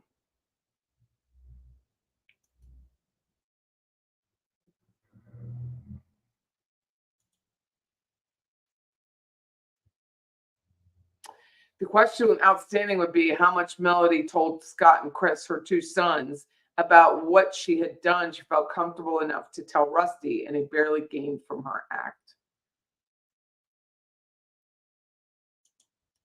Back when you used to drink, you used to have Bloody Marys in the morning after a night of drinking. A what? Red wine and Coke. I got red wine back there. We have red wine here. I think it's too early for that, though. Plus, I haven't eaten. I had like a half a bowl of oatmeal.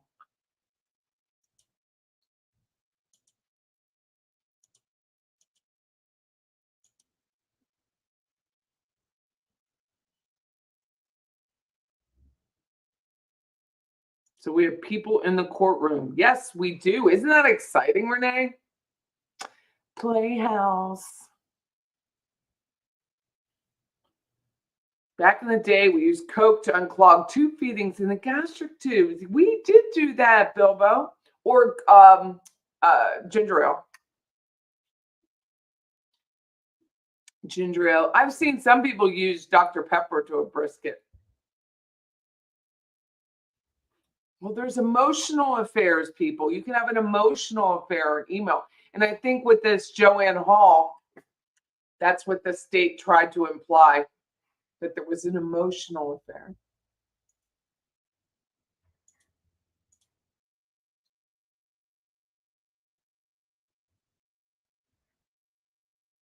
What was that last beer mixture I saw? Wine and beer. Wine and beer? Ooh, I don't even know if I could do that. I don't even know if I could think about it. You don't have to worry about what to call it, whether it's beer wine hybrid or beer vine, as long as you're having fun. That's what it says. There's mixing beer and wine, 3 best recipes to try. I just don't even know about that. You could do a rosé IPA spritzer. I just don't. You could do a Riesling and a pale ale and then honey, and that's just so much work. Beer out of a can is not work.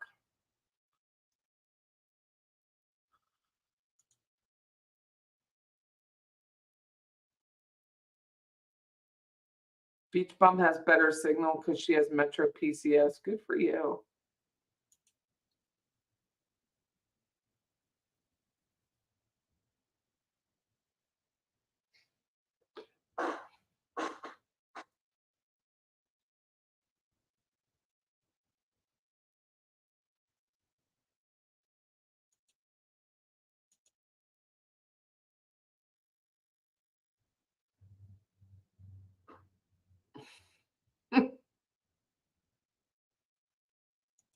Yes, 3 people are driving or in the courtroom.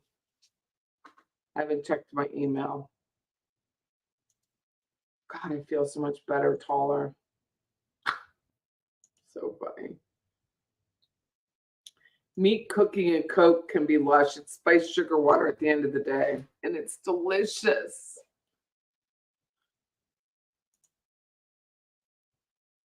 Oh, thank you, Renee. She goes, this is wild. I can't believe we have people on the ground. Yeah, they sent she sent me a text message with the photo. Let me get to it.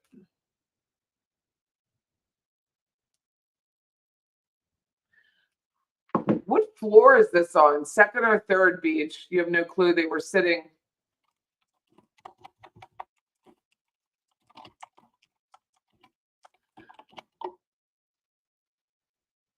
Ham with Coke. That sounds good, though.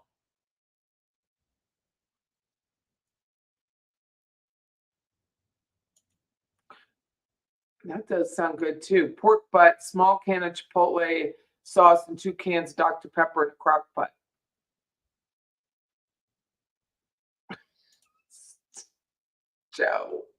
Joe's giving gifts to the new boyfriend.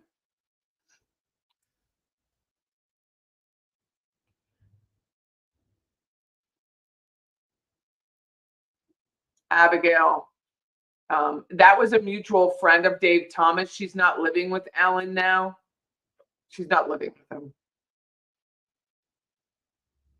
Abigail says, who's the 40-ish Alan she's supposedly living with? She's not. Dave Thomas was living with Alan. It was a mutual friend, and we have not heard from him. Second floor 2D. Thank you. M. Christine says, Emily and Scott resemble Melody the most. Chris and Amanda more Gary and Emily. I think so too. But they are attractive family. Very attractive. Joe's bribing the guy to stay. That's funny. Let me go to that Melody's Facebook and see. There was an Alan in there stuck somewhere.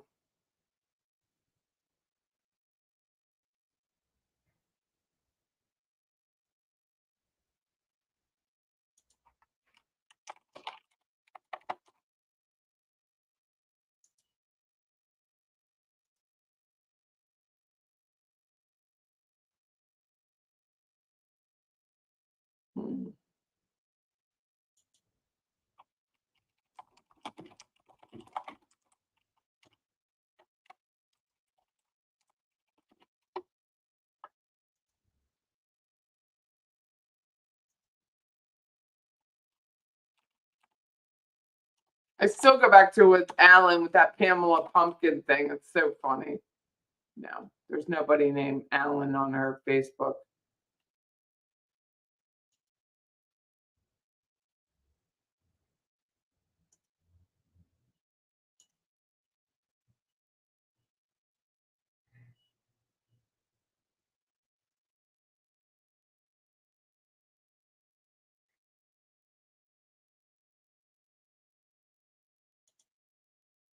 Yeah, Dave's in here.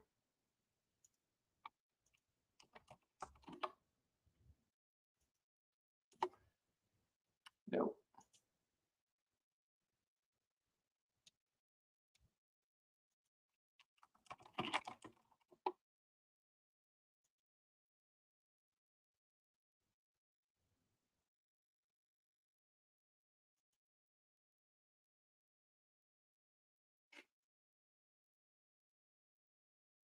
You lost 86 pounds on Wegovy and haven't thought about making a pork butt until someone mentioned cooking with Dr. Pepper. You're welcome, Lori. So I have questions about this Wegovy. Did you get your insurance to cover it? You don't have to tell me that, but I'm going to ask anyway. And how much did you throw up? Because I had a girl I was teaching real estate, and she was on Ozempic, and the girl just spent the entire week on the floor in our bathroom.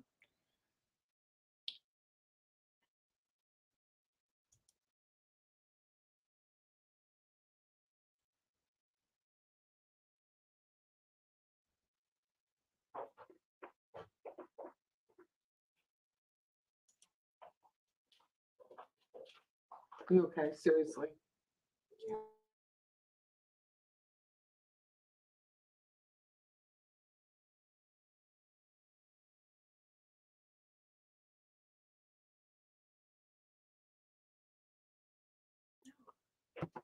It's a thing. It has a name for wine and beer, and then tomato juice and beer, and then I know I can't imagine red wine and beer. But someone I read you'd use Riesling and like a Pilsner.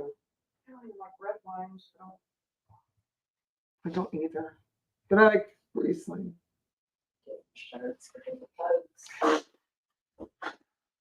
It was just a question since you're a professional. What? Server.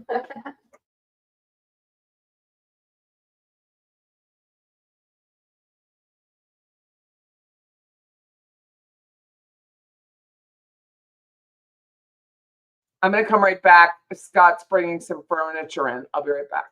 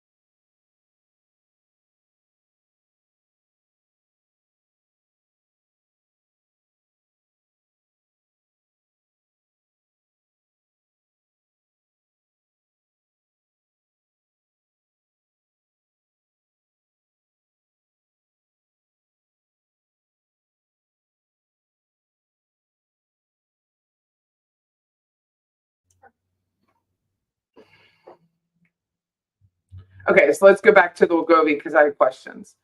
Hold on 1 second. 86 pounds. Yes, your insurance paid 100%. And the only time I got sick was when I would overeat. I had to learn to stop eating when I'm full. Bless your heart. Good for you. I guess that's the whole point of it is behavioral adjustments. Claudia says her heart goes out to Amanda. Her and her siblings were caught between crosshairs of a troubled marriage. I agree. I feel sorry for her. Rebecca says you lose muscle and fat. Yeah, you just lose everything. Like you lose everything. Thanks, Debbie, for posting this Dr. Bush through Page Food Plan. Thank you for that. Picture of it.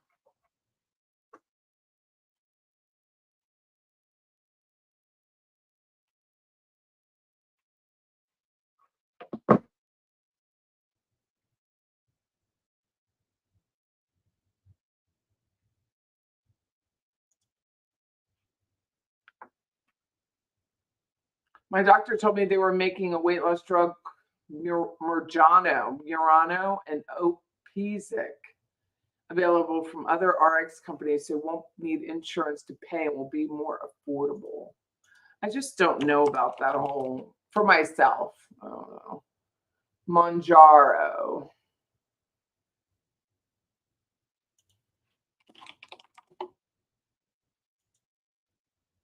Tirzepatide, $49 a month delivered to your doorstep. I just don't believe it. I believe there's other charges. They're just making too much money off of it. After hearing Amanda testify, does anyone feel like Scott is guilty? Snow Remover is asking.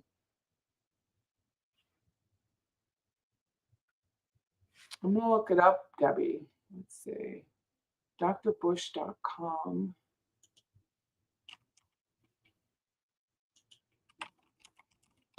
If you're just tuning in, I'm Patty Wilson, and this is Patty's Playhouse, and the courtroom is on a break. And during these times, the chat just kind of becomes whatever it becomes. A couple days ago, it was beer biscuits. Yesterday, it was like Black Russian cake. We just start talking about whatever we talk about, so don't be shocked. Beer pong, beer Dr. Bush. It's not, I mean, I feel like...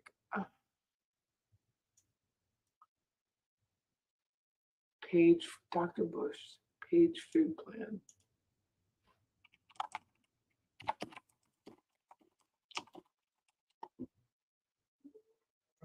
I found it.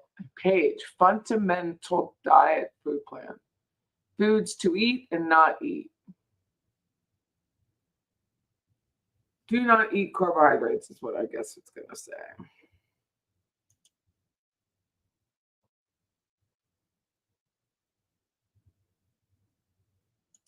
Joe has reservations. Nice. Rebecca said her aunt had pancreatic cancer. I knew she wouldn't last long since soap operas used to kill it off characters quickly. I just think Michael Landon had it like 3 weeks and he was gone.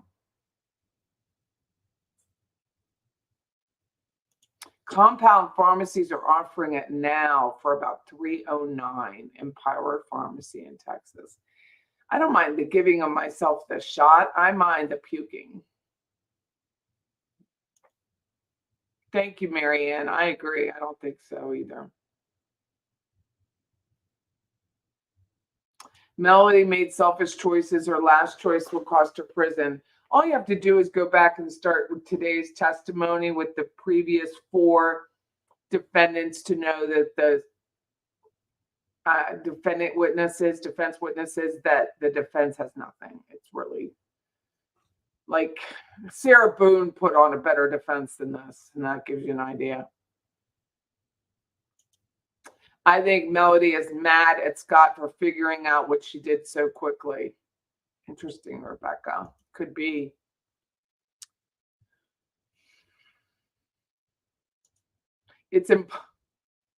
The 2 says it's impossible to murder someone when you're golfing and boating. And on a lake, yeah, you're not even there.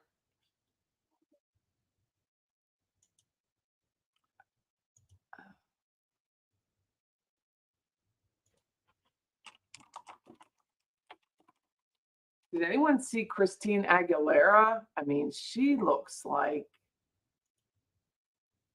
I don't know, man. She looks awful. I mean, there was just nothing left of her.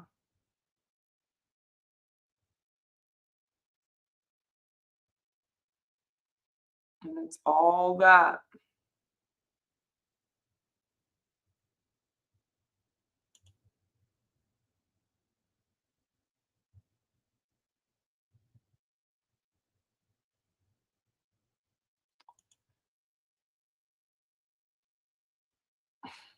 I could, if I ever get arrested again, I can have a podcast from prison like Suge Knight.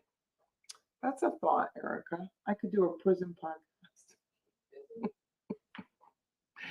Making toilet wine and having a podcast.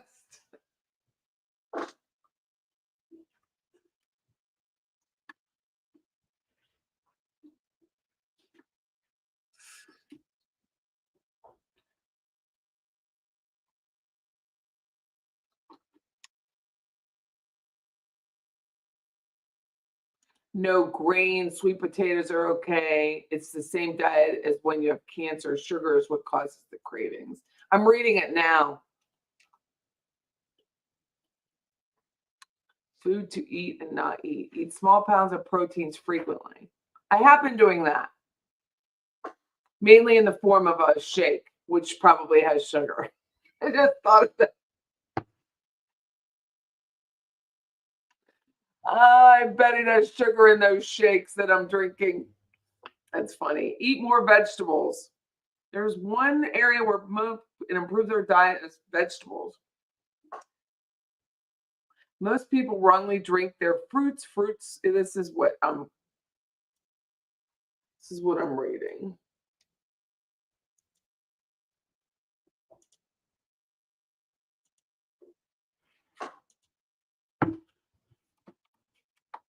I'm about to go get one of those shakes right now. I'll be right back. I'm gonna go get one.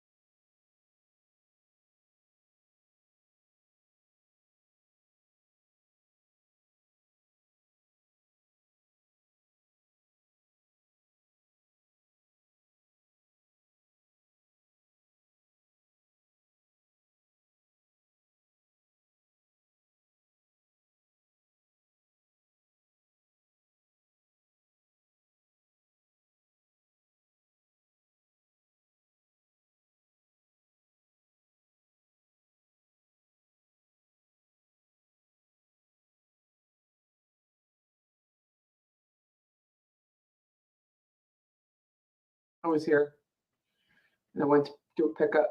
See a shake, 40 grams of protein and super strawberry. I love it.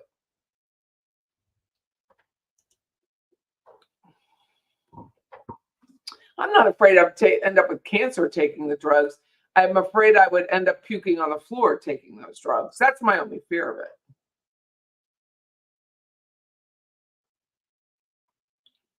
We're talking about Ozempic and Wegovy and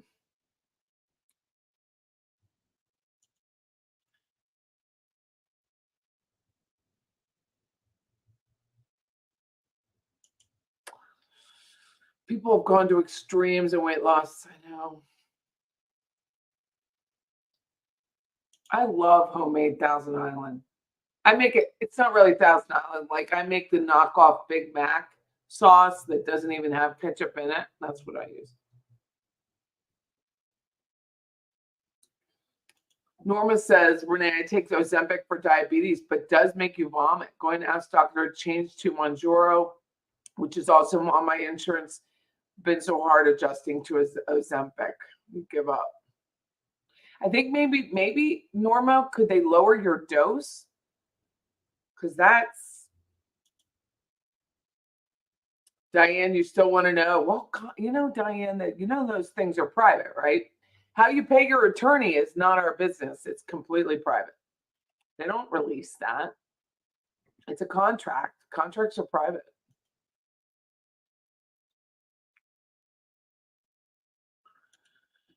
People don't think they can stop eating grains. Once you go off of it, you lose the cravings.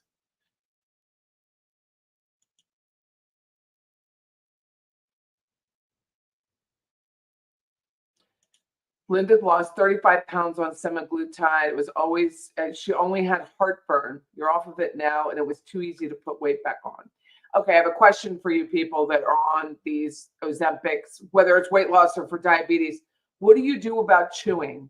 Like I go through a ton of gum because I have, what's the word? An issue with not chewing. Like, what is that? Dopamine, I guess, maybe a dopamine issue. Because I really want to chew. And so I have a ton of gum. What do? You cooked ham and beer? No. What do you do when you're on those shots and you can't chew? I mean, you can't eat because you don't feel like it because you're bone in with pineapple and beer. I'm saving that one too. Thank you.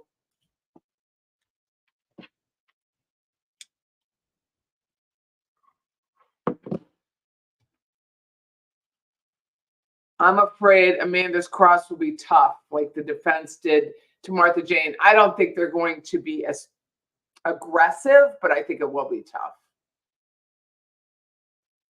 Semaglutide was through a private clinic and $400 a month. Dude, I'd have to know. I was walking out looking like Cindy Crawford when I was done.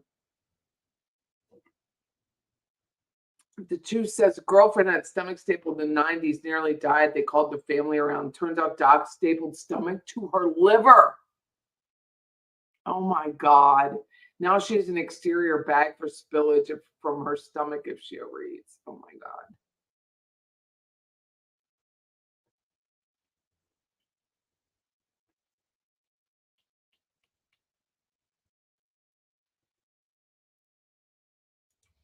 This diet that I'm posting, this page fundamental diet plan, is to get your body fixed so that you are using insulin property. It's all about insulin regulation. You only use caps to get my attention.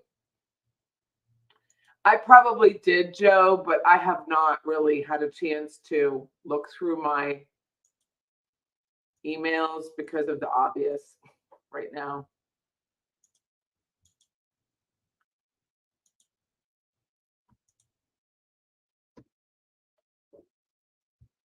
Okay, bye, Debbie. Enjoy your lunch with your husband. Let's see if they're back yet.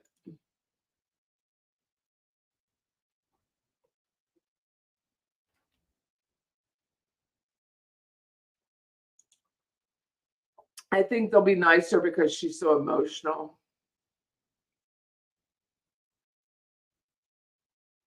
Bilbo, that's what I said. I'm fluffy. I just want to keep it within reason. I would like to lose another 20. I really would. I think it would be much easier to just do life a less 20. But I'm so sedentary. I have to.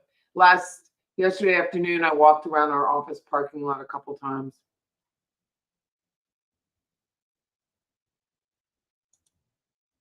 I think Amanda's helped the prosecution, her emotions. I think so too. I do. Thank you very much.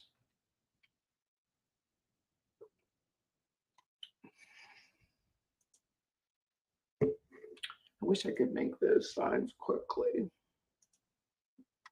but I can't.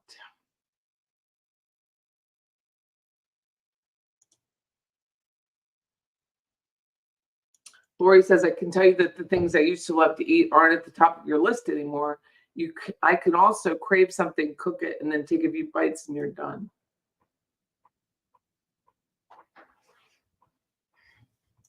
Did she really? You go through all of that stomach stapling and you still weigh the same? Oh, girl. Fuck. I was running later than I wanted to, Patty. Well, I hope you're doing okay, Beach.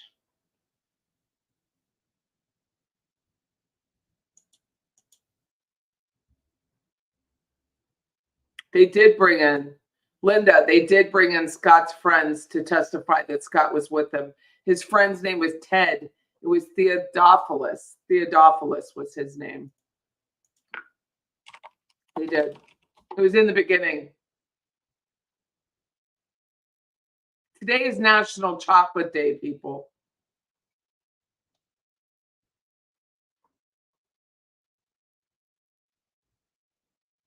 National Chocolate Day. Well, isn't that just lovely?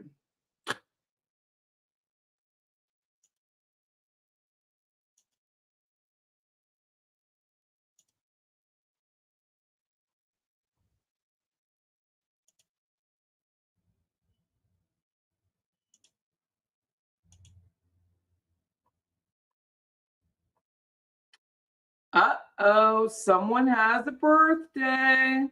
Today is Gretchen's birthday. I just saw it on the Facebook.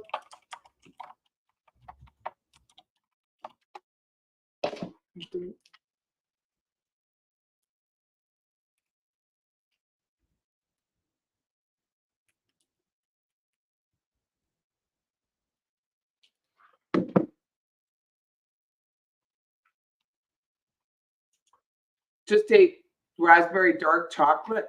Susan, you're tiny. You can eat whatever you want.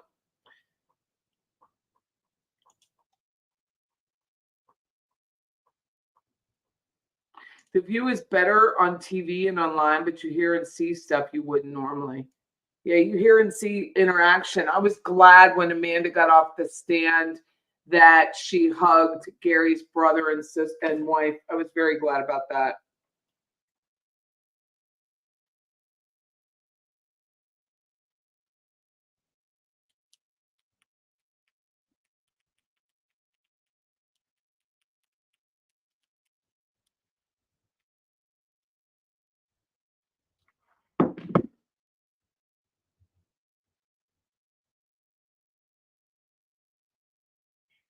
She lost weight with Nuitisia. I don't know what that is. Nuitisia.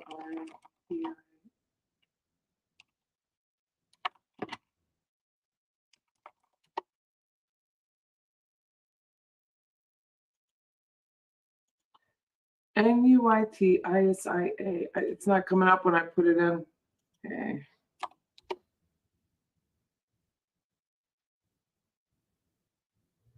I don't even know what it is. What is the name of the cigar I last smoked? Let me show you. It's right here.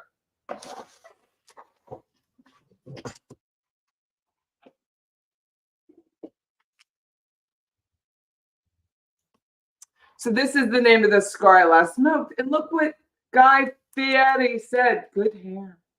Good hair, right there. Good hair.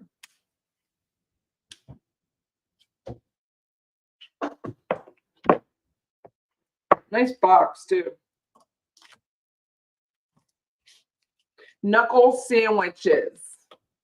The other ones I smoke are called, what are these called? I'm going to have one of these today. It's let me show it to you. I don't want to take it out of the bag, but it's a Perdomo cigars, 10th anniversary. I got these when I was in Harrisburg in August. 10th anniversary champagne. I'll smoke, as long as it's a Connecticut, I'll try just about anything, but anything darker than that makes me very nervous for obvious reasons. Because I'll puke. President's Gallery.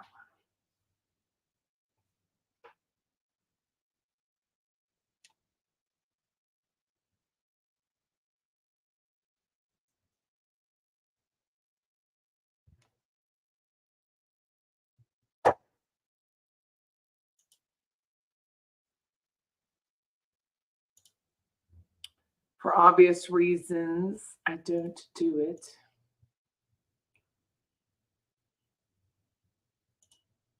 Missed the entire morning. Hey, Eric, how are you? Oh, my head looks very big today.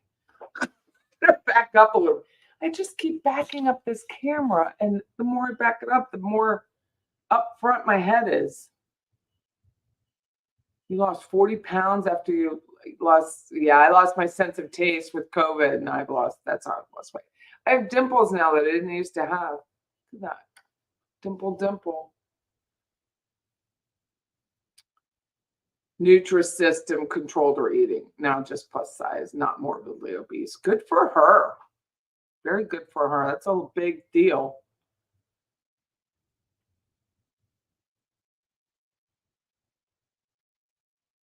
Really? I didn't know that. You fell off your motorcycle of a bicycle and you were in a coma for 6 weeks. My God, Eric, that's awful. Did you ever get your sense of taste back?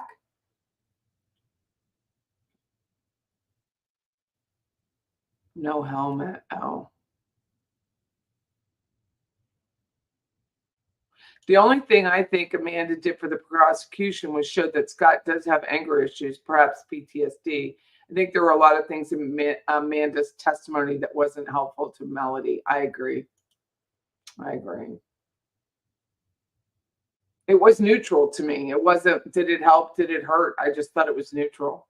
And that people are going to feel sorry for her, but that doesn't change Moan's motive, means, and opportunity. Just doesn't.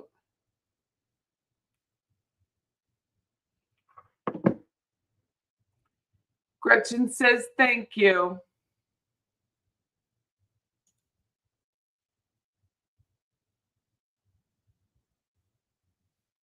Waiting for this trial to come back. Are you cold? You're not. Oh, you have a jacket on. I am. I'm going to turn the air up a bit. Do you mind?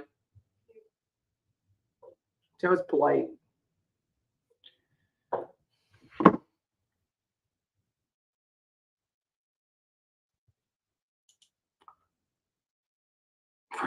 Bringing the fun in. I chewed gum and it didn't bother me. The shots helped me to eat less. It took me longer, but worth it. I look younger now at 70 than you did. Oh, 35 pounds ago. I still crave sweets on semaglutide. Did you? That's interesting. I definitely have a chew thing. Chewing is really important. Primarily I use intermittent fasting, at least to maintain the weight I'm at.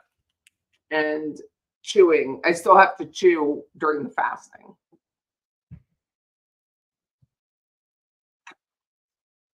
Patricia, lady says, I just inhaled a bean sprout and coughed it out of my nose. Oh, we could get another hurricane, by the way. I don't know. I have to look it up. Anyone look up hurricane? Guess what its name's going to be? Patty. Ah, it's so sweet.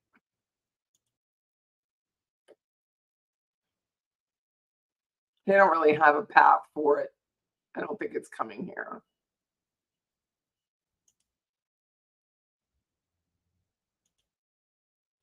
The Florida hurricane forecast. The next tropical storm will be Patty, but I don't see it here.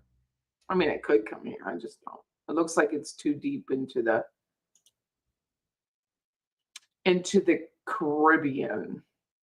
Do you guys say Caribbean or Caribbean? You can't really, like, it's literally, South America. I mean, that doesn't mean it couldn't take a path up north, take a hook to the right and follow along. Could.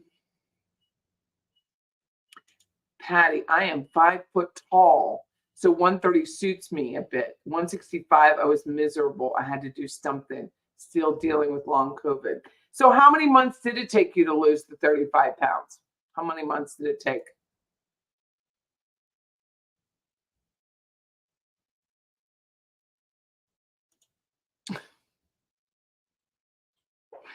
Were you in a hurry, Thumper? Thumper it was National Chocolate Day, 10/28, and it's my brother Michael's birthday. He is He is. How old is he? He's 53.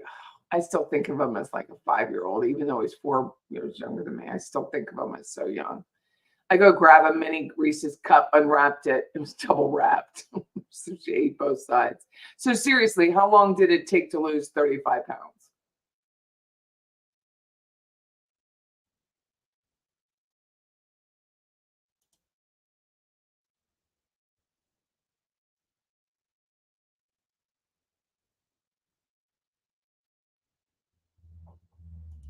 The judge says he's feeling better from his cold, but now has a stomach bug.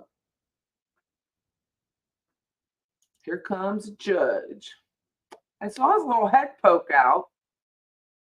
Lori says, I'm not sure how much longer I'll be on Wegovy. I'm going to keep taking it until insurance quits paying for it. But once I'm off of it, I'll let you know if my change in habit sticks with me. Thank you.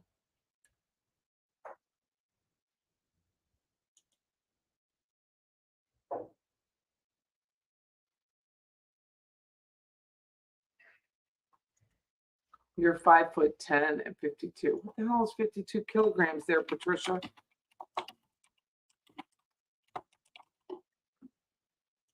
Oh my gosh, really? That is so lush.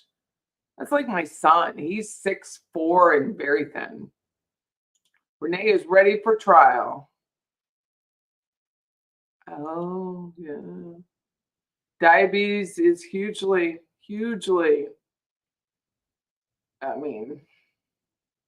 devastating. Please hit that like button. Thank you so much. Thank you very much. Appreciate it. Like and subscribe. I don't say it often enough because I don't think about it. That's why I have mods. The jury is coming in, Wesley says. Let me share the screen.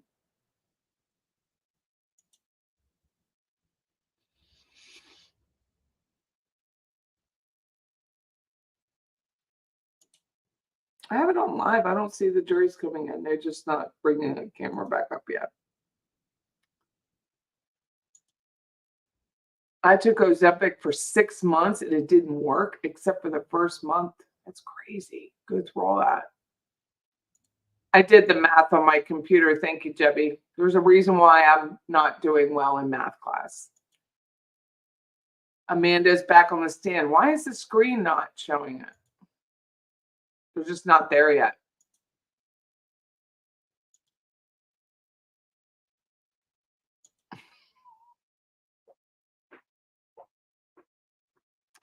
Patricia Burns, what is your favorite British dish?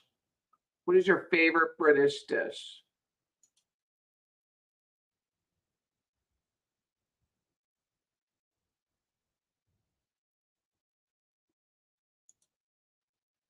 That's what I said. Thank you, Mealy. Melody should have been able to ask Gary to help get the horses. Why didn't she ask him? Why did her son have to drive all the way back from Lake Lanier? Just saying. I don't believe the horses were out either. Oh, sweetie. Oh, here they are. Yay, they're coming back. All right, I'm going to mute myself and take the comments off.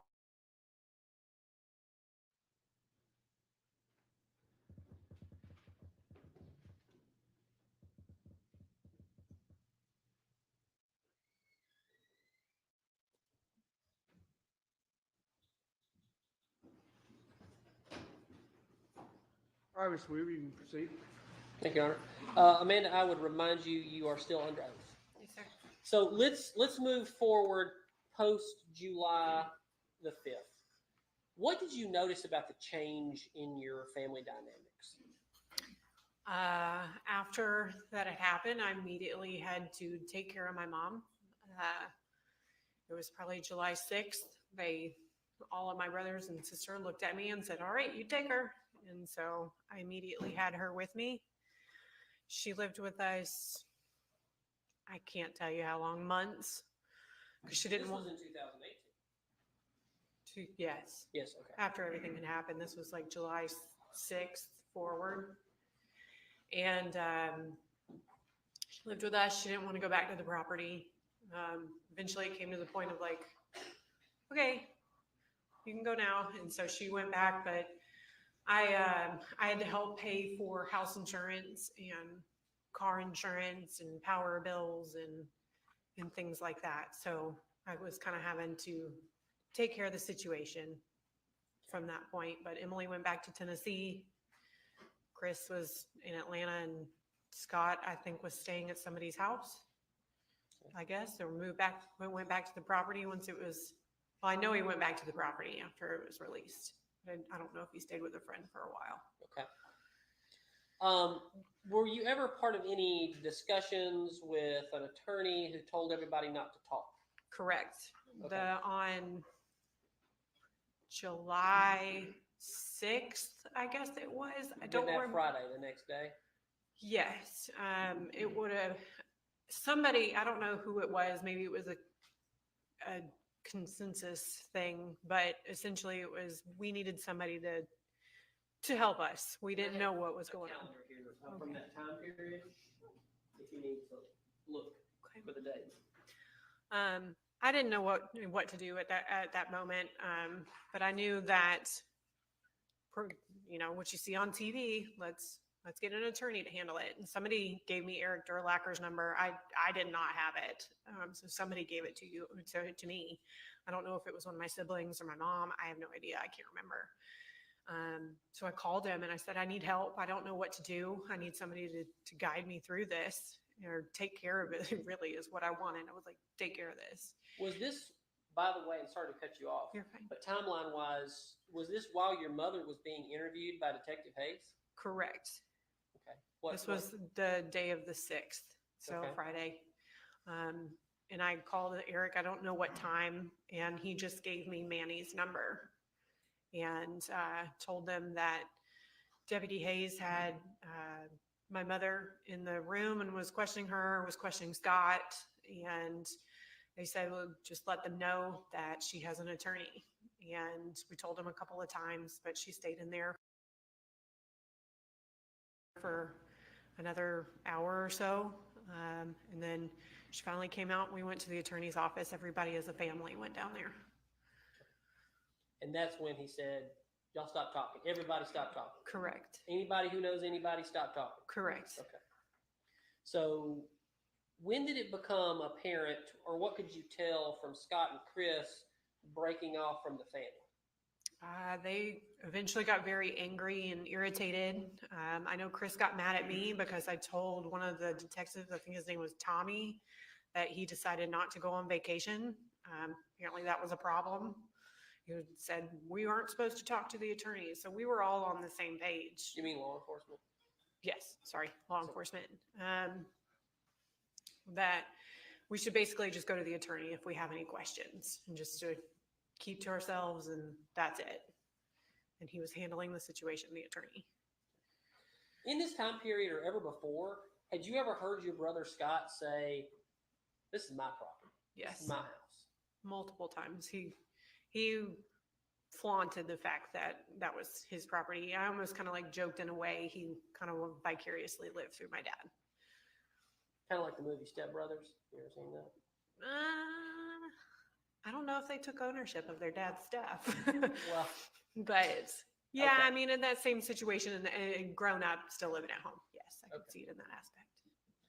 But he would claim things as his that were not his. That's fair to say. They belong to my mother and my father. Okay. And you say, I mean, how often would you hear him say this? He wouldn't say it like all the time, but it was always just like my farm, my property, my Kubota. He would get on social media. He would say, this is my property. I mean, he claimed ownership to it. That's for sure.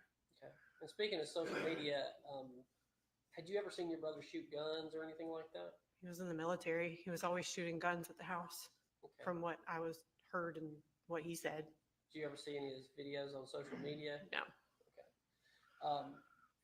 But you knew he was always shooting guns. He was always doing something around there, but yeah, it was a known thing that they used to go and I don't know if he would hunt stuff. I don't really know how that works because there were so many houses that were in close proximity, but I know that he would have leisurely kind of shootings back there. Okay. So going on through late July and things like that, just to kind of talk about it, were there any issues? Did you ever have any communication or talk to Rusty during that time? No. Had you ever met him yet? No. Okay. And that would have been what, later on about 2019 that you communicated with Rusty Barton? When she was arrested, that was the first time I personally spoke to him. Okay. That I can recall.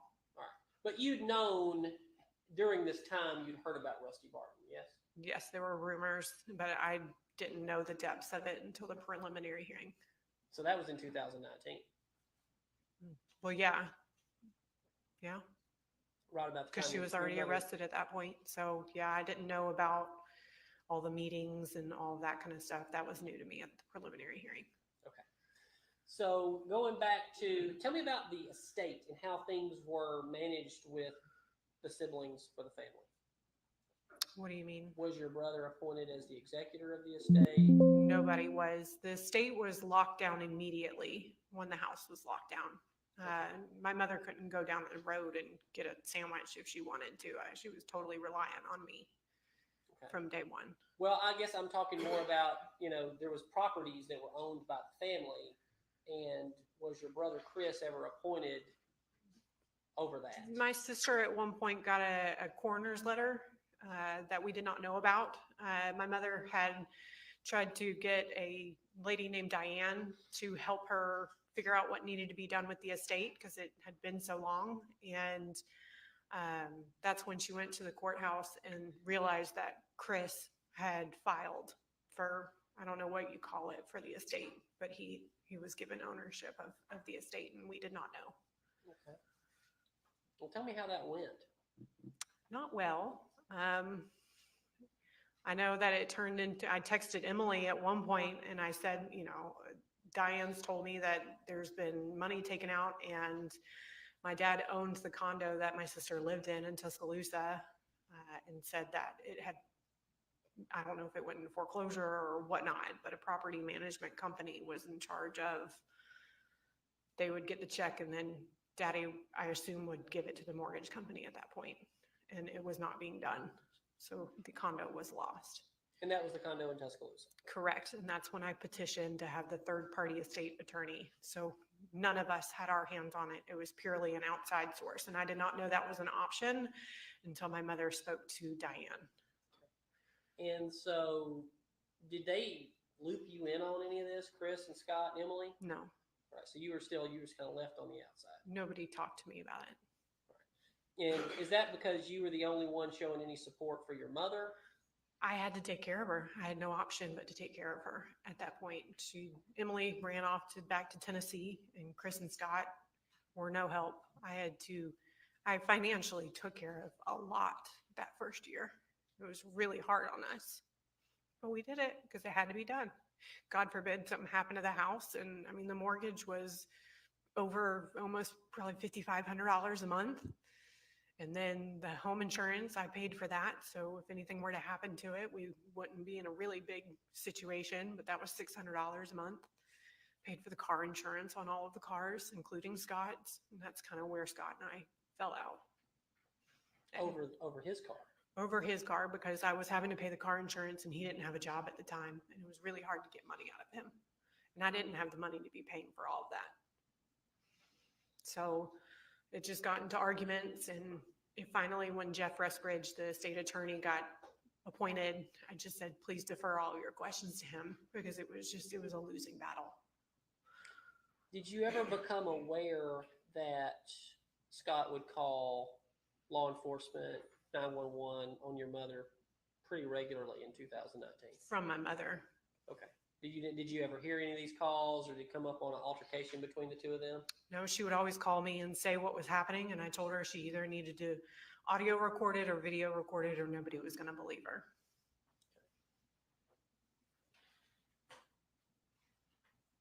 Your father was a very large man. Do you know how much he weighed? 280, 290, 300. Right in that area? I mean, he was 6'5". I'm 5'7", and I came up to his chest right about here. Okay. How much do you think your mother weighs? 125 pounds soaking wet. Okay. Does she have any physical conditions of note? She had scoliosis really bad. She's had it all of her life. Like how bad? Like, is her back? Yeah, if you look at it, I mean, there's probably a couple inches difference from the side of her back to the other. She got kicked in the leg by one of the horses, and she was in a cast for a really long, one of those kind of, I think it was like a soft cast for a while, but she couldn't walk. She had to do rehabilitation on that. But other than that, I mean, she's been active, I guess you would say.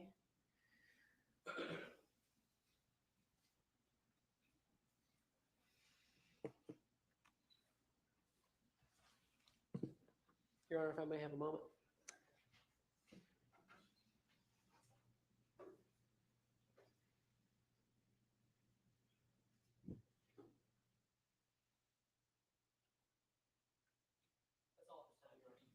All right, Mr. Farris.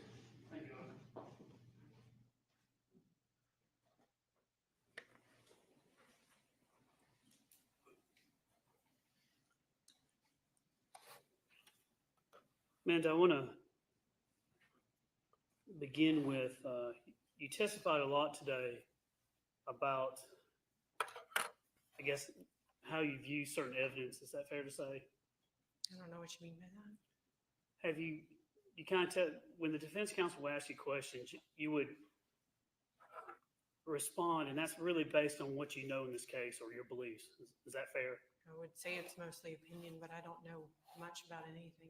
All I know is from when Deputy Hayes told me about that my father was shot, and that was from my mother the very first night at Free Home Fire Station, and then what we know in the preliminary hearing. I'm sorry, what was that last part? The preliminary hearing. Okay. On July 5th, 2019, actually a year to the day that your father's remains were found, there was a preliminary hearing where certain evidence was introduced that gave you more knowledge of the case. Is that true? Yes, sir. But what I want to go through is you do not have any personal knowledge of the details of what happened July 3rd, 2018 from 9:30 p.m. to 2:30 a.m. the next morning. You don't have any personal knowledge of what happened, right? No, sir. You don't have any personal knowledge of what happened on January 4th, 2018 from about 6:30 that morning until about 2 p.m. when your mom came to the lake where you were at, right? Only what she told me, that she was coming to see me. And you would agree with me that a lot of what you know or has been told to you by your mom. Absolutely. You agree that a major source of your information, the predominant overreaching source of information is from what your mom told you, right? Correct. I mean, an example of that is things that happen outside of your presence, whether it was what Scott said or Chris said, your mother would come back and say, this is what happened, right? Some agree, but I would be with my brothers if they said something directly to me. Right, but if you were not at the house when afterwards there were questions about the property and things like that, if your mom was just there, she'd come back and tell you her version of things that happened, right? Correct. So it depends a lot on her credibility when what she says, right? Absolutely. You know there's evidence of her lying through this trial? I don't know. I mean, if it was in the preliminary hearing, maybe. But you agree with me that credibility counts, right? Yes, sir. In your credibility? Yes, sir. Not just in what you say, but also how you say it? Yes, sir. Are you trying to testify here objectively, not your thumb on the scales at all? You're just trying to say, this is what I know? This is just what I know. It's not my job to figure out what happened. And so when you choose your words, sometimes like you said that Emily ran back to Tennessee. You used the word run. Is that just your opinion on what she did? Yes, I felt like she abandoned me and did not help me. You don't have any personal knowledge of who was present at your mom and dad's house on July 3rd, 2018 from 9:30 p.m. to 2:30 a.m., right? No. You don't know what happened or who was present to do anything, correct? I mean, I assumed my mother was there, and I assumed Scott, but that was because she told me Scott came home that night. Okay, but you don't have any personal knowledge of that, right? No. It's just based on what she said. Yeah, because I wasn't there, so I wouldn't know. And July 4th, that Wednesday, you don't have any personal knowledge of what your mother was doing on the property before she came to see you at the lake, right? Only what she told me. She was working on the property. But she did say she was working on the property, right? Correct. But outside of that, you have no personal knowledge of the actual events in this case that led to the murder of your father. No. You don't know any circumstances about where your father was shot with one bullet, do you? No. You don't know any circumstances about where your father was shot with another bullet, do you? No. You don't know where in the house it was done?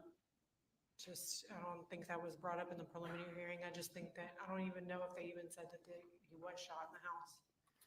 And you don't know how, what was done in this case to conceal the crime, right? No. You have no personal knowledge. No. You're just testifying to the best of your ability of things that occurred kind of before and after. Is that fair? You have very, very limited information. Now, you also don't have any personal knowledge, although you'd agree if two people in a conversation, those two people have knowledge of what was said, assuming everything's normal, they would know what was talked about in conversations, right? What do you mean? If you and I were having a conversation like we are now, I mean, you would know and I would know because we're intentionally trying to relate information and messages to one another. We would know what's going on, right? Yeah, I guess. You know, assuming we're not insane or anything like that, we would know what was said or what was actually said or not said, correct? Yeah, if you were only there to see it yourself, that's the only way you truly know. Sure.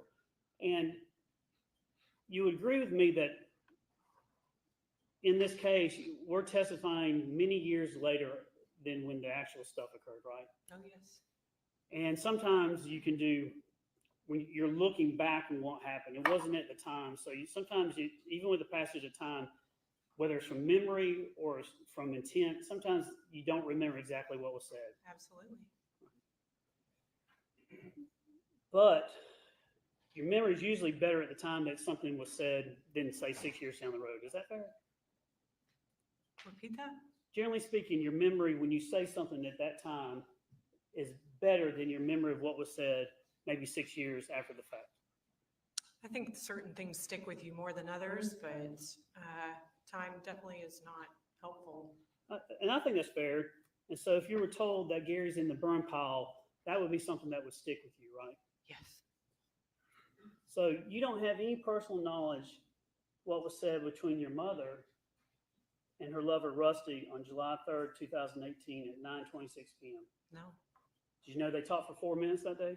It was brought out in the preliminary hearing that they had a phone call. She ever tell you exactly what they said during that phone call? I did not discuss anything with her. And you have no personal knowledge of what was said between your mom and Rusty on July 3rd, 2018 at 11:28 p.m. where they talked for 5 minutes to you? No, I didn't know they were communicating at that time. It shocked you when you found out, right? When I found out that they About were Rusty. about Rusty, yes, when I found out at the preliminary hearing that they had the relationship that they did, that was very shocking. Yeah, it shook your world, didn't it? Yes, but it wasn't the first time. On July 3rd, you have no personal knowledge of what was said between your mom and the defendant on your mom and Rusty on July 3rd, 2018 at 11:45 p.m. where they talked for an hour and 14 minutes to you. No. You don't know what was said between your mom and Rusty on July 4th, 2018 at 2:20 a.m. where they talked for about 36 minutes, right? No, I don't. You do know that Rusty came back and, quote, recanted that statement in some way, right? They said that in the preliminary hearing, yes. But afterwards, your mother told you to go and talk to Rusty, didn't she? She had asked me to And y'all did talk to Rusty. when she was arrested. And y'all talked to him about that, right? The only thing I remember talking to him was when I asked him, because I heard in the preliminary hearing that she said he's on the burn pile, whatever it was. I said, did she say that? And he said, no. And you have no idea what was said between your mom and Rusty since July 5th, 2018, even up to this day, right? No.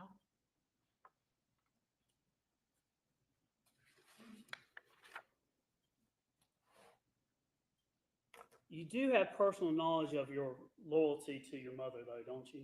I have loyalty to my mother and my father, yes. I think you said on direct your words, you have a loyalty to your mother to a fault. Yes. I think anybody I feel that way towards. And it's fair to say that you're biased in favor of your mom. I wouldn't say how I'm biased in favor of it. I believe that somebody is innocent until they're proven guilty. So would you say that you do believe in your mom though? She has told me that she's not guilty, and all I can do is believe that until somebody can prove she is guilty. So I would like to believe that my mother had nothing to do with this. Some may call it denial. I call it honoring my mother, and I would do the exact same thing if it was for my dad. But you won't do that same thing for Scott or Chris though, will you? No, it's very hard to explain, but not talking to them is alienating them. Again, communication is a two-way street. It's not just me that turned away, and it's okay that I turned away. It's even in the Bible that says that it's okay that I turned away. I want to talk to you about your foundation for testifying today and some of your knowledge. Have you talked to, now, when I say this, there's nothing wrong. The two attorneys here are honorable men. I consider them friends. They're honorable. Don't hear me saying that.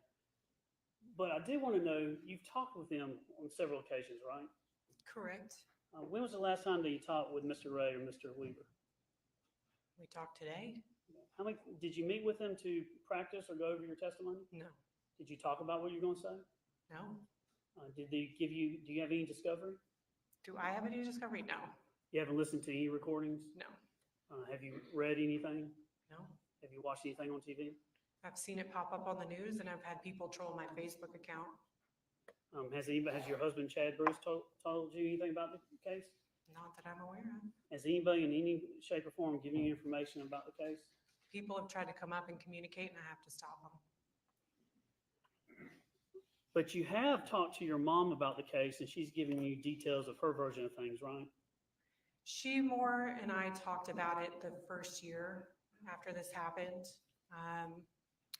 When she was arrested, we had phone calls, and then it just got to a certain point. I had my son, and I didn't feel like talking about this anymore. And when she came to live with us, it was a rule that I set down, and I said, we are not going to discuss this because it was best for everybody, and it wasn't needed. So if you could shrink the world down to the person that you've got most of your information from, it's not going to be the attorneys, correct? It's not going to be Scott and Chris, correct? I guess not. It's going to be your mom, right? Everybody has their own opinion of everything, so I take everything with a grain of salt. But my question is, it's going to be your mom, right? I guess since I've seen her the most, that would make the most plausible answer, I assume. So yes, it would be your mom. Yes.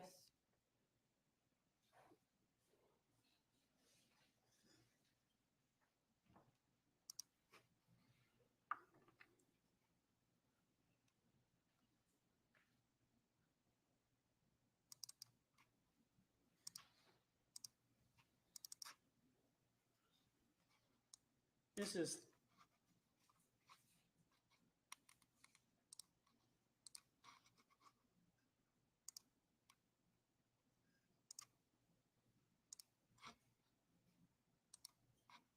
Payne 1. This was Emily's wedding, is that right? Yes. Now, these are better days here for the family, Was. and everybody's looking great, smiling, looking wonderful. It was a really good day. Would you like to be able to go back to those days? Yes.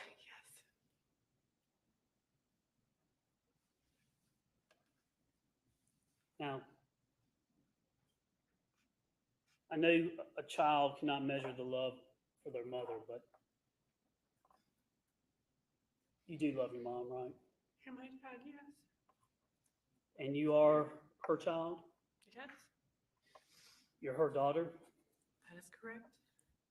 You're her favorite daughter, aren't you? I wouldn't say that. You're her favorite child, aren't you? I wouldn't say that. Do you say that she has the same positive feelings towards the other three as she does to you as we sit here? I think my mother equally talked about us positively and negatively. You're the only child that's siding with her, though, correct? I'm the one that's choosing to believe that she's innocent until proven guilty. Yeah, and it's your belief. I understand that. But again, my question is, you're the only one that's on her side or choosing to believe as you do, correct? I'm the only one choosing to believe in the justice system. And you're the only one that's had a continuing relationship with her since the murder of your father, right? Yes. In fact, at times you've not only been a daughter and a child of her, but you've been an advocate for her, right? I have been a support system in the sense of I had to be the strength when nobody else would be. And what I mean by that, there are times that she would call you from jail or contact you somehow when she's out, and she would ask you to go and talk to other people and do things, right? Correct. She would get you, whether it's with the house or meeting with the attorney, she wanted you to relay certain information. Is that fair? She wanted to, but sometimes I would, sometimes I wouldn't. A lot of times I would say yeah, and then I wouldn't do it. But times you would, right? Yes. And you haven't heard the jail calls that we have between you and her. You haven't seen that at trial, have you? No. So you don't know what has been said between you and her that the jury already knows about, right? No, I know it. Potentially, if I heard it, I would obviously, if it was a conversation between us. And you agree with me that your relationship with your brothers and sisters has soured since all this happened? Unfortunately. And it upsets you because they're not taking up for your mom, right? No, it upsets me because it shows how much that they love me. It has nothing to do with her. It has everything to do with I'm their sister, and they left me. You feel like you've been abandoned? Yes, I lost my whole family that day. Would you agree with me that you lost your family because your father's been murdered? That was the cause and reaction, I guess you would say. And from their standpoint, it's fair to see that they have feelings that their mother has murdered their father, so they have hard feelings because of that. And rightfully so. Now, you talking about, I was asking you earlier about your beliefs and your opinions on things, and you do give some information. Like, do you remember telling the defense on direct examination that on July 4th of 2018, you just wanted to have a quiet time with your family at Lake Lanier? Is that what I want every day of my life? And you talked about that's because there was drama with Chris and Jenna the year before, right? Correct. There's usually more to the story than just what one side brings out at times. Isn't that true? I could say that's true. Your husband, Chad Bruce, is kind of a prankster. He teases people, doesn't he? He's funny. He likes to have fun. So you talk about Jenna getting upset that day and all that, but that day in 2017, y'all actually scared Jenna twice, didn't you? It may have been twice. I know of once because she was not very happy with me. You know, one time when she was sitting in the car and went up and scared her. The next time y'all hid behind a bush when she came by and scared her again, right? I know about the bush, yes. Yeah. And then she got so upset that afterwards because she didn't want to be scared and you did it twice that she actually kicked a drink and went all over you and Chad, right? Correct. And you basically had to talk to Chad and say, hey. I mean, I wouldn't have to talk to him, but It made y'all mad, didn't it? I wouldn't say it made us mad. We were just like, I think that was a bit of an overreaction. We were just having a good time. Well, you tell all the people that at that point you decided to never go back out with him again. That was because of their drinking. But you can understand if you get scared twice, it can upset people, right? I understand that it was insensitive at the time, but it was all in good fun. Could be The bullying. girls were with us when we did that, I believe. I'm almost positive that they were with us. Well, it could be offensive or bullying somebody if you do it twice in one day, right? I think that's a bit much to say. They're my brother and my sister-in-law. I've known them forever. But that's how you felt about it, right? What do you mean? How you feel about the situation is kind of your beliefs, right? I guess you would say that. Yes, everybody has their own opinion. Now, through this, there's been times when you talked about, you had a lot of emotions earlier today. You were crying a lot, and it's tough for you, is it, to do this, isn't it? Yes, I wouldn't wish this on my worst enemy. This is the worst thing anybody could go through. But throughout this process, you actually had different emotions where you were angry or irritated towards your family. Is that fair? I had a lot of anger for many years after this. And how we see you today, how you emote today, is not necessarily how you emoted on a jail call or how you had your emotions you would have around Scott or Chris, right? Yeah, I've done a lot. I've come in a relationship with God, and I've had my son, and that has drastically changed my life and my outlook and how I handle certain situations. And so you have gotten upset and gotten on them, barked back with them as they barked with you in the past, right? I would say so. I mean, I've reviewed text messages knowing that this trial has come, and I know that I understand why they feel the way they do. I do. I really do understand, and they're rightful for that. But I don't feel like the way that they treated me in response was needed, to the point of where when my dad's mother died, they didn't even tell me she had a stroke and she was on her deathbed. I had to find out through my aunt on social media because my siblings didn't even have the common courtesy to tell me. You're upset with them. At that time, yes. And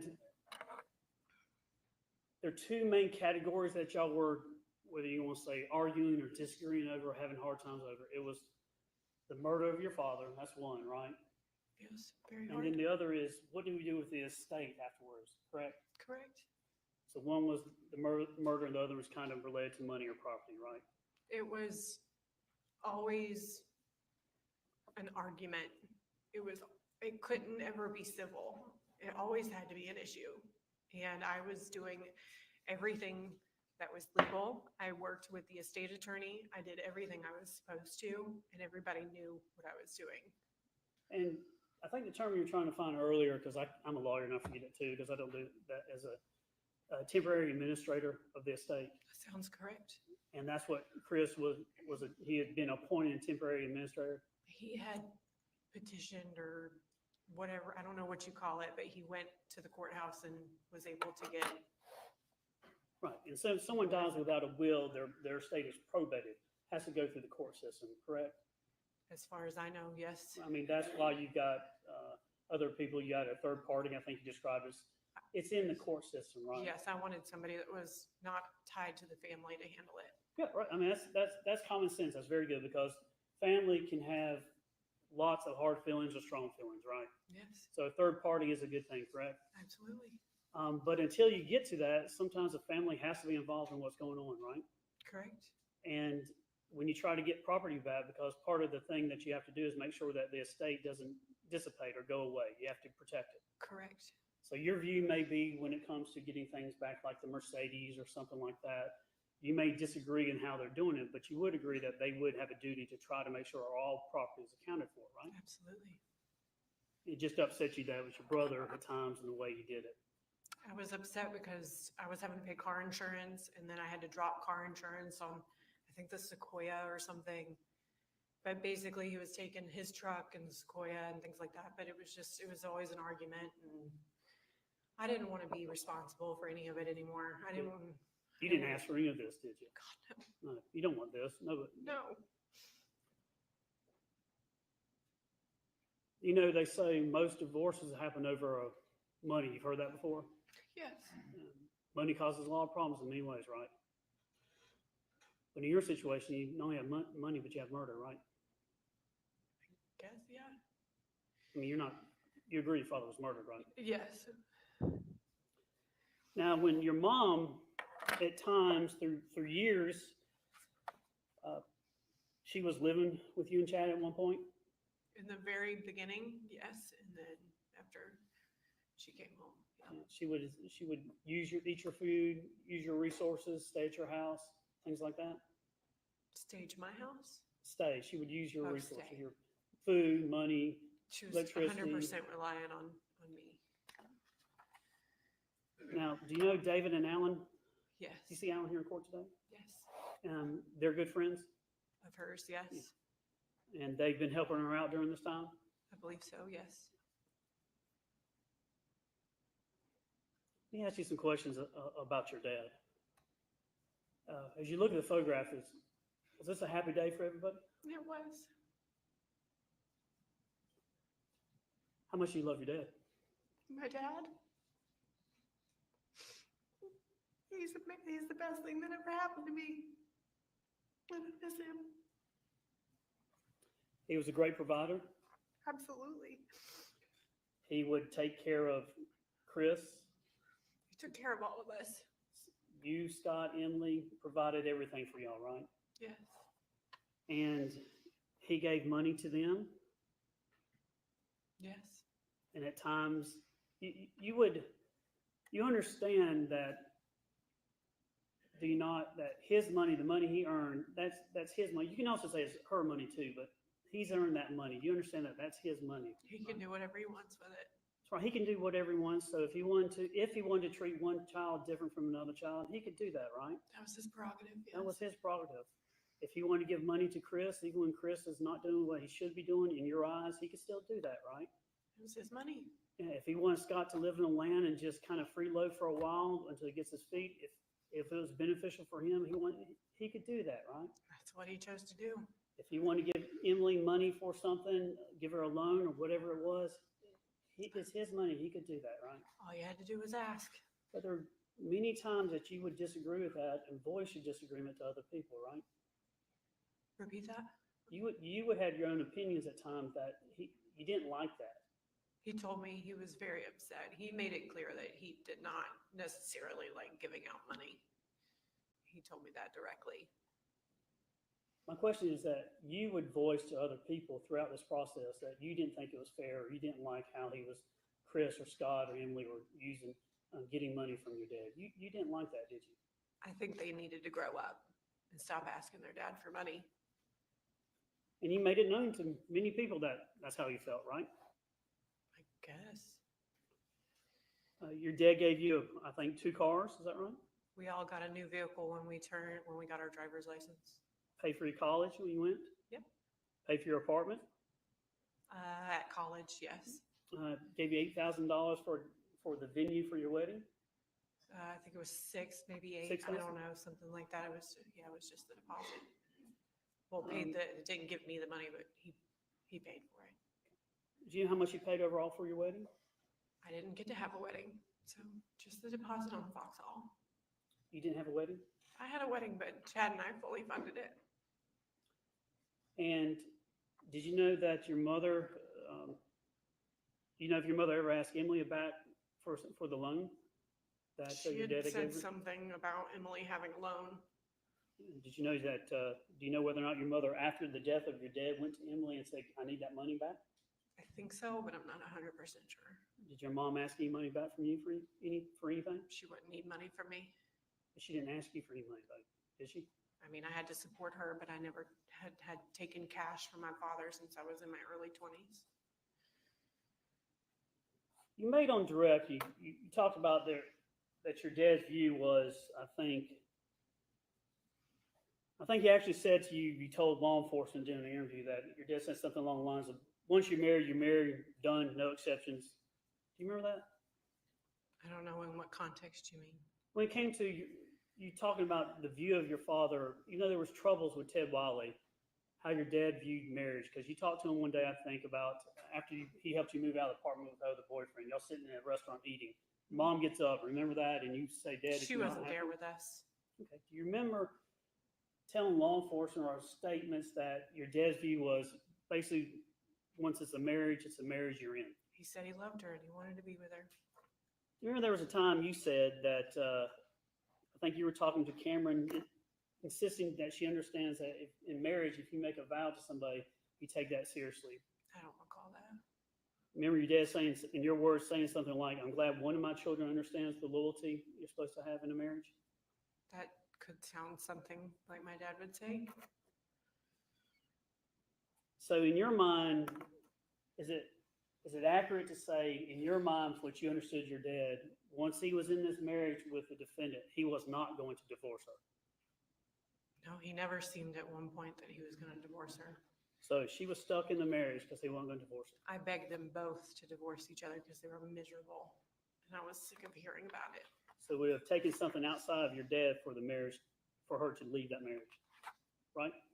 One more time, I'm sorry. It would have taken something outside of your dad. Your mother would have had to do something to leave that marriage. No, I think my mother could have left at any time, and so could have my dad. They both were grown. I think they could have both made that decision, but I think they just wanted to stay married. At some point, you thought your dad was paranoid about your mom cheating on him. Is that true? I think that's fair to say ever since she had the affair with Ted. Right. And the word you used when you talked to law enforcement, you just said you thought your dad was paranoid about your mom possibly cheating on him. You ever use that word paranoid? No, but rightfully so. If you have a partner that cheats on you, I don't think that feeling would ever go away. But have you come to learn that she actually was cheating on your dad with Rusty? But since then, yes, It's not paranoid when it's true, correct? absolutely. I don't blame him for how he felt. But that other piece of evidence that you didn't have, that new information that she was having an affair with Rusty, that changes things, doesn't it?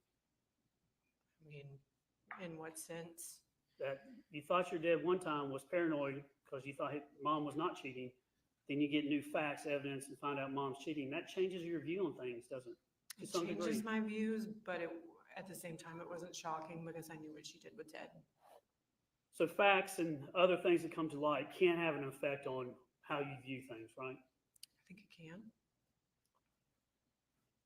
Now, you say that you did not know about Rusty Barton and the affair.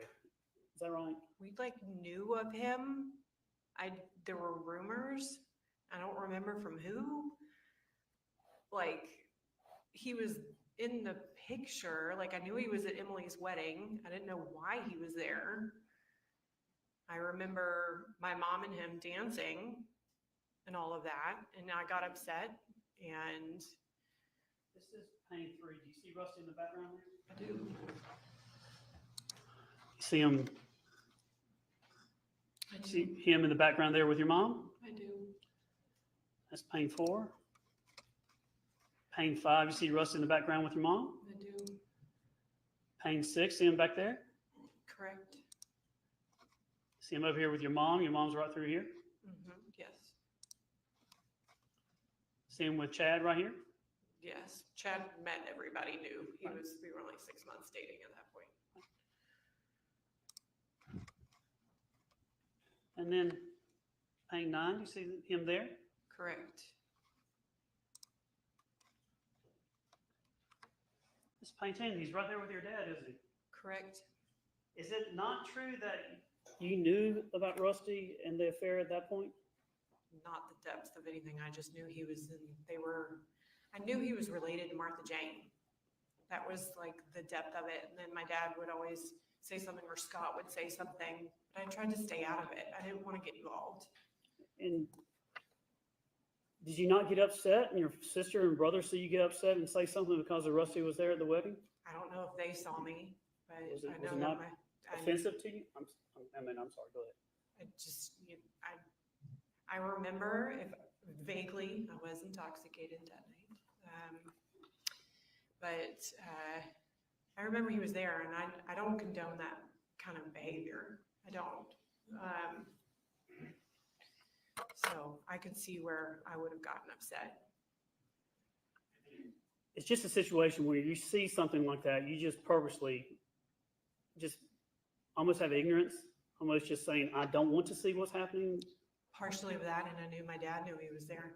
If my dad accepted it, then I followed my dad's lead.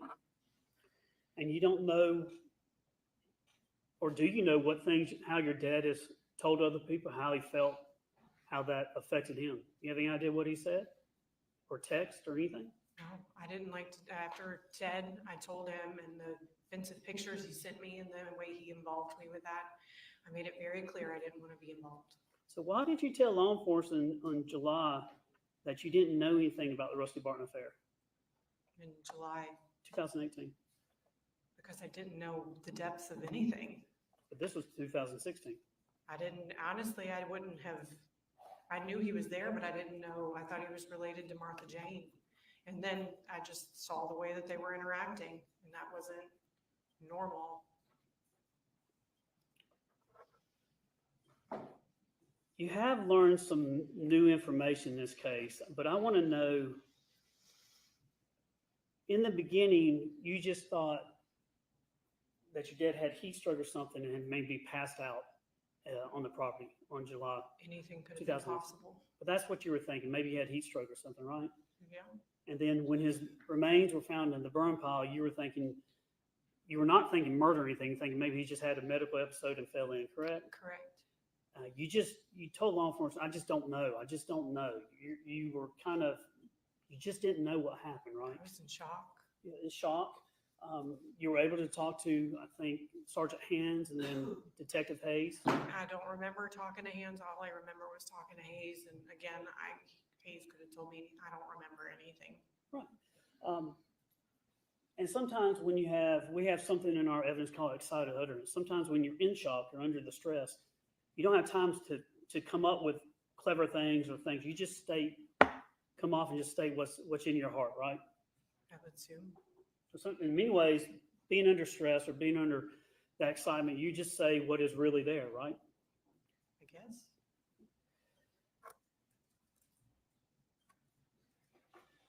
When you learned the first time about your dad having a bullet in him, how did that make you feel? Confused, shocked. I mean, my mother was the first person that told me. I didn't want to believe it. And then we had Manny, the attorney, and he was telling us it could be a lie. You know, you have people sitting there going, well, it may not be true. Or so you don't know. I think on July 6th of 2018, at the Freeholm Precinct, your mother walked out after being interviewed by Detective Hayes. And you said your mother told you, but isn't it more accurate that Detective Hayes looks at your mom and says, have you told them yet? He actually had to prompt her to tell you about the bullet, right? It would have been the night of July 5th because we had been out at the property all day long, out in the heat. And he finally asked them to go down. And Chad and I drove down there with them and waited as they interviewed Scott and my mother. And that's when she came out. He may have been talking to Scott at that time. But she said, they're saying your daddy was shot. And I think that was pretty much about it. Yeah. Detective Hayes had to tell your mom, have you told him yet, right? Yes, she told me it was Hayes that told her, and she told me. You said she put her face in her hands, is that right?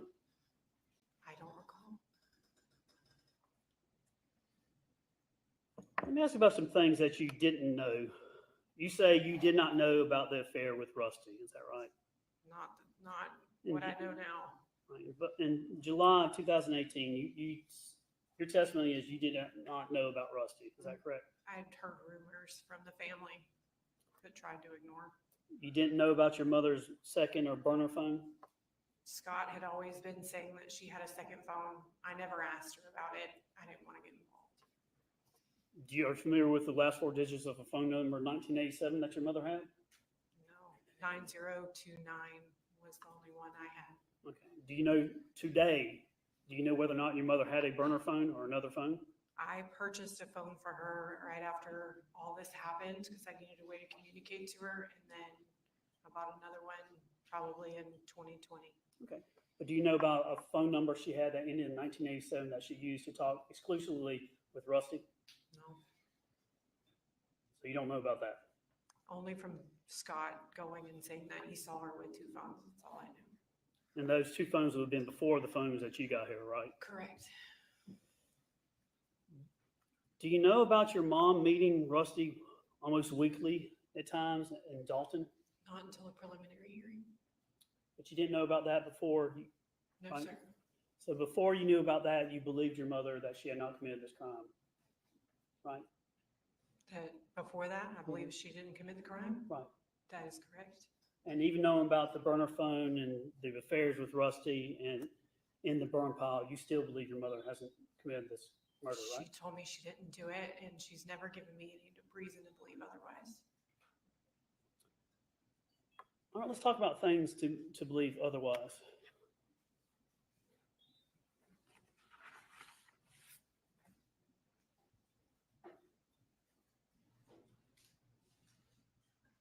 Judgment approach. It's fair, so I'm going to put this, judge, this time I tender evidence A, Farris 1. No objection.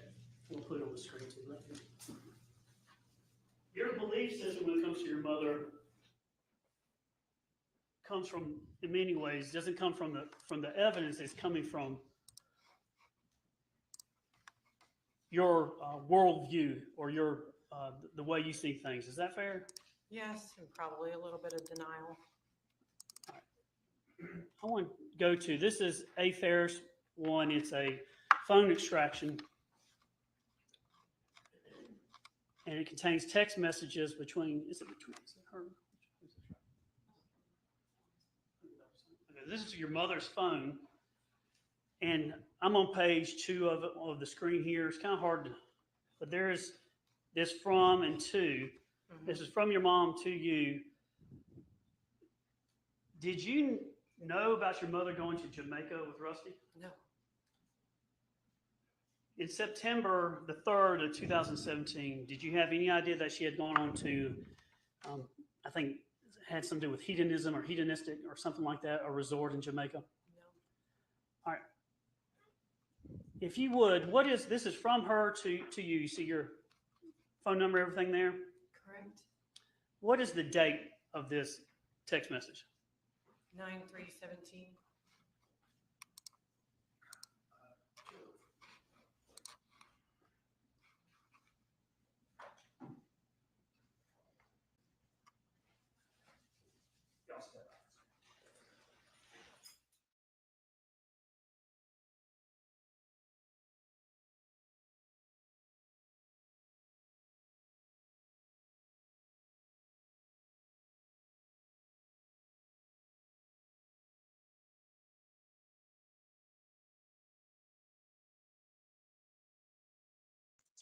I'll be right back. Sidebar.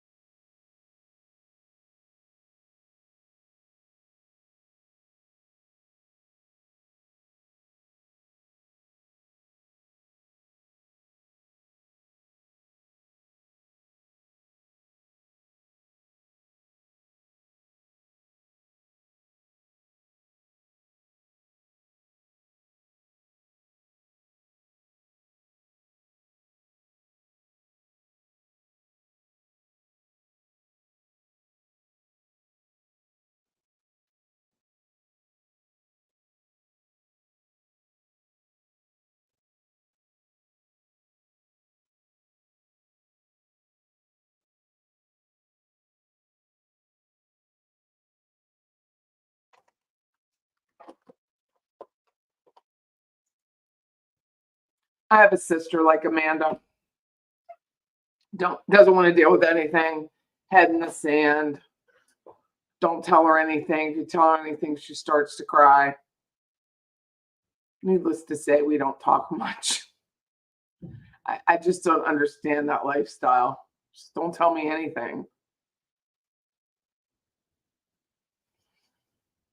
Dude, look at I gotta find the first day of the trial to today. I think she's aged about 25 years. Holy cow.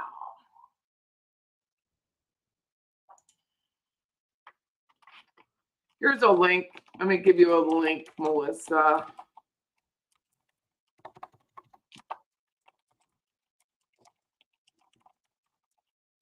There's a link, Melissa. I'll put it in the chat above.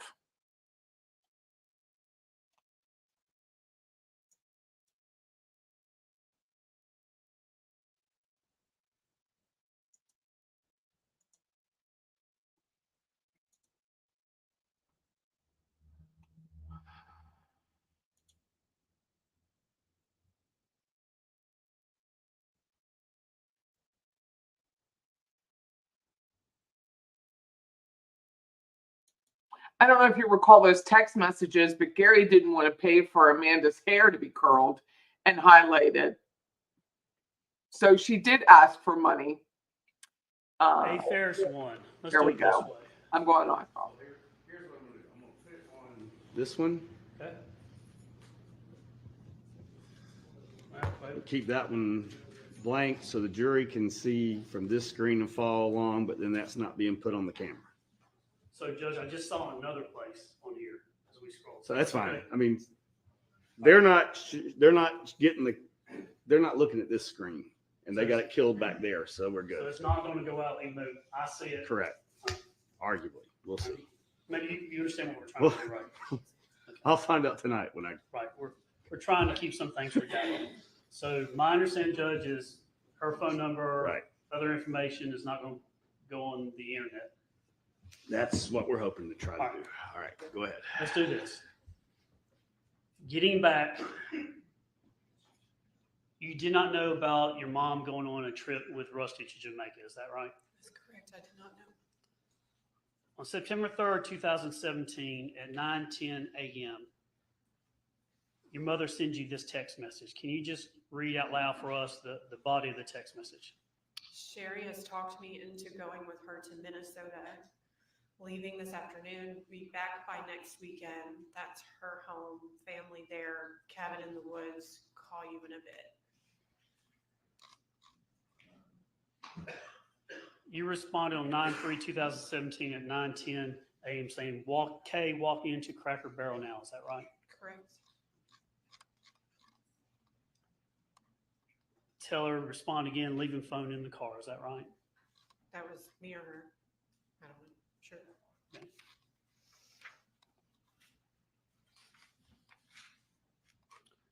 September 9th, 2017 at 3:52 p.m., she sends you a text message, and read that, what she tells you about where she's at. Sherry and I are on way back. Family cabin in woods. Cell service was bad there. Everything okay.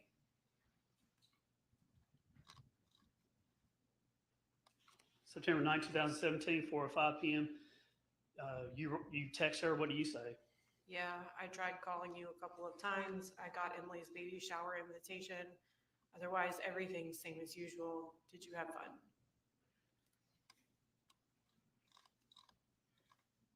September 10th, 2017, she texted you. What did she say? So much fun. No contact with anyone. Read a book. Got some sun. Let you know when we get back. Taking our time driving. Enjoying scenery.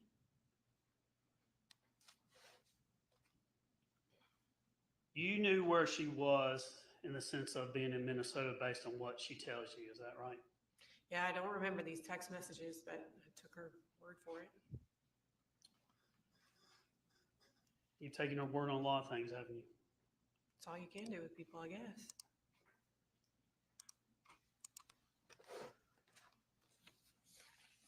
So she's never admitted to you that she went for a week or so to Jamaica with Rusty. No. Did you know about the credit card that Rusty had given her? I think after the preliminary hearing, but I'm not 100% sure. Do you know about the tattoo XO that she had? I think Ella or Addison had mentioned it, but I personally never saw it.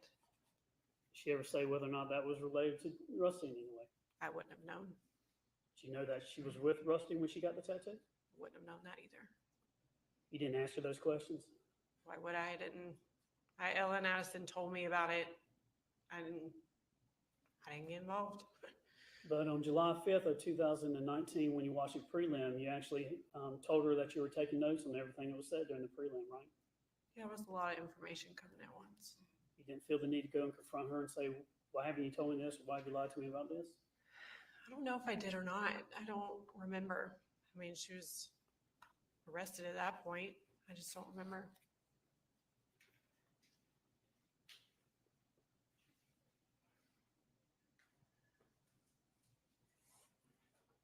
Did you know about her vanishing at times after the murder of your father and going up and seeing Rusty? There was one time that she had left. Scott and Chris and I all knew about it. And she said to me that she was going to see Martha Jane. Do you know whether or not she's seeing Martha Jane or seeing Rusty? I had to take her word for it. I didn't know that I knew she was with Rusty when she got arrested because she called me and said that they had a warrant and she was going in. I had just gotten off work and I was shocked. When it comes to what you believe and don't believe, we know that you believe your mom is what you testified to, but you don't really believe what your other family members were telling you, right? No, I believe I think we all have our own opinions, and I think that they deserve to have their own opinion. I never asked them to, from what I recall, to believe her. I just said to give her the benefit of the doubt and let the justice system, let the investigators do their job. But there were times where, even though it was testified to in the prelim about a bullet, for the longest time, you never wanted to believe. You believed law enforcement was lying to y'all about a bullet being found with your father. That's what the attorney said. But So you it was believed hard right? to, I wouldn't say I didn't know what to believe. Well, you didn't come out and say, I do believe it. You were saying people, you weren't certain of that, right? I didn't know what was true.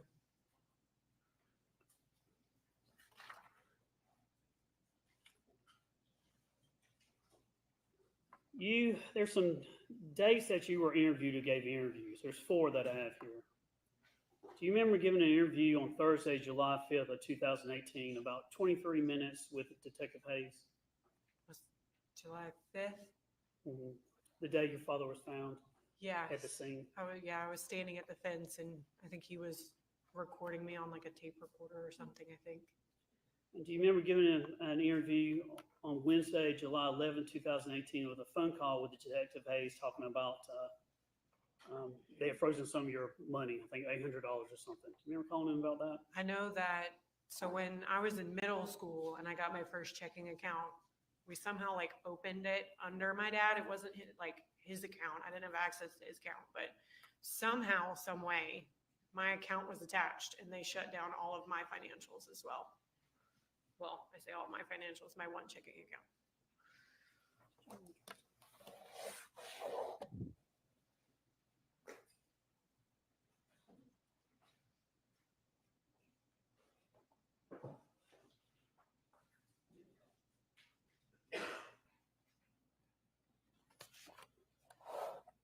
And then the third interview, Thursday, November 15th, 2018, about 14 minutes long. He actually returned a phone call to Detective Hayes about some air being deflated in y'all's car. I don't know if I talked to Hayes about it, but my tires went flat on the left side of my car in my driveway. And then there was a final interview that I have Friday, April the 24th of 2020. It was about 4 hours long. You went and spoke with ADA Zach Smith. Yeah, I spoke to Zach. And you went and talked to him. Is that right? Yeah, Zach was a nice guy. He approached me after being here one day. I don't know if it was a preliminary or something, and he kindly asked me, because I was a little upset that nobody wanted to talk to me. I'm like, it made no sense to me that I wasn't talked to, and I was like, you know what, since he asked so nicely, and I think it was a couple of times, and I was like, okay, I'll sit down and talk to you. And we had a good conversation. He was a very nice man. I think one of the detectives was there as well. I'm going to go through, I got some questions about the first interview.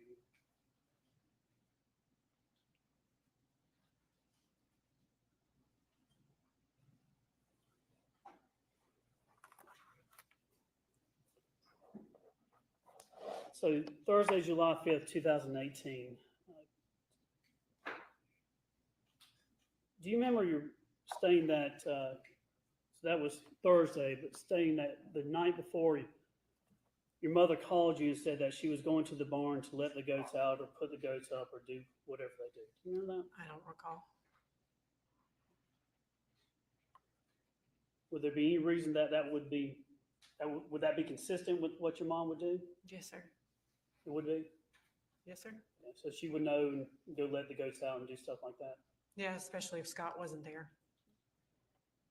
Do you remember your mom saying that she woke up on Thursday when y'all found your dad? Before that, about 8:15, she called you and said she was going to Walmart? Possibly. I think so. I'm not 100% sure. But that would not shock me to say she went to Walmart. Now, one of the things with your dad, if he would not be at the house, if he would leave, you knew that he would always take his car and his wallet with him. That would make sense.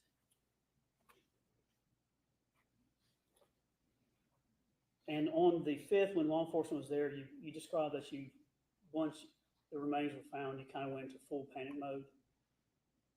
Is Yes. that, so what happened? I went into shock. Do you remember your mother telling you that your dad was burning stuff on the burn pile on Tuesday? That was, yes, because Chris was dropping off Addison or went up there for something, and so he was burning shrubbery and things like that. In fact, that you had walked by the burn pile on the 5th and it was still hot. Yes, sir. Now, as you were looking for your dad, you did go down to the basement, to his office down there, and you found where he had sent an email Tuesday morning at about 8:30. Remember that? I couldn't get on his computer. His No, you computer. found some paperwork or something down there. Oh, I don't recall. I just remember trying to tap on his keyboard, but he always had a password on it and I couldn't.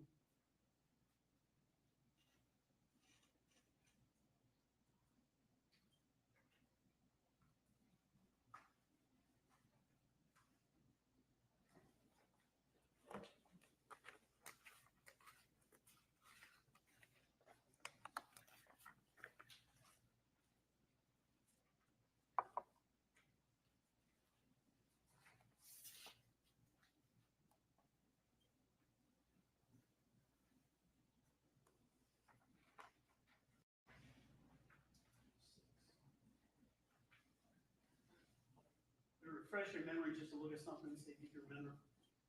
This is not an official transcript of your interview, but I'm going to show you something from your interview. This is page 6 for the record.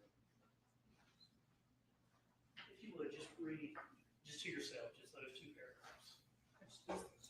Yes, ma'am, just right there will give you context about that.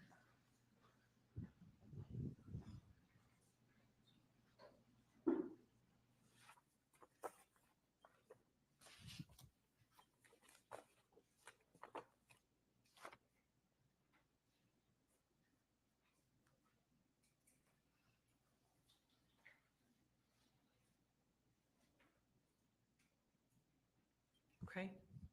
Do you remember now going down to his office and finding an email? No.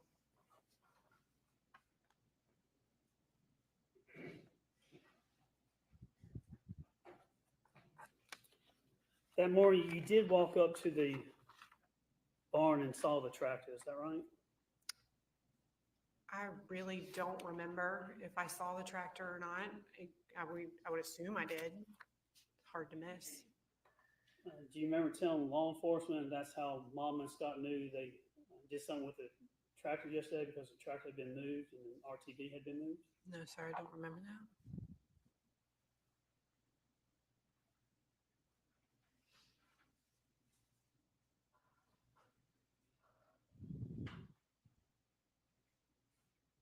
You still have that same piece of paper there in front of you? Yes, sir.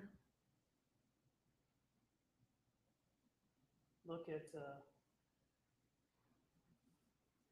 paragraph that says, I was like, well, just read that one to yourself. No. Uh-huh.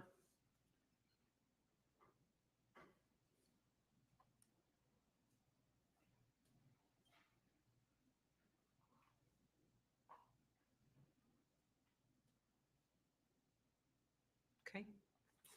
Right, now, does that refresh your memory that you did say that that's how Mom and Scott, they knew they did something yesterday because the tractor had been moved and our TV had been moved? Unfortunately not. Do you remember telling law enforcement that you can tell that, I can tell you that a tractor is always parked underneath the same awning if they are not doing something with it? I knew it was always parked under the same awning.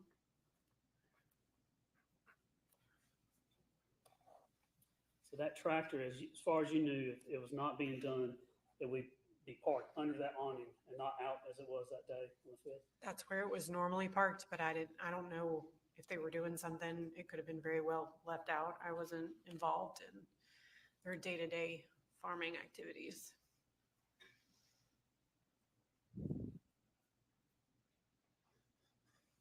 You had a view that sometimes you're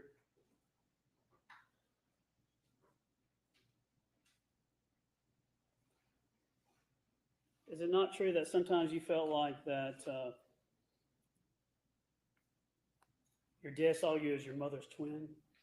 She said he would say like you kind of I don't know how because I don't see it, but I think that maybe that might have something.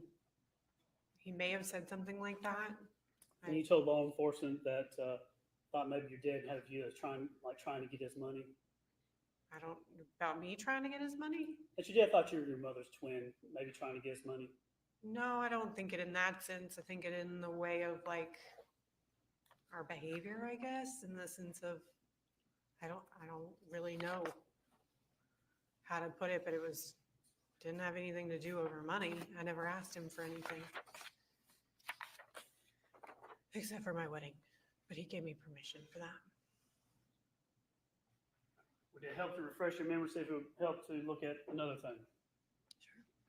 This is page 9 for the record. Just read that to yourself, that top paragraph.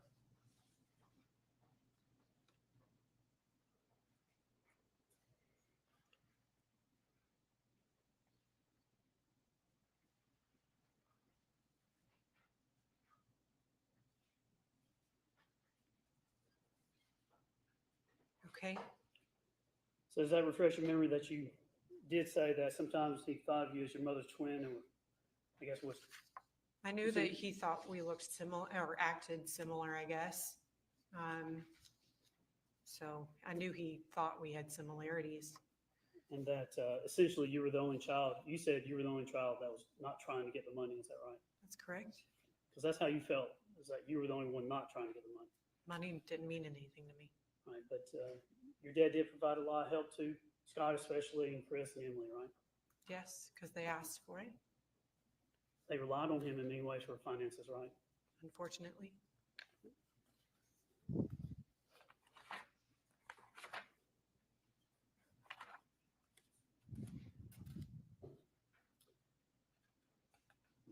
And your dad, when Chad went, he asked your mom and dad for your hand in marriage and went to him and asked him to be married, right? He did. That was a happy time for you. It was. Yeah, your dad was happy, wasn't he? Yes. He was happy that Chad was coming to you. Good Chad's a good man, yeah. Yeah, and Chad would kind of joke around and kid with your dad because your dad smoked cigarettes and he vaped, so they'd kind of hang out. Yeah. And your husband Chad is he's a big guy, right? I'm not as big as my brothers and my dad, Yeah. but He's a tough guy. 6'1". Yeah, he's a tough guy, isn't he? He's an alpha male. Yeah, he is, and he's loyal to you, isn't he? Yes, he is. And loves you to death. I hope so. Loved your dad. Yes. Tried to hang out with him. Yes. And in fact, it hurt you when your dad approached you and thought that maybe Chad was doing something with Melody. Correct. That really made you angry. Yes. But he did come to you and say something to you about that. He didn't called me, and then when I immediately told him that there was no way that could possibly be true, he was like, "I'm sorry, baby. I'm sorry. I'm sorry," because they would work him up, and then I would talk to him, and he'd be like, "I'm sorry," and we were fine after that. And your husband, now fiance, back in 2018, had a very close relationship with your mom. My husband had a normal mother-in-law, father-in-law relationship. He has a very strong sense of family and being with those that you love. And I think that's why I tried to spend so much time with him in the year leading up to this, is because I really wanted to kindle what relationship I could with my parents. Well, it was attractive how he felt about family, right? He's a good family man. But he would talk to your mom and text almost every day. I wouldn't say every day, but I mean, they had a friend. I talked to my mom every day, so it was about the same as me, I guess. But he would talk or communicate very often with your mom. I don't know as very often it would be, but I mean, they weren't strangers. I mean, they're friends. I guess you could say that. Enjoyed doing stuff together? Only if I was there. What do you mean by? No, I mean with you. He was not opposed to your mom. Yeah, I mean, it was, me and Chad, and then it was hanging out with my family. So he was very cordial, very polite. Gets along with your mom.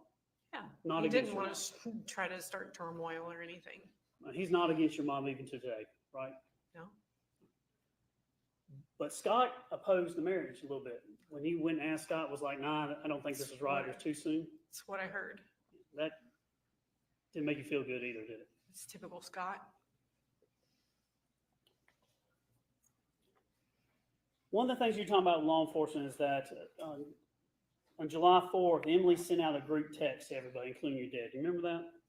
On July 4th, we were at Lake Lanier, and I don't know who, I know Emily was in it, and I know I was in it, because she sent a picture of Olivia, and I sent back a picture of Chad and I at Lake Lanier Islands. About 2 o'clock on the afternoon, Emily sent out a group text and Olivia misses everybody or something, says hey or something like that, I believe right? so. And you thought that was odd because your dad, you said she always sends it out, but he never answered back, and he always answers back, always. Your dad would always answer those group texts. Unless he was busy doing something, but yeah. I mean, you use the word always several times. That's just what your dad would do. He would respond to the group text with Emily. And I don't think he would ignore anybody's text messages, but And you thought that was strange that he hadn't at that time. not at that time, no. But looking back now, Looking back on it, yes, but there's been moments in our text messages where I would say something and he wouldn't reply back, and he would text me and I wouldn't reply back. and then when you were talking to Higgs, you talked about that your mother, the issue of his wallet came up, and she said his wallet was in the car. You said your mother said that the wallet was in the car. Do you remember that? I think she said it was in the car. I just remember that at some point, I think she came out with it. It showed up. And you talked about your dad was a workaholic. He loved to work. Yes. And he would be working even all the time. Yes. Does it surprise you, or is it shocking to you that during that first conversation, you didn't mention anything about the guns with Scott? What do you mean? You didn't say anything about guns During what conversation? I'm sorry. with Hayes, Detective Hayes. I couldn't think straight. Do you remember saying that you were upset or angry with the sheriff's office because they made y'all wait outside in the hot sun until they talked to you? That was a long day. It It was was a a long painful day. Very painful day. And they were just trying to figure out what was happening with your dad. So it's a process, right? As the years have gone, I understand that they had a job to do, and their feelings about our emotions were not at the top of their list. And from that very first day, you were frustrated with law enforcement, how long they were taking, what they were doing, how they were talking to your mom and things like that. You were just frustrated and irritated with law enforcement. I think it was a natural sense of being upset with the situation. I think I was angry for many years. And then on Wednesday, July 11th, 2018, do you remember calling Detective Hayes and basically saying that the sheriff's office had improperly frozen your account? That was like $808 or something. I mean, it was a normal phone call, but I told him that my bank account was frozen because it was somehow tied to my dad's from when I first opened it up. And they asked me to provide like 6 months of records, I think it was. So I pulled them from my Wells Fargo account, and they had it unlocked quickly from what I can't recall, but I had live paychecks at the time. So I just used my husband's money, and then I got my next check. So it wasn't a huge problem.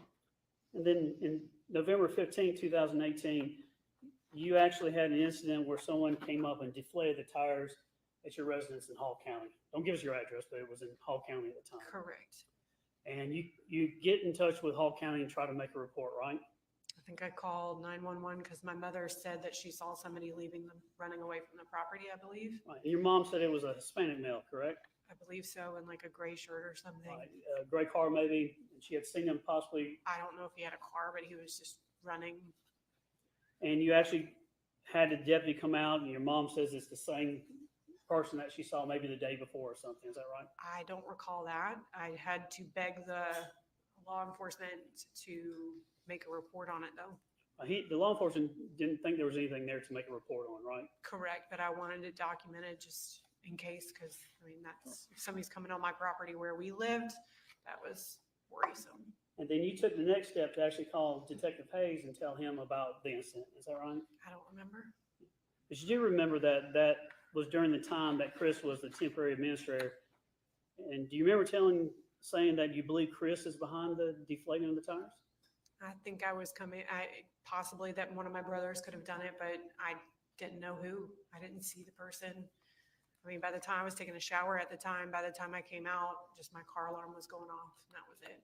Right, and you were saying it was Chris. You're blaming Chris for this, right? I don't know why I would be blaming Chris, but looking back on it, that would have been an unbiased opinion because obviously I didn't know I was in the shower, so that would be unfair to do that. And were you talking with your mom? Did your mom, was it her idea for you to call and make police reports? I don't remember.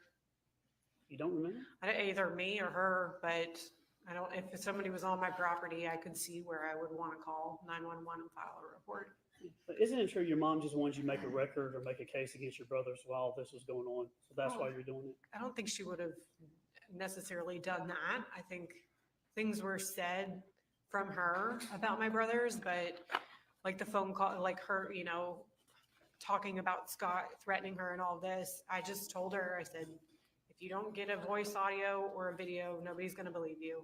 And I left it at that.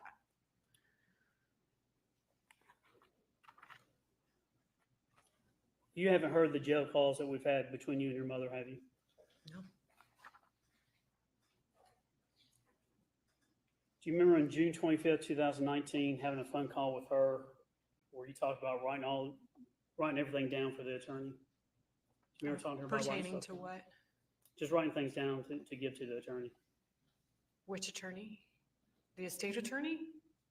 Whichever one you were talking about. Do you remember talking about the attorney? I remember that she was giving me a list for the estate attorney because I had a legal document stating that I could take her personal assets. Do you remember Chad being on the phone and saying, we're going to do whatever we can to make this shoot go away? He didn't say the word shoot. Make this go away. I was like, that's something weird. I mean, we were just trying to be positive, and it was a hard time. We were having to go through my parents' house.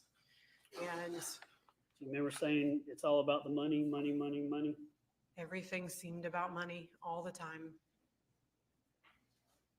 And you wanted to make sure that the attorney had all the things he possibly could have. It was the attorney's responsibility to protect the assets. And do you remember the conversation there about whether or not Rusty is keeping a check on Chris on Facebook? No.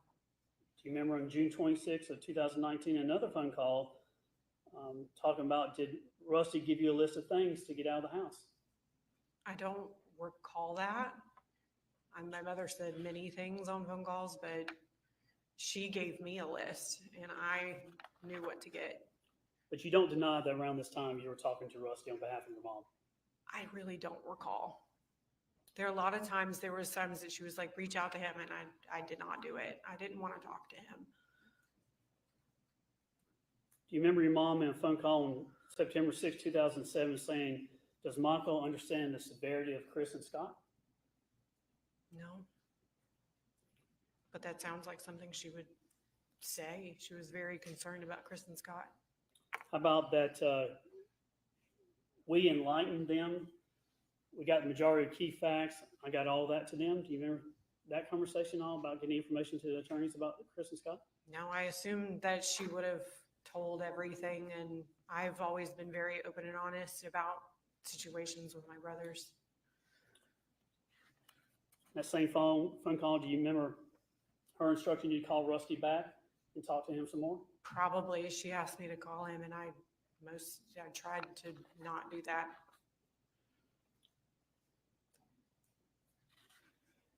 On July 5th of 2019, after the prelim and facts came out in the hearing that you didn't know about, you called your mom and talked to her, didn't you? I would assume so. Do you remember telling you or saying, let me caution you not to say anything on this phone call? I said that, or she said that? She.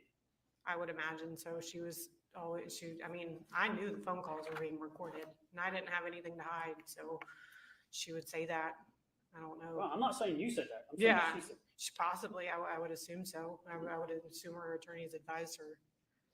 Do you remember after learning new information, including he's in the burn pile by Rusty, that phone call, do you remember telling your mom that you have a few questions for people? Yeah, that was a very concerning piece of information. And that's the phone call to Rusty when I had to go get the dogs. And I and he had talked to him on the phone. I said, did she say this? And he said no. And then other phone calls, you keep talking about you still stand where you've always stood with your mom. In other words, you still believe that she didn't commit the murder. Remember saying things like that? I was definitely far more like, I believe everything of my mother. I understand now that this is not my spot to investigate this. And there's no way for me to know everything. Just like Zach told me, y'all have all of the information. It's very hard for me to form opinions, and when I just don't know. Did you know that your mother said to Rusty, if you don't stop talking, you're going to single-handedly hang me? No, I don't believe so. Unless that was in a preliminary hearing. Did she ever say anything to you about be careful on the phones? She always did. But I didn't have anything to be careful about. Did she ever ask you to be quiet or shh, don't talk about things? Yeah, but then she would go on and she would ramble and ramble and ramble about things after that.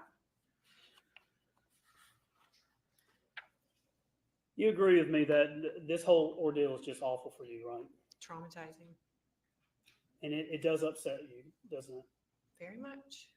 And you have strong feelings both directions in this case. Is that fair? I stand right in the middle, and I pray y'all can do your job and figure out what happened. And you just want the facts, the jury to hear all the facts and make their decision based on the facts and the truth in this case? Absolutely. You agree with me that you do have an interest in the outcome of this case, though, right? How would I have an interest? I mean, your mother, you don't want anything to happen to your mother, right? I would hate to see her go to jail, prison. Nobody wants to see their mother in that situation. But if she had something to do with this, then that's where people go who have done things like that. You agree that we have to, in cases like this, we really have to put the emotion aside and just follow the evidence? And that's why I cannot do your job. Would you agree, though, that when you're following the evidence, you have to include and consider everything, including things like the motive, if someone has a motive?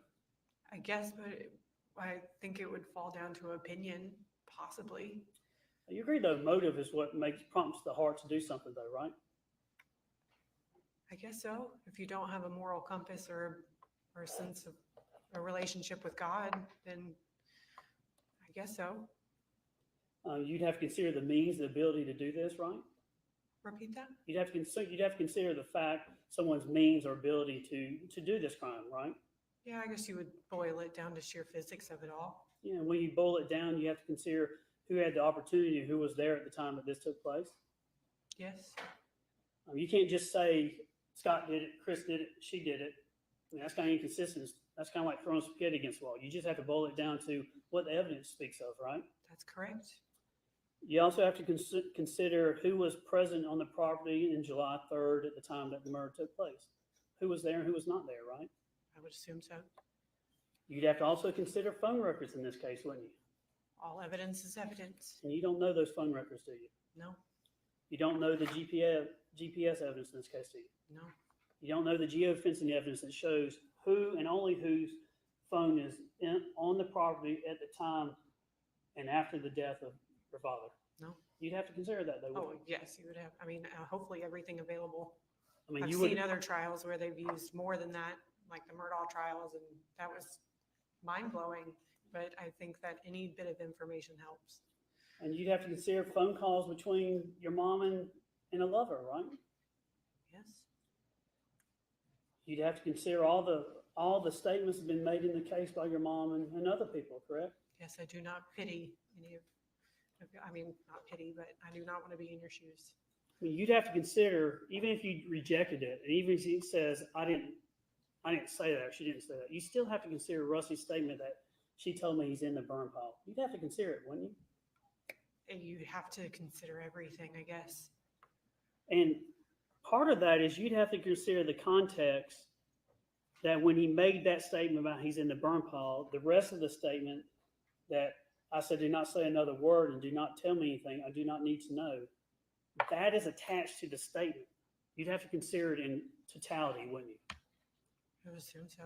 Right. So if the statement was tried to be explained later on, like he just overheard something being said with Martha Jane, you still have to consider, why would you say, don't tell me anything else? Because it comes down to credibility in many ways, doesn't it? You have to consider everything.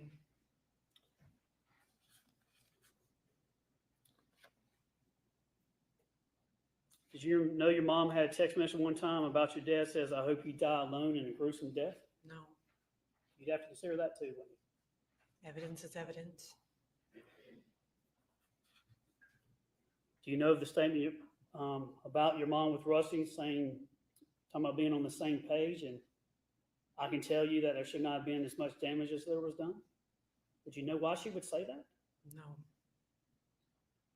You know about the statement that she said that that body should not have been burned up? What do you mean? Do you know whether or not she's even said that the Oh, statement that I that don't body know. should not have been burned I've up? never heard anything directly, so If she said those statements to Rusty on a phone call, you would have to consider that. You have to consider that in trying to decide for yourself whether or not you do or don't believe that she committed the murder. I personally, I mean, evidence is evidence. The truth is the truth.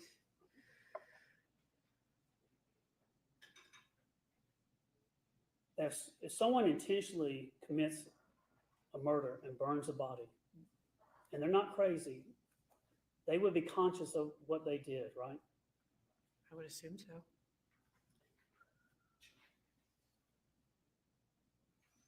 You would have to consider in this case, and you yourself would consider, if there's a lot of lies and deceptions, wouldn't you agree with me that that speaks to the guilty mindset of the person that did it? I don't know.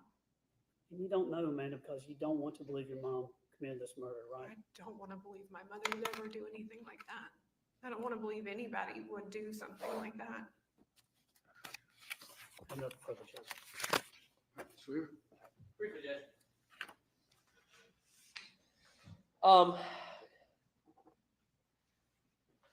Your mother and Chad did not have an affair. No. And you said something to the effect of they would work him up. Was that Chris? My brothers would always try to stir stuff up. So that's where that idea came from. Yes. Because I told my parents he had a drinking problem and he was mad, and that was his retaliation. You would agree that's very cruel. That's a cruel thing that your My brother has said and done things in the past years since this has happened that are very cruel, that are unforgivable almost. But as a Christian, I have to forgive him and understand it was the alcohol.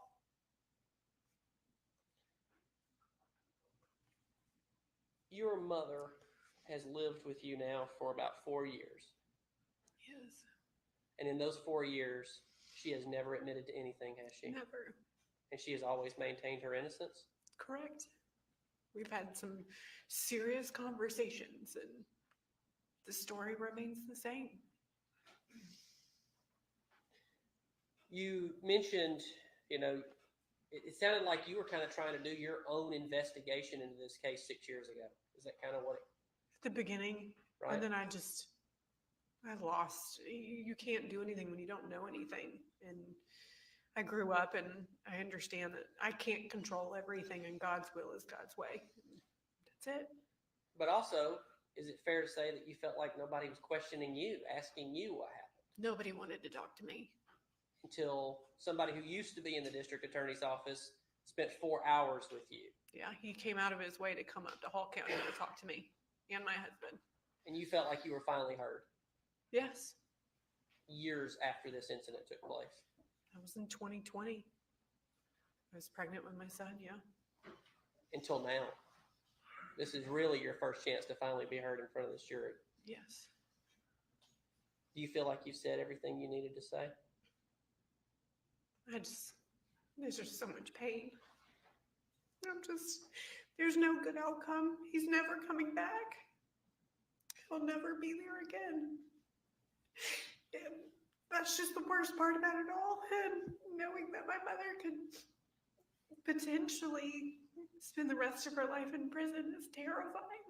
But again, everybody, you have to follow the evidence and you have to do what you do. And I'm sorry, y'all have to do this. I'm sorry. Going back to that investigation that you were doing, essentially, too, after you heard what you heard in the prelim, and now this jury has heard those recordings that the district attorney was talking to you about, you questioned Rusty. Yes. Adamantly. Yeah. I believe you used the words he was a coward. He is a coward. And that he was just trying to essentially cover for himself. He was only about himself. Did you say something like that? Correct. But when you confronted him, he literally told you he lied. He just said that she didn't say that. That's all I know. That's from what I can recall, because that's the only conversation I really remember ever having with him. And I blatantly asked him, did she say this? And he said no. Did he go into any detail as to why? No, but I probably didn't dig into it. I have a terrible way of not being involved. Okay. The statement, Mr. Fogus read off to you a number of statements and things that have been presented in this trial, but I just want to get to this one and see if you knew it.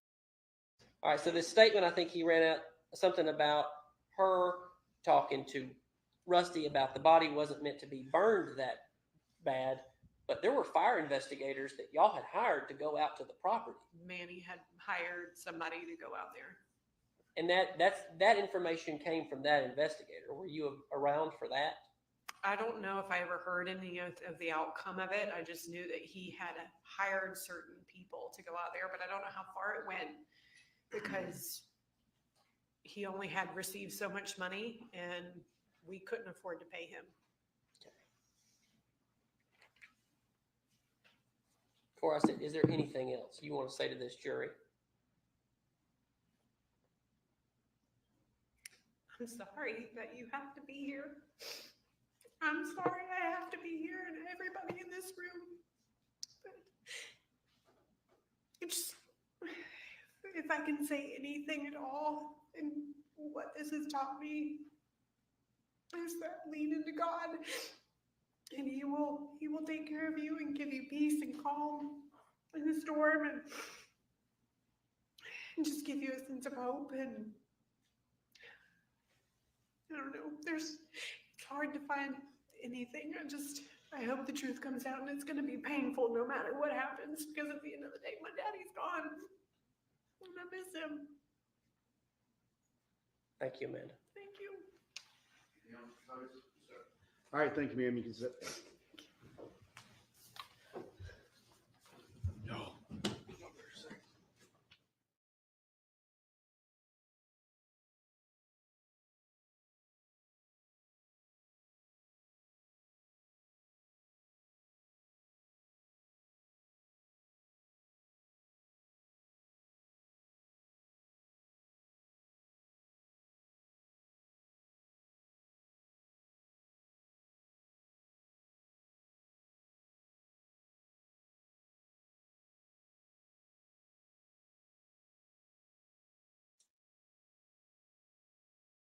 Next witness is an expert who is traveling here today and will be ready first thing in the morning. So we are on track. I believe the evidence will close tomorrow afternoon at least. And then our plan is to, we're going to do some work on the charge conference this afternoon and probably wrap up that tomorrow afternoon. And then I've told the lawyers I would give them the day off Wednesday to prepare for their closing arguments on Thursday. So y'all are excused from service on Wednesday. I'm not going to say you can't work or something if you want to. That's going to be problematic if you do. So if you do go work, you can't talk to anyone about the case at all, and everyone's going to want to come talk to you. So you're going to have to wear headphones and blinders and put tape over your mouth. So maybe working's not the best idea. If there's some way you can work from home, that would be fine. But anyway, I'm not going to say you can't, but those are going to be problems. All right. With that, we're going to break for the afternoon. We'll be here first thing in the morning up and running as close to 9 as we can. I know that there may need to be some discussions with the expert. So we may not start right at 9. I'm going to see if we can get the expert here a little bit early so the state can talk to them. But they may need to, anyway, we'll see how that goes, but I still think we are on track to finish with the evidence tomorrow. All right, with that, y'all can be excused.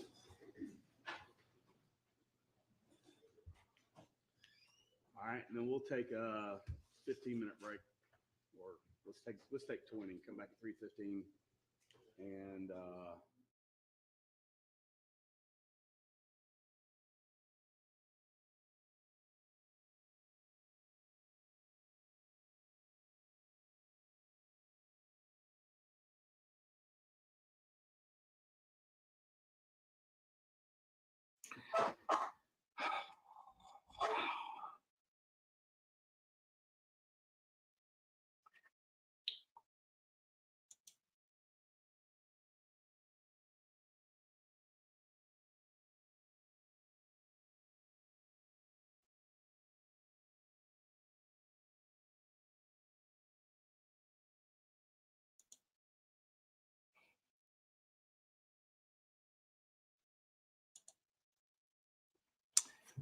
So Roseanne, the witness list doesn't change unless they changed it on here. He's just on the list, probably because his wife was on the list, but that doesn't mean they're going to call him.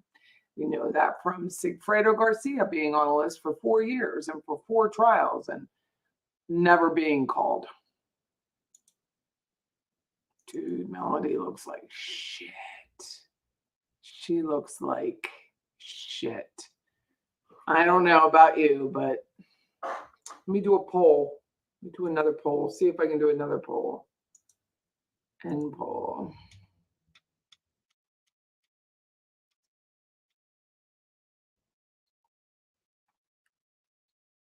So do a poll. Did Melody, what's her face? What's the question?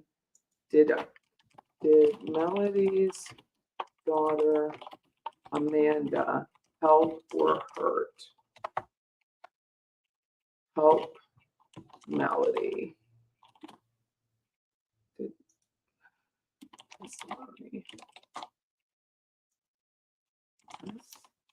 No.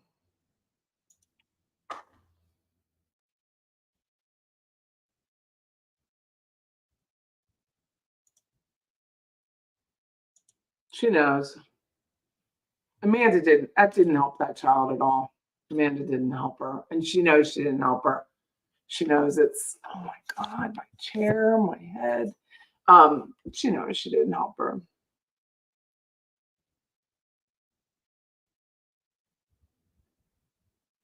She will not do well in prison. And I'm here for it.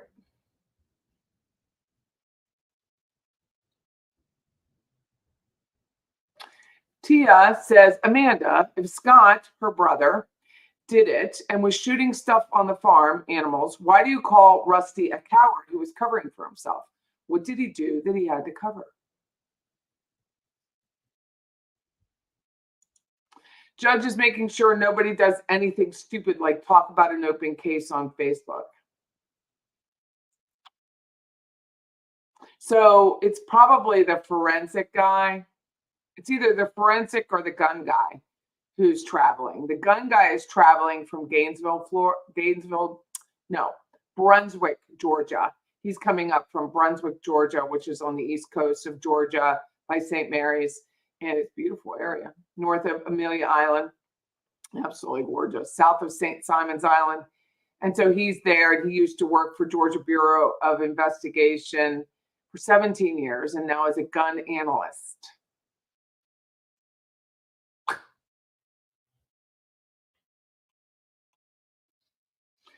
Whew. I felt for her. I know it's not popular, but I did. I have a daughter that age. I think it's a horrible situation to be in. She has a young family. People are just trying to make it, you know?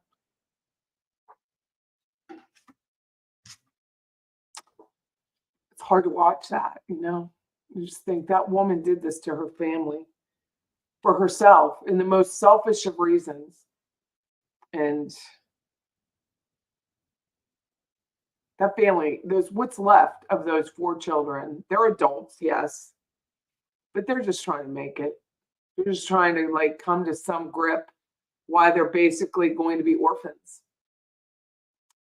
And it's not easy. It's just not easy. So I have a lot of empathy for the woman, and it may not be popular, but I really do. Sorry.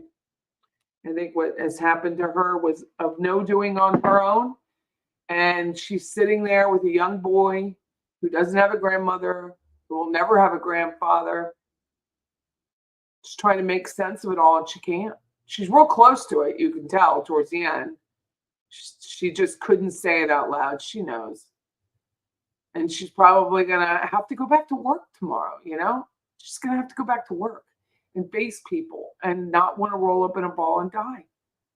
And for that, I feel great empathy for her. I really do. Because sometimes people are just trying to make it through the day.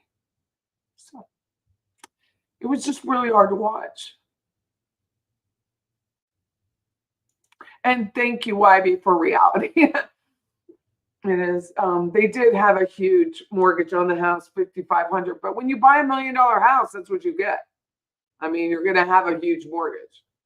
You want to know what a mortgage on $1 million home is now? Let me tell you. Sorry, I get so emotional at this shit now. Stop it. I do. God. So it's like $8 for every 1,000 borrowed, right? So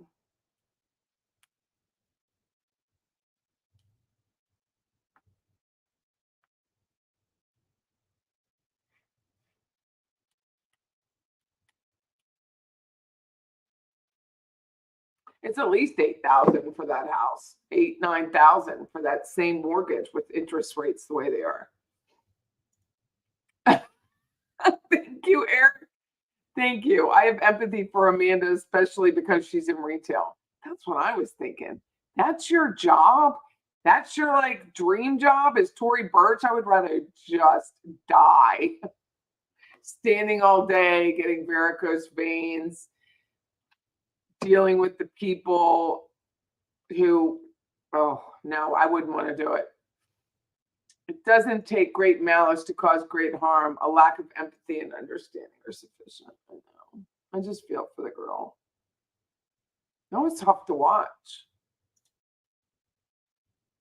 And she does live humbly. She does not. She lives in a manufactured home on an acre, and it's not new. Her husband is works for some like utility company. It's not big money here. She loves the guy. You can tell she loves her husband. It's going to take her a long while to be okay again. Yeah, she doesn't live humbly. I mean, the Google Street View, her cars are not new. Nothing's new. And she's here. Her dad dies like in a horrific way. You don't know. Again, we don't know if he was even alive or dead on that burn pile. You got to understand, like, that is a big thing right there. You don't even know if he's alive or dead. And that question, if it were my dad, would be in my head for the rest of my life. Was he alive? Did he suffer? You know, that's what everyone wants to know. When I used to work in hospice, is my loved one going to suffer? That's always the question at the end of someone's life. Will they suffer? Will they know? Can they hear me? They didn't get to say goodbye. And I don't know if anyone's ever lost someone that way. I believe a lot of you have. You don't get to say goodbye. It's just gone. Just gone in a flash. And it's hard to get over. It is really hard to get over. And whether it's in natural causes and it's sudden, or it's murder and it's sudden, I think sudden is sudden. You lose your future. And so, and as someone very wise said to me a long time ago, when you lose your child, you lose your future. But when you lose your parents, you lose your past. And I think this child lost both. I mean, she was planning a wedding. She didn't get to have a wedding. And she had a wedding, but it wasn't the wedding, you know, like Emily got. And it's not a comparison thing. So her dad's not going to be there. Imagine that wedding. Your mom's about to be indicted. And your dad is gone. It's just so sad. It's just beyond sad. The whole thing is why I don't watch children trials ever. I just can't watch them. I can't watch the children. Debbie brings me back to reality too. I have a daughter that age and I'm not emotional towards her. Well, maybe because I'm a Pisces. Okay, maybe I'll blame it on my the moon rising or something. I know that's what bothered me. She's like my mother. She's never given me any reason. Did you see her lover at your sister's wedding? Did you see that? And I thought that prosecutor was fabulous. He was fabulous with her, just so gentle, and his tone was so gentle. And she got defiant towards the end, but really fabulous. Compared to what we watched with Sarah Boone's attorney, absolutely fabulous. Or with the defense attorney, amazing. And now we know why she couldn't afford Manny. So that's why we know she doesn't have Manny. She could have drugged him with the Kubota RTV. It's an RTV. Let me show you what that was. Kubota.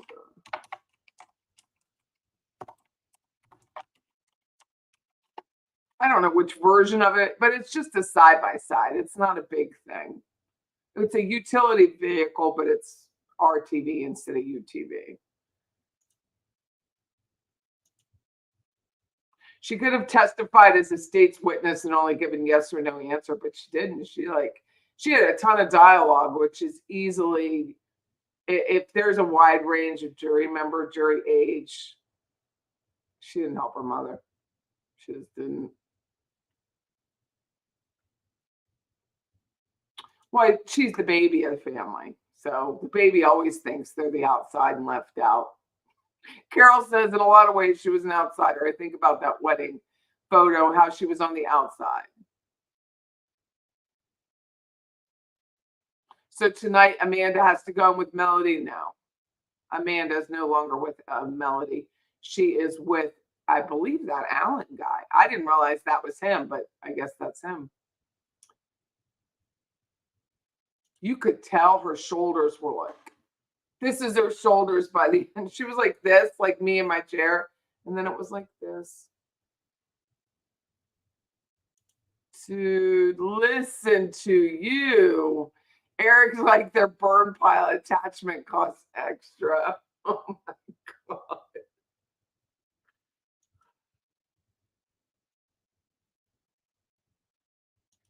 I feel for all Melody's children. I do too. It's just a horrible position to be in. You know, it's your mom. But we see it all the time with people like Lonnie Simon, whatever her name is. I mean, dude, it was your baby. No one can come to grips with it because we're not insane. We're not maniacal murderers, so we can't figure it out. So hard, though. Linda says, I still mourn my dad's passing. It's been 38 years and still think of him every day. The grief never ends. It never does. It never does. I always believe that, but I didn't have any close people die in my family before my dad died. And then it was like, when are they coming back? You know, in your mind, you're like, when is he coming back? He's not coming back. You sure he's not coming back? Like, you always have to tell yourself he's not coming back. And then you have that smell memory. God, I think this, even though I can't really smell very much right now, the smell memory is so intense some days when it's just a lot. But I didn't see my mother pass away because she died of COVID alone in a nursing home, which angers me to this day. But my dad, I got to be there with my dad, and it was a very obviously different experience. And the nurses let me take care of him. I didn't have to ask him for anything. Like if I needed pain medication for my dad, I went out of the room and got that. But other than that, they let me alone with my dad that whole time. They were like, we're going to check his vitals. I'm like, do you really have to? Is that necessary? Why don't you just check his pulse? Because, you know, high blood pressure cuff is not fun. But so they did it a couple times. But I was like, can we just stop and get him on hospice and in the hospital? So we don't have to do this right now. Thank you so very much. But it's just a very different experience. And you just don't want to, it's just the suffering. You just don't want to watch it. And then you don't know if he suffered. No one knows anything because that witch is sitting there at the table not telling anybody. Murder says she, Amanda Bruce, had a narrative she wanted out, certainly didn't hold back as much when it came to Scott and Chris. No, she's very resentful of them. She is very resentful of her brothers, which is a shame. But we know if one was drinking a lot, that's hard to take. And if one was out of sorts, that's hard to take. So Amanda is a victim. Her father was murdered.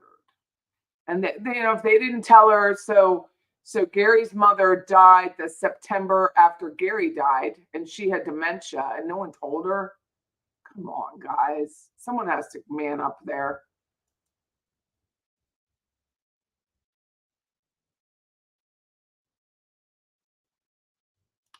Patricia says, my daughter's 36 and has just left intensive care after 3 weeks and after having her life saved, but losing her ability to have a child. I'm so sorry.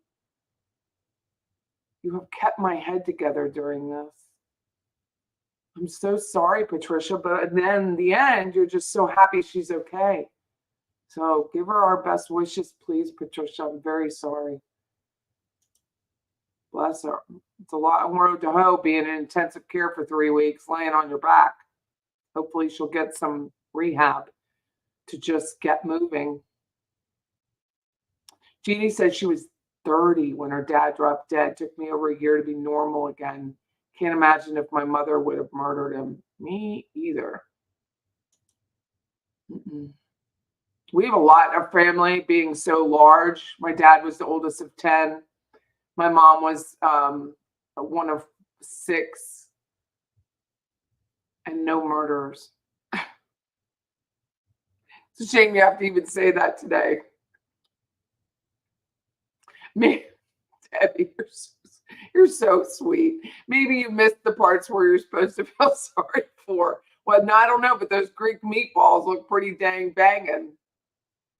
Oh, Patricia, you are all so very welcome. I'm glad. I obviously had no idea, but I'm so happy that she's pulling through and is okay. That is a lot. Smelling cigars remind you of your grandfather. Nice. My dad smoked up until the year before I was born, and he quit, and I don't know why. I never asked him why. He just quit in 66. But I know my grandfather smoked, but he stopped. Like, probably when he was in his 60s. Didn't stop whiskey, and he lived to like in his 90s, so. And their dad didn't have a body left, and the man hasn't been buried. He hasn't been buried. My mom died of COVID, and we didn't bury her till right before my dad died. Sucks so bad. It was just horrible. Acceptance is really hard for me, Linda. Maybe that's my problem. She says, I agree. It's hard to comprehend and come to acceptance of what has happened. I feel that. I think my whole life is about, I can't freaking believe that happened. Tornado hit your house. Cannot freaking believe it happened. Lady back ends my car and runs away. I can't believe that happened. Like, I live completely dazed and confused most days. Can't believe that happened. Smell cigars. Is that a good thing? This entire family has literally exploded, and it's so sad. But it was good to see. I saw Gary Farris's brother give Amanda a hug and follow behind her. So hopefully there is some healing in that relationship. And I mean, what can you do? Yeah, she's 35. Amanda Bruce is 35. She's the same age as my Molly. Oh, so Molly said, please don't say my name too much on YouTube. So I'm going to call her Ollie Mae in Pig Latin. So she's the same age as my Ollie Mae. She's like, Mom, please don't say my name much.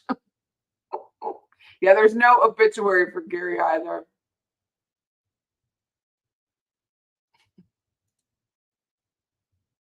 Norma, give me a break. She's like, Patricia, so glad your daughter made it. Not sure you can Patty credit for that, keeping you sane through this.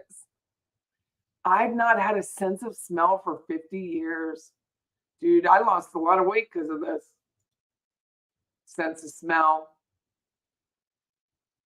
That would probably be accurate, YB, or whatever he had in his 401k, which would have gone to Melody, and Melody would have paid insurance companies for it. Pig Latin, I know. Is that being a smartass? I think it is. I was like, I told my sister, I was like, I respect her wishes. That's fine. And except I screwed up today. I said, but I think I'm going to say it in Pig Latin. Ollie Mae, because I already said it. So, you can't unring a bell. I did clutch that uncle niece hug. I did.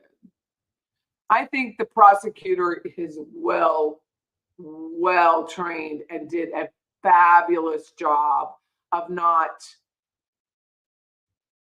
coaxing this girl, getting her too irate. Because at some parts, I thought she was just going to pass out. Like, she just looked like she wasn't getting any oxygen. And she is really struggling with reality. Ollie Mae and Bugs Nunny. Oh my God. Oh my God. I know, my poor Bugs Nunny.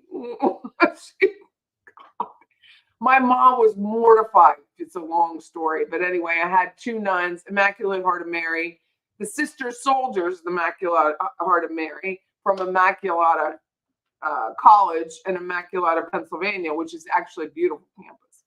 And they were our nuns, some of our nuns. We had a couple different orders at our high school, and one had some buck teeth. Now, she fixed that after we graduated, but they were coming. My mother liked to entertain more than I have ever done. I didn't get that gene. And the nuns was like, oh, Mom, let's have them over.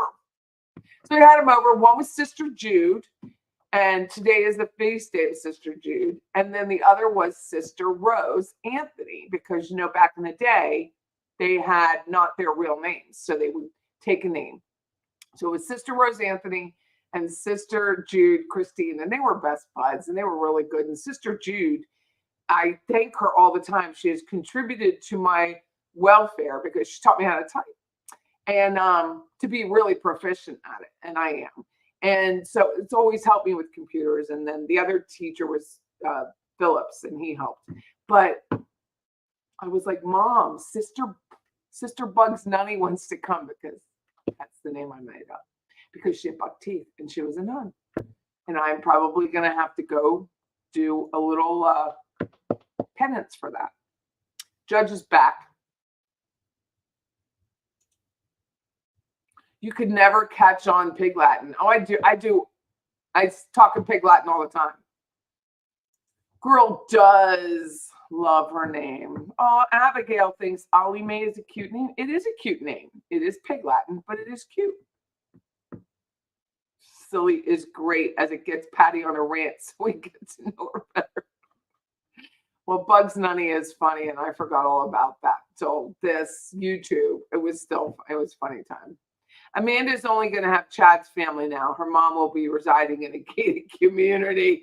Yeah, I don't know about Chad's family, though. I'd love them. Bless their hearts, it's hard.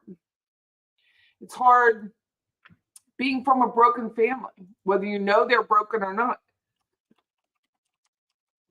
Oh, excuse me. I know in my case, if my parents knew what was going on between me and my siblings, they would be so pissed. But what can you do? What can you do?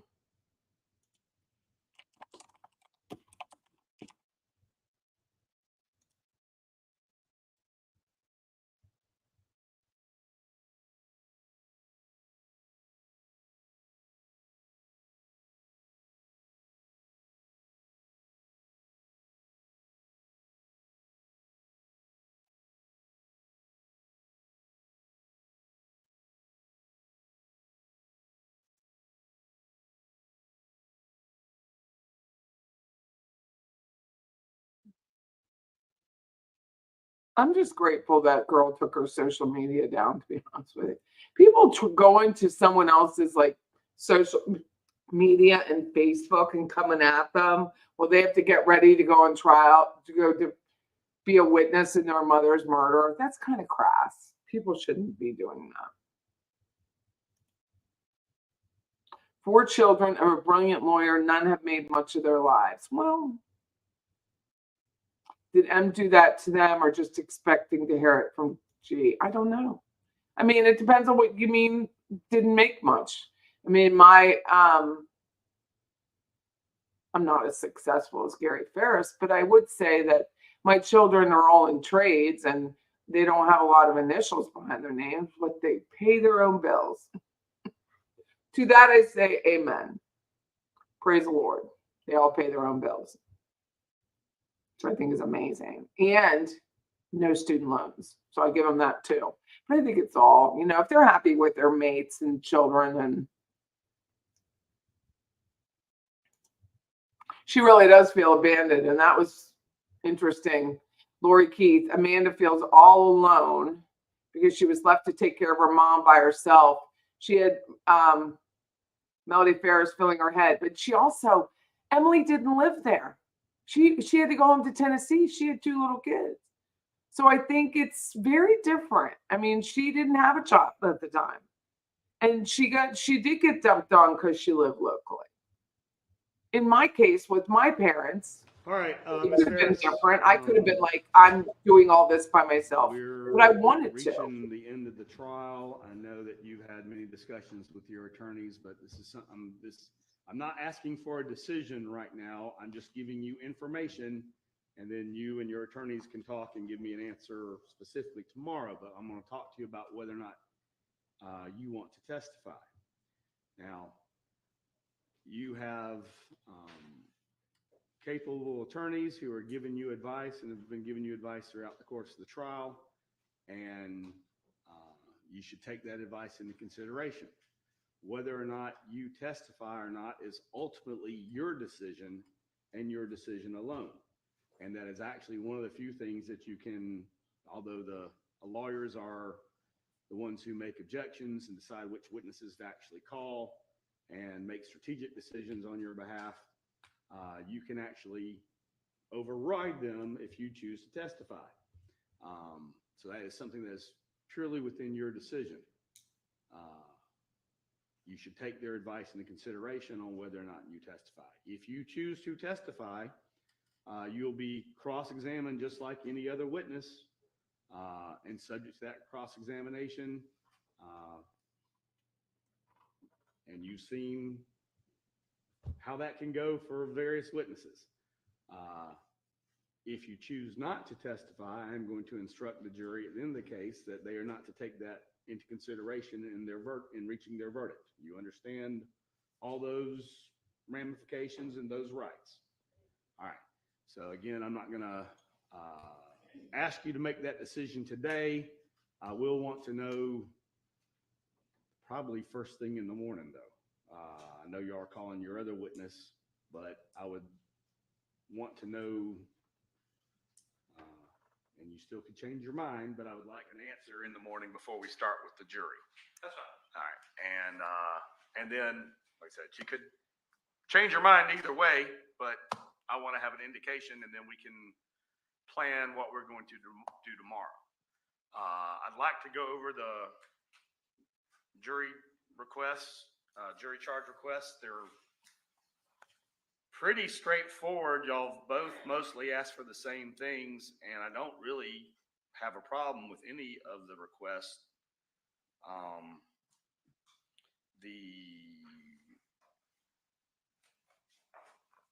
If I can walk through them real quick. Y'all got your request or your copies or stuff?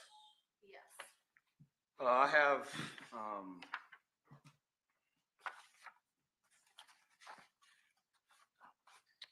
the state's request, and just looking at the index, I think everything on there is what I would typically give. So really, the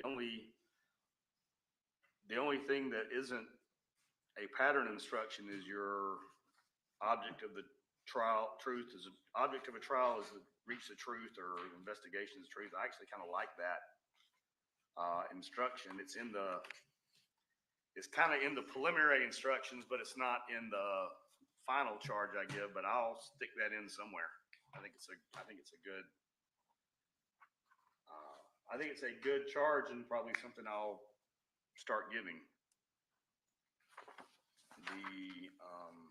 Do y'all have any objections to the state's requests? The only one that we have any objection to is they filed an amended one. Right. Requesting the contributing to the death of another.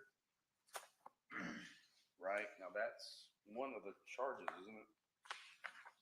It's a pattern. It's a pattern. Right, but isn't it in the indictment? No, it's concealing. Okay, sorry. Yeah, contributing to the death for the murder. I have that on the back. Okay.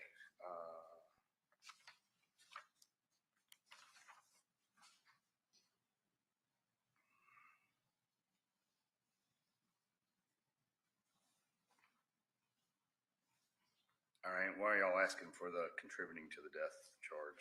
I believe part of their argument is that it's possible the 2 gunshots or the number of gunshots unknown at this time actually did not kill him, but he could have died by other means. And so that would be the purpose of the contributing to the death, in that the gunshots, at least in the least, contributed to the death of Gary Farris. All right, so you're asking for that as a lesser included? No, it's not a crime. It's a Causation charge.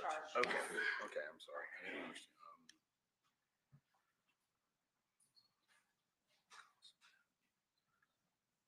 Okay. All right, I think that's fine. We just know our objective to the record. All right. All right, and in the defense's requests,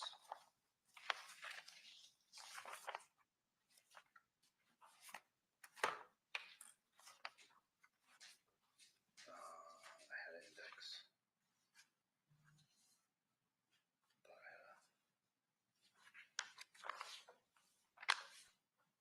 Yeah.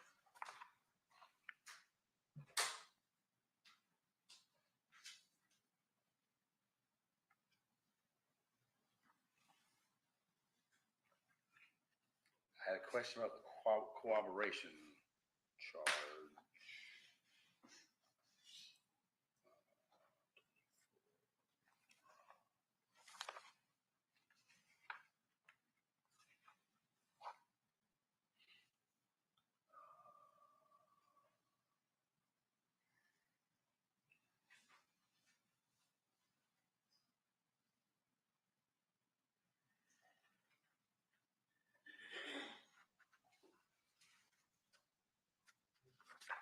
If you're wanting the charge on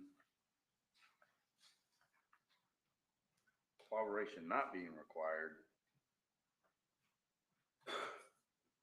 this is the charge I've requested is the one where there's a statutory basis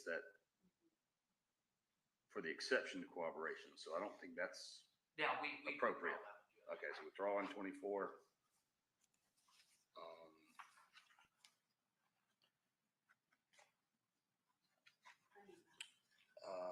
I'll give mere presence. I'll look at mere association. I typically give that if there's some kind of co-defendant. There isn't. I don't think it's necessary in this case. Okay. I don't think the evidence played out that way. All right. We'll withdraw that one too. Okay. So that one's withdrawn. Which one you giving, Judge, and I'm giving? I'm sorry. I'll give mere presence. Okay. I was questioning mere association. They have withdrawn mere association. The one of y'all had the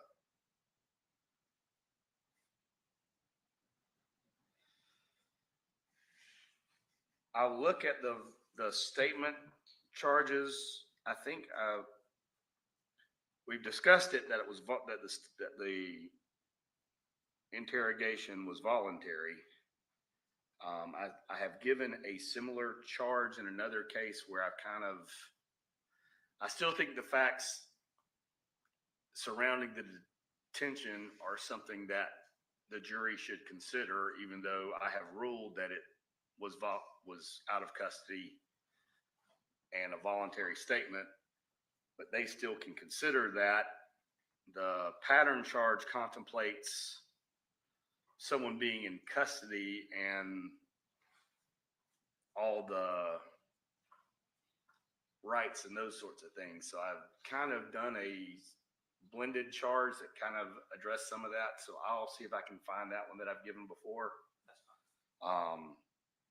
and look at it.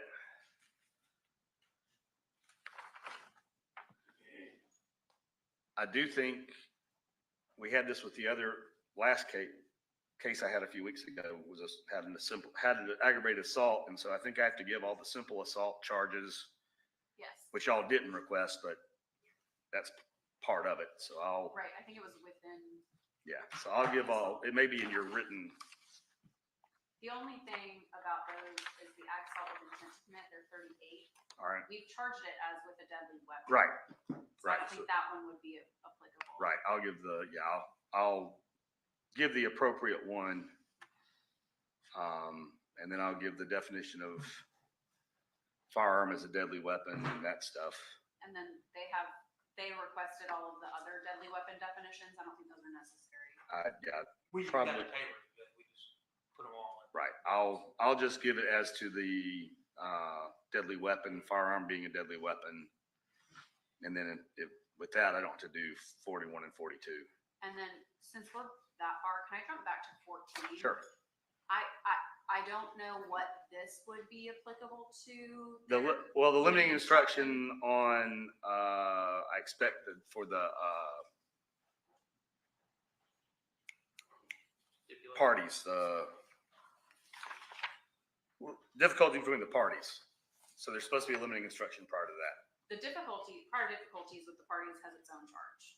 Yeah, it's suggested that I give some limiting instruction about that evidence before it. I don't give the full blown thing, but I will. Okay, I wasn't sure if they had another intention. There hasn't been any.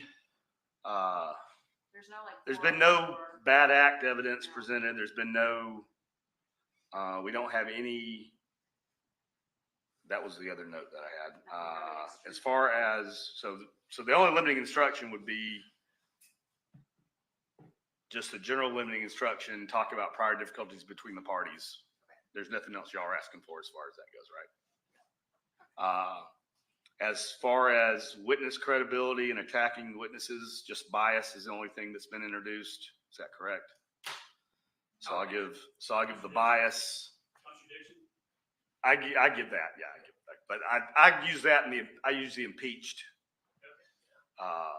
But I also say a witness can be attacked by disproving the facts to which the test. That's 621 contradiction, 622 is bias. So Yeah. So I'll put those two in, then I'll give the confusing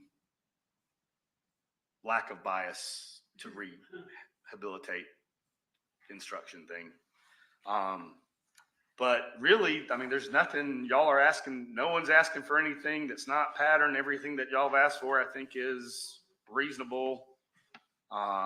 So I can start working on getting y'all a draft. We emailed you Word forms for all of our charges. All right. If you need it, just let us know. Is there anything else y'all see that y'all want to talk about? Just one, are you gonna do the new hybrid way you do it, when you read them the charge, let Yes. them follow along, not get a hard copy of it? That is my plan, although I anticipate at some point they're going to ask for a written copy. So I'm going to work on trying to get the written copy as good as I can get it. But my plan still is to tell them no the first time. Judge, when it, in their charge numbers 44, 45, and 46, I don't know if those are. 44, 45. Oh, y'all didn't. Yeah, y'all. Sorry. I I didn't get down that far. So are y'all intending on introducing any character witnesses? 45, no, to 46. All right. And then Yeah, but there haven't really been any characters. Right. 44 is falsifying.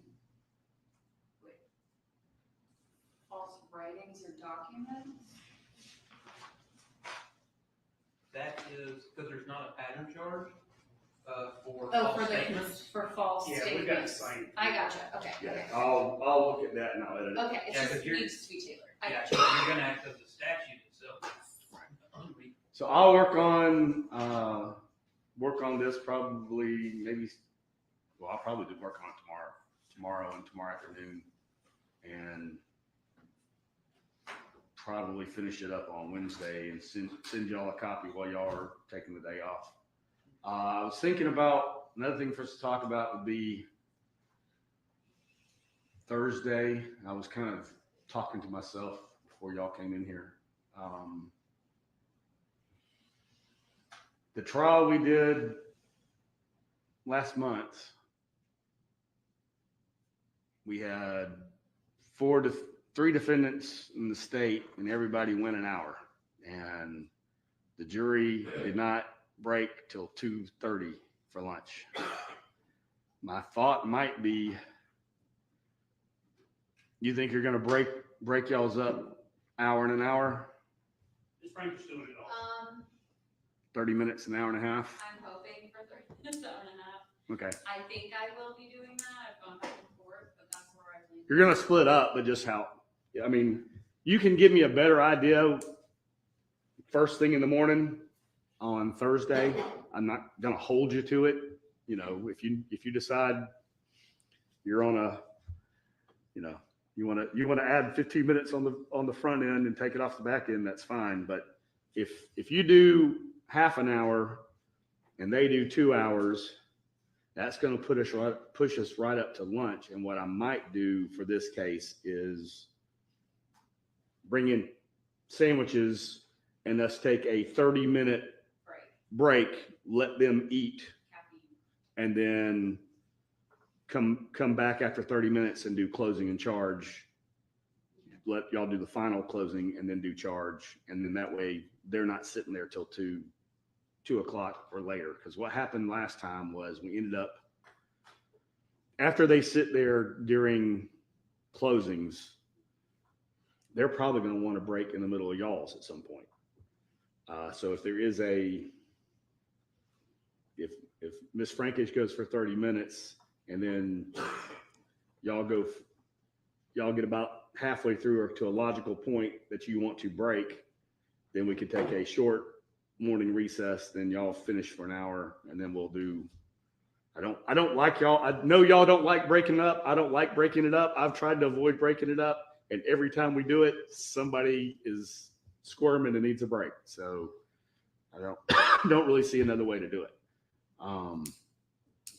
And then even for the second, we ended up taking a break between each lawyer, and that added 10 to 15 minutes in between each of those. And so, like I said, it was 2:30 by the time we finished.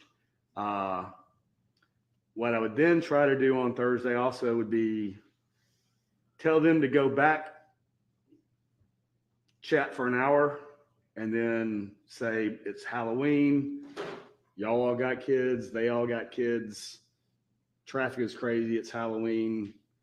They can talk for an hour, kind of organize their thoughts, maybe come up with a list of things they want to see the next morning, and then cut them loose, 4:30. And then Friday, we're gonna bring. And then we'll bring them back Friday morning and Bring lunch in and all that. yeah, we'll bring lunch in for them Friday and let them spend the whole day deliberating. And then I'm anticipating they may want to watch some of our digital evidence. So I do need y'all to get an exhibit list together over the next couple days.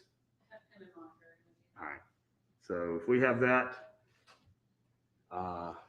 so if y'all can have that ready first thing Thursday morning, or even if y'all are working on it, if someone in your office is working on it to help y'all and can do that during the trial during closing on Thursday, that's fine too. But y'all, In that same vein, Ms. Harris is fixing the extraction reports for her exhibits.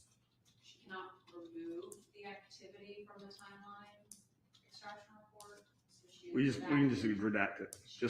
Just put a blank piece of paper over it and copy. Yeah.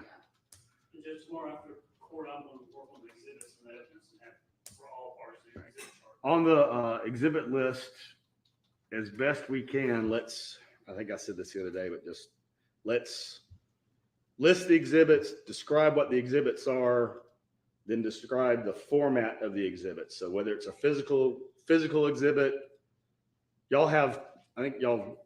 have printouts of all the photographs, correct? So, and the reports. So then the things that are audio recordings and video recordings, you can just say those are digital evidence, and then I'll explain to them if they need to review the digital evidence, they'll have to come do that in here. And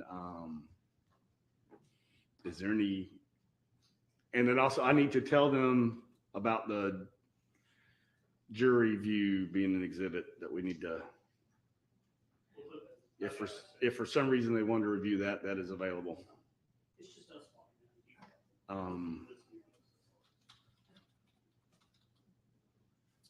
All right, anything else we need to talk about?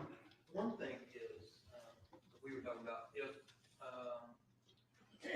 we just call our expert, and I don't imagine it's going to take too terribly long. Is it possible that you just want to give us that day and we close on Wednesday, or are you good? If y'all, I told y'all I'd give y'all the full day. So if y'all want the full day on Wednesday, I'll give it to you. Now, if y'all think y'all can. I mean, I think we should wait to see how long, because you never know.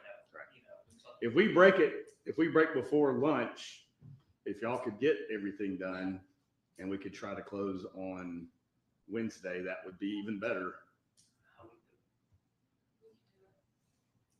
because, you know, we got half days almost good. I know, right? If y'all could. Yeah. Because we both know we're gonna take it home at night anyway. So that would, if we did that, then we might get a verdict this week. I don't know about that. I don't either, but Your plan is- I don't think it's possible otherwise. What? Your expert 30 minutes on your side. I mean, 30, 45 minutes. Ours won't be that long. I mean, he won't be longer really than the medical exam. Right. They did the same thing. If it's- just our If day. if we're done by 10:30 and Ms. Farris doesn't testify, then yeah, I would like.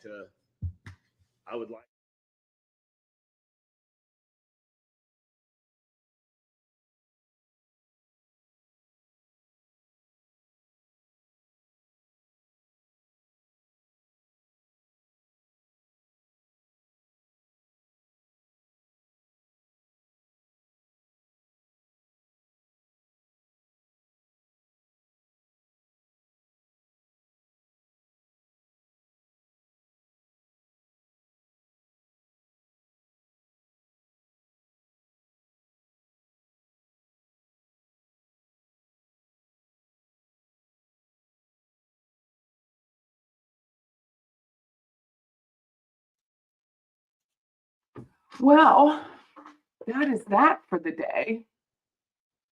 That was very interesting.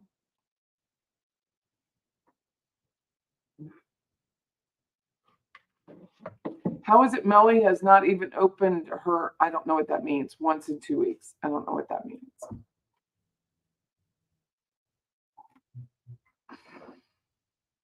Oh, she'd probably stay out of jail over the weekend. Melody's thinking, I'm not going home this weekend. I know. Let's go back. I want to look at that again. She closed it out. She has her jacket over her lap. I'm checking it out.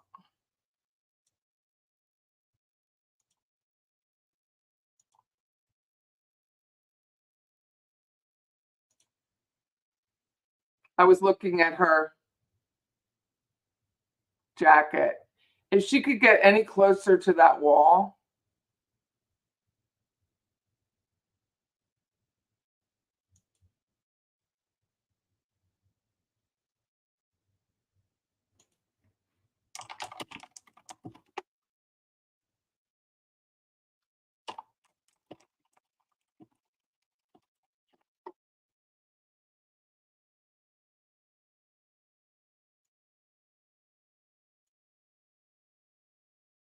Look at her covering her face. Look at her.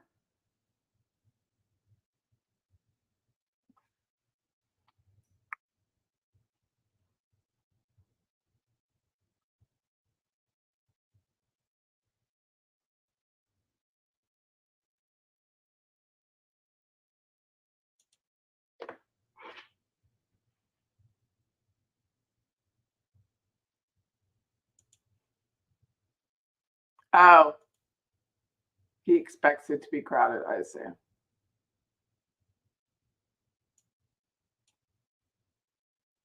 God, she is just dwindling.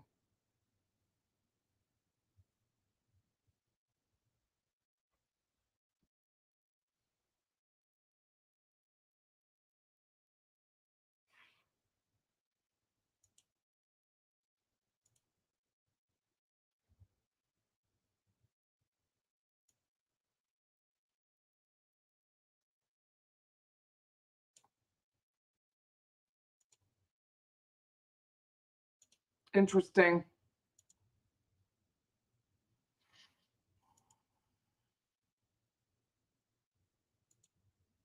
This trial has aged her, that's for sure. I think Melody is really starting to get scared now. You can tell the trial is beating her down. She looks awful. She really does.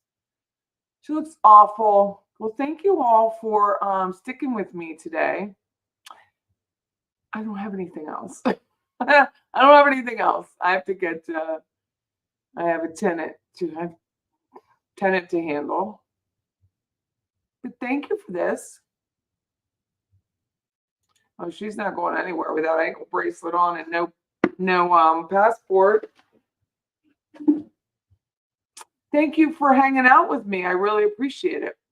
Hopefully I can get Beach on the phone, maybe Wesley even, get on the phone and tell us what they thought from being behind the scenes, literally.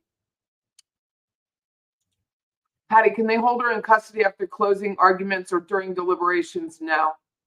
She's on bond. They would let her on bond. I wonder if Alan thinks he did it after hearing all the evidence. He better sleep with one eye open. I know. You guys have a good evening. Thank you all so much for staying with me. I really do appreciate it. Have a great day. I will see you tomorrow morning. We will be off on Wednesday, which works for my schedule, but because I wasn't going to be able to be here Wednesday anyway. So this all works for me. And, why deliberate when there's Halloween? That judge is just something else. I couldn't believe he said it. Woman's life's on the line here. But, you have kids. You go out. You go trick-or-treating. It's crazy land. Still can't believe it. Take care, everybody. Bye-bye.